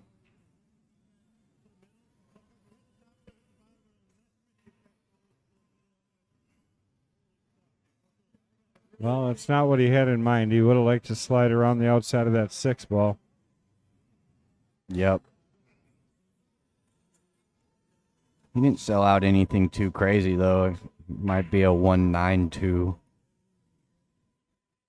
Still nothing super offensive, so the way this match is going so far, I'm kind of anticipating a safety.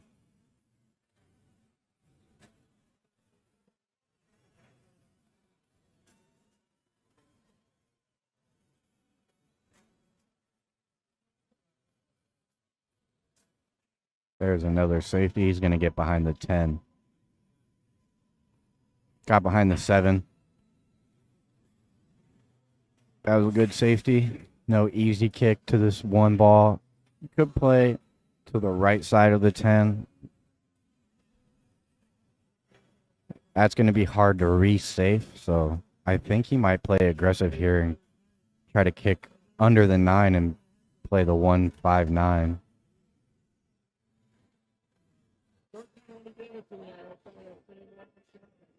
You don't have to come away with a shot on the 1 after that, though. It's always going to be a little risky.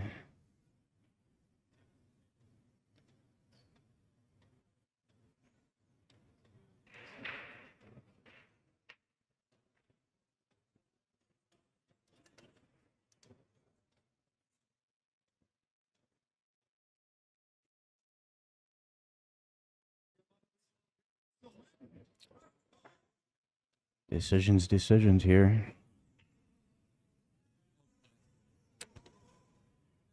Very nice. Africa, Uganda. Nice to see you. Morning there. What time does that mean? Morning. Yeah, they said good morning from Africa, Uganda. Wow. So tuning in from Uganda. There we go. That's a foul. That is a foul. He caught that 5 just before the intended ball. Really, really good chance for Dave to take the hill with a 2-game lead and 1 to go.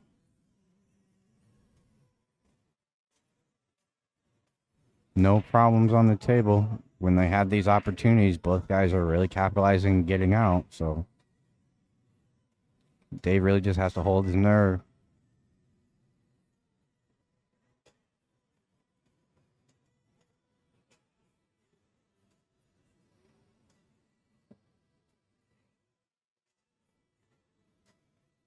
Nice shot there.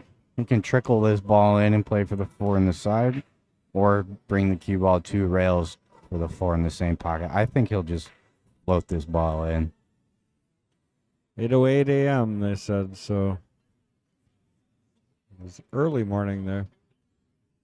2 rails to stay above the 4 ball. He's moving away from the 5 ball here, so he could run into a little traffic with the cue ball, but I think he'll negotiate some kind of shot with where the 5 is. It's pretty sat over the pocket. Oh, look at this. He called the cross side bank just to hold shape. Doesn't even want to deal with traffic. So this is a big shot. You just got to bear down and make it. You're always going to get shape with this shot selection.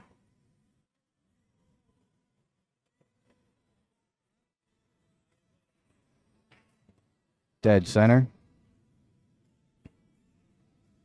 Now, do you run up the right side of the table, staying between the 7 and the rail, or do you try to pop this out past the 10 with a little bit more angle on the 6? Either way is pretty good because the 6 leads to the 7 pretty well.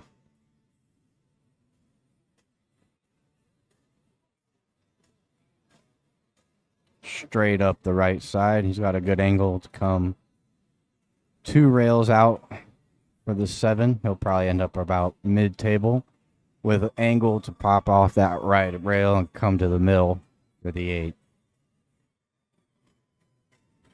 He's got a good chance to get out here and get to himself to the hill. Yeah, he's out. I mean, Dave's out here. Going to work his way through this rack. It'll be Chris's break in the next rack, I believe.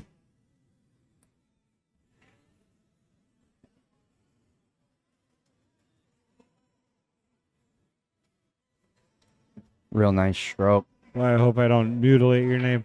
Is it Najabu? I'm wondering where the pool halls are in Uganda.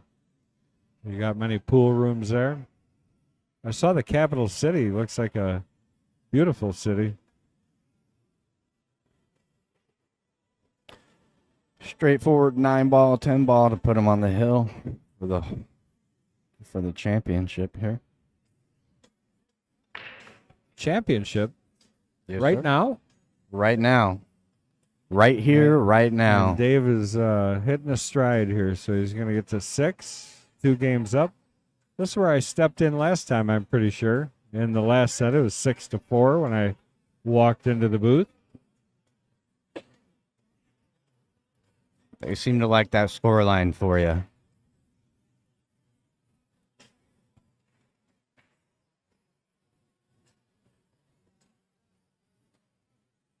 Okay, so Chris has got to win 3 in a row. He'll have 2 breaks to do so, but Dave will have a break in between those. Let's just see 2 break and runs real quick. Or a break and run, and then a break and safety, where Chris makes an amazing kick to get out of the rack, and then we have a hill. This is probably the biggest break of the match. If he can get a hold of these and get a good shot, he's still right in this match and still give himself a good opportunity to win this whole thing.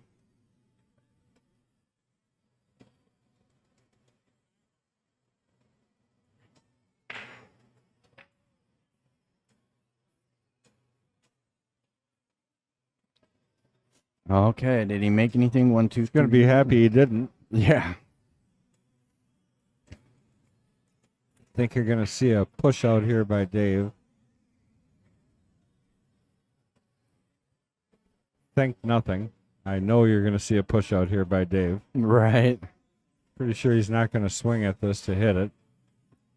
Oh, this is an easy 2-rail kick to make the If it 1 was ball. 9 ball, you may consider it, truthfully. You felt pretty good about the hit itself.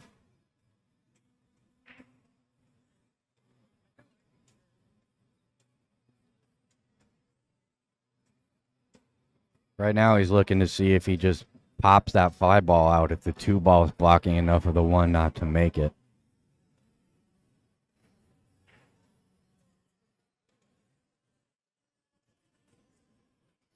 I think it does cover enough, so he might just hold this cue ball where it's at and move the I don't 5. think you have much to worry about there, Randy. He said Dave needs to be in the Wisconsin Billiard Hall of Fame. I'm pretty sure that's shoe-in.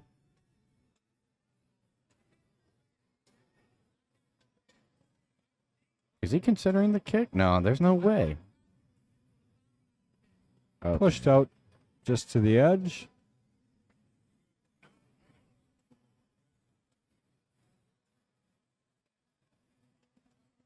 He was still really careful not to let Chris see enough of the 1 ball to make it. So he's got the right side of the 1 ball, but that's it. Really, where it lays the cue ball, there's no easy control shot. So we might see Chris give this back. Nope, he's going to take a swing at it.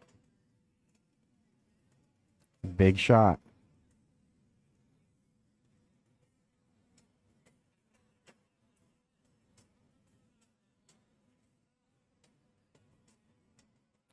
Right behind that 7, trying to sneak in. I think he just missed it. Quick bathroom break.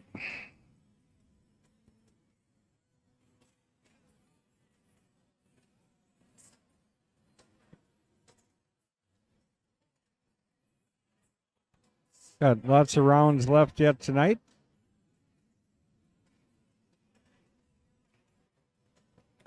Lots of A-ball going around out there. Chris taking a little closer look, seeing what kind of damage he did with his shot. Yeah, I think this is the last rotation match of the weekend. We'll see 8-ball for the rest of the weekend.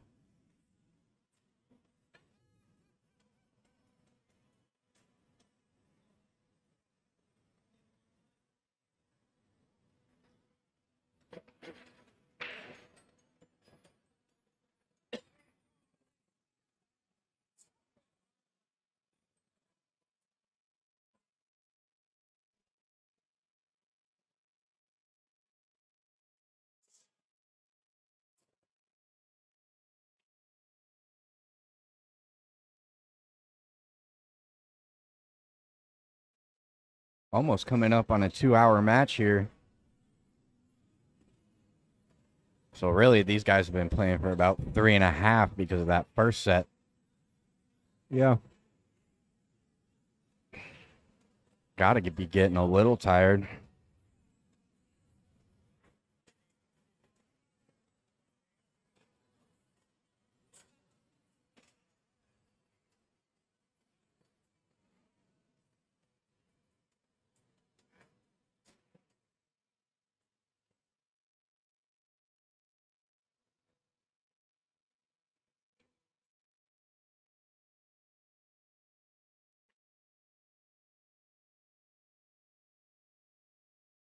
All right, we got Dave back in the field, ready to claim his title, he hopes.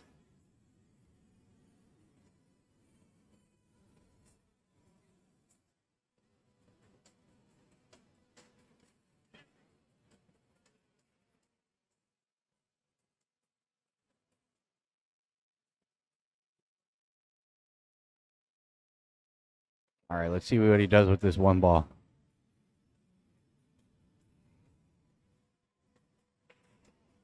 Plays a safety behind the 10. That's a real solid safety there.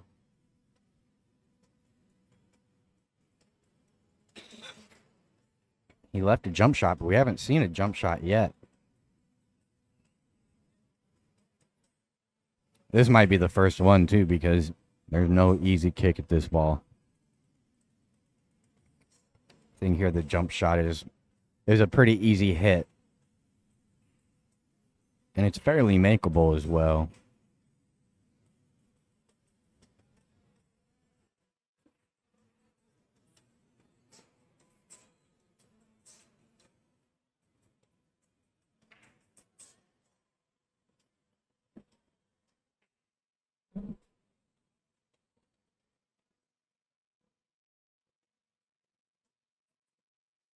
Randy, they are both in the Masters 8 ball.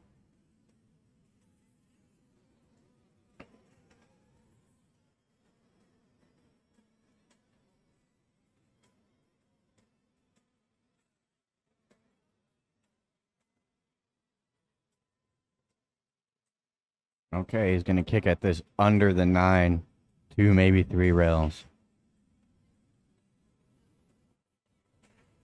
Great shot. What a kick. It was really nicely done. And he didn't give away the 2-8 either. Yeah, he came out really good on that shot, actually. So now Dave with the challenge.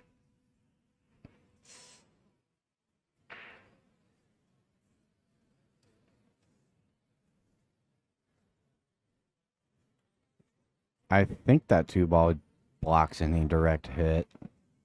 I'm pretty sure it does.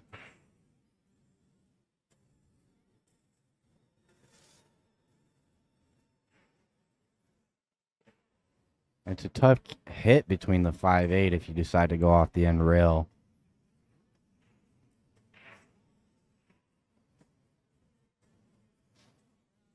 You can consider swerving around the 2. That's what he's going to do.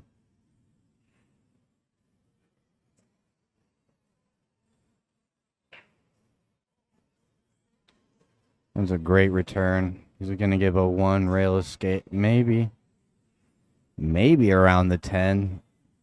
Probably have to pull it 2 rails, which coming under that 1 ball makes the top left corner pocket a huge scratch ball. So this is no easy kick, even though the balls are fairly close to each other.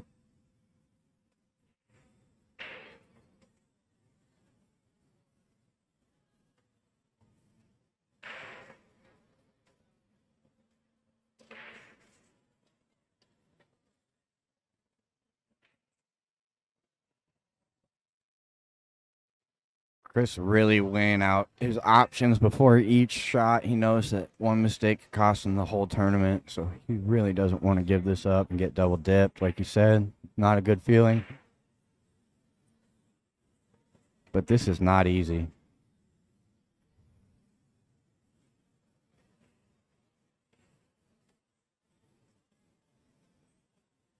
If you hit this real good, you got a possibility to make this 1 ball off of the 8.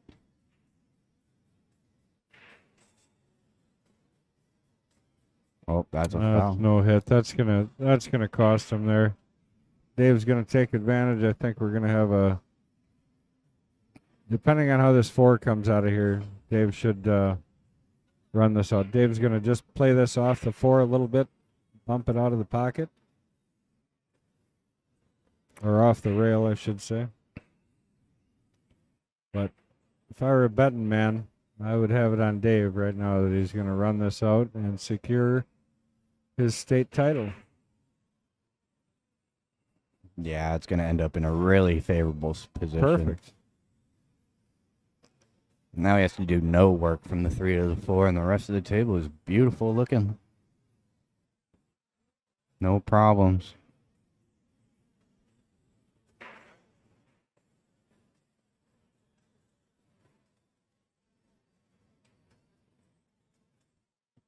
Come one rail out for the 4 here. Well, he got to the rail. Not much out, but that's fine.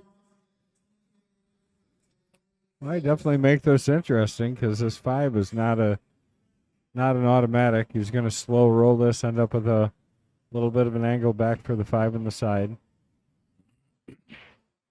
He might actually be able to slow this down enough to get the proper side. Yeah, I think so. So different when you look at it at the table instead of looking at it from the camera view. He might even run into the 10 here. If he really wants to hold for the 5. Red Runner said the same thing. Should be over.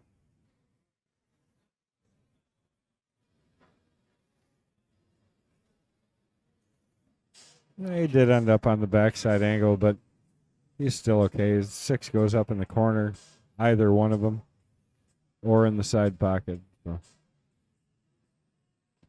Yeah. And that way, you're always kind of rolling through down towards the 7. I guess it's going up in one of the corners, but you could spin it up.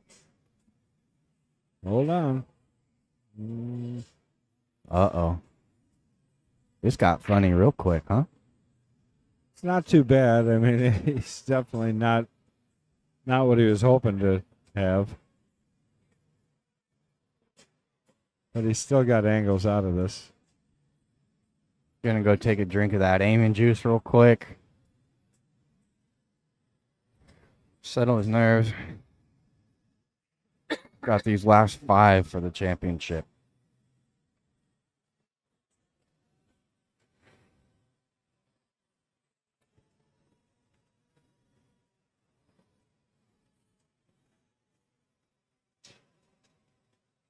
Oh, he's not jacked up over the 10. That makes that 6 ball much easier to manage.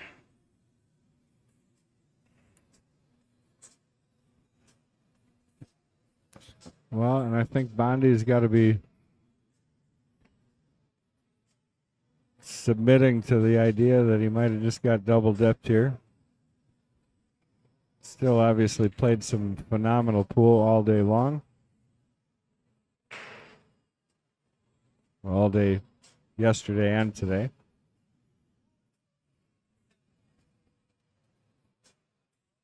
Just hold your nerve, bud. Don't let the cue ball get away. I don't see him making any silly mistakes, though. He's playing real solid. 2 nice little rails back for the 9.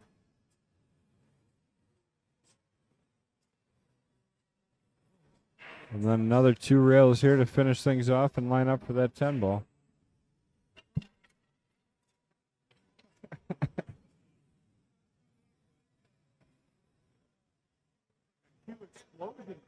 One, 2, and he's on the 10 ball, folks. This is gonna be it. This will be for the championship. Double dip him. Now you're going to hear the crowd go wild here as Dave dominates this last match.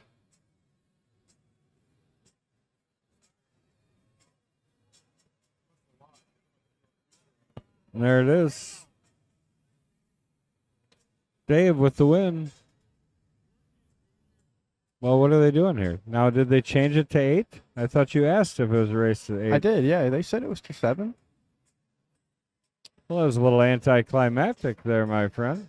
Yeah, I don't know what's going on.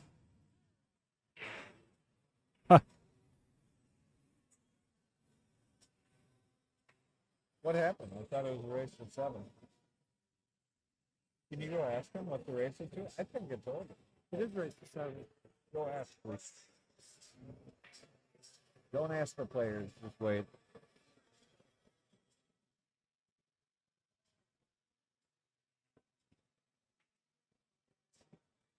We're double checking to see if this race is to 8, the 2 races are to 8, or if it's to 7, because I'm pretty sure we got the score right here.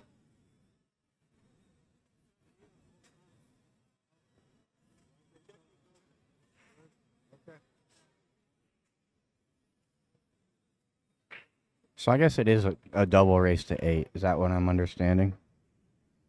Yep. Okay, so they're going to play them both to 8. Can't you see that? It says 8 right on the scoreboard. Yeah, I see that now. Here we go, guys. All right. Well, we thought it was over, but there's more action to be had. Dave's on the hill Yeah, for the second 7-4. time this match. Tough for Chris to come back now. Yeah.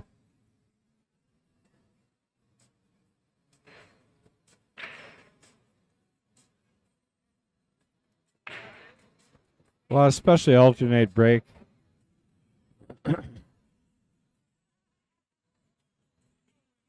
Look at this. He's on the hill. Just about perfect here. Finally gets a shot on the lowest ball after a successful break. And the table is open. This is what you asked for the tournament win.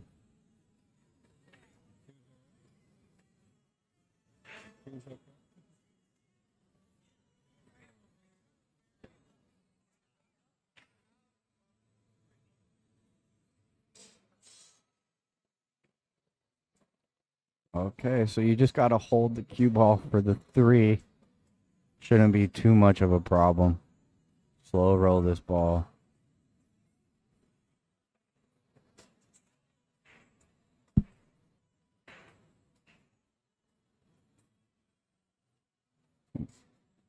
Little love bump on the 4. It's still going to go by the 5 in the side. That's where he wants to hit it.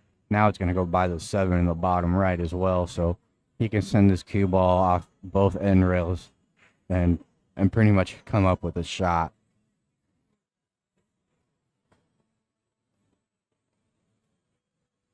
No problems on the table. He's just got to make the shots.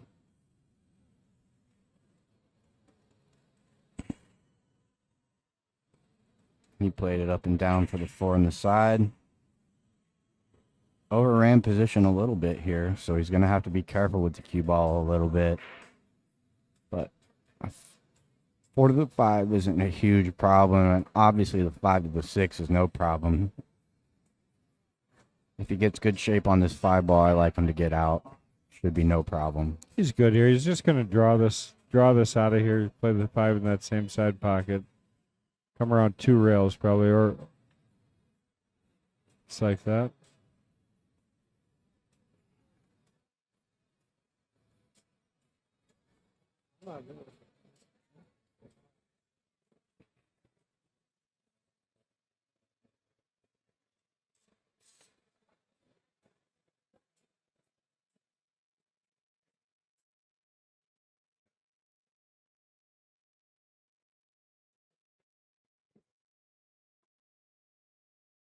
Good shot. He's just got to hold his nerve. I don't see him faulting now. Been a long battle.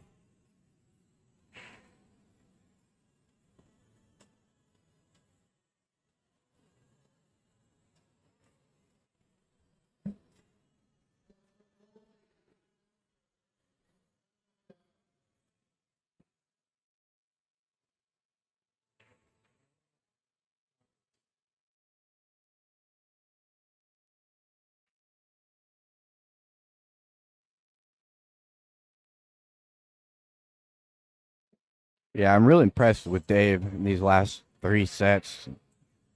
Really battled really hard, you know. He never gave a ball away, never took a shot for granted.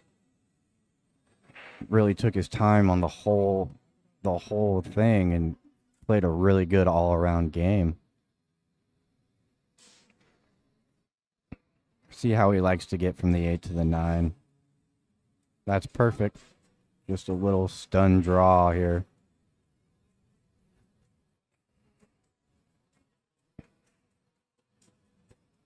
We got two options for the 9C. He's looking at it. He wants to go and play the 9 in the top right, probably either drawing the cue ball to the bottom left or playing 2 rails around, maybe 3. Ideally, he wants to just stun this over and have the exact same shot he's got on the 8 or a little bit more of an angle. And he's going to be Dead straight, dead straight at it. which is fine.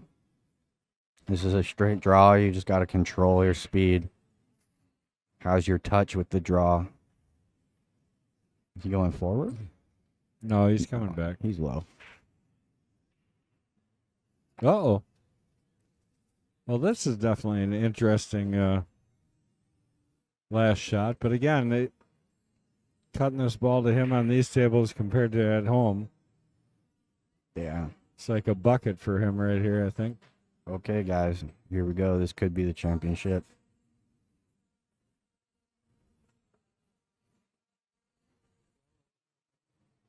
Oh, he drills There it is. it.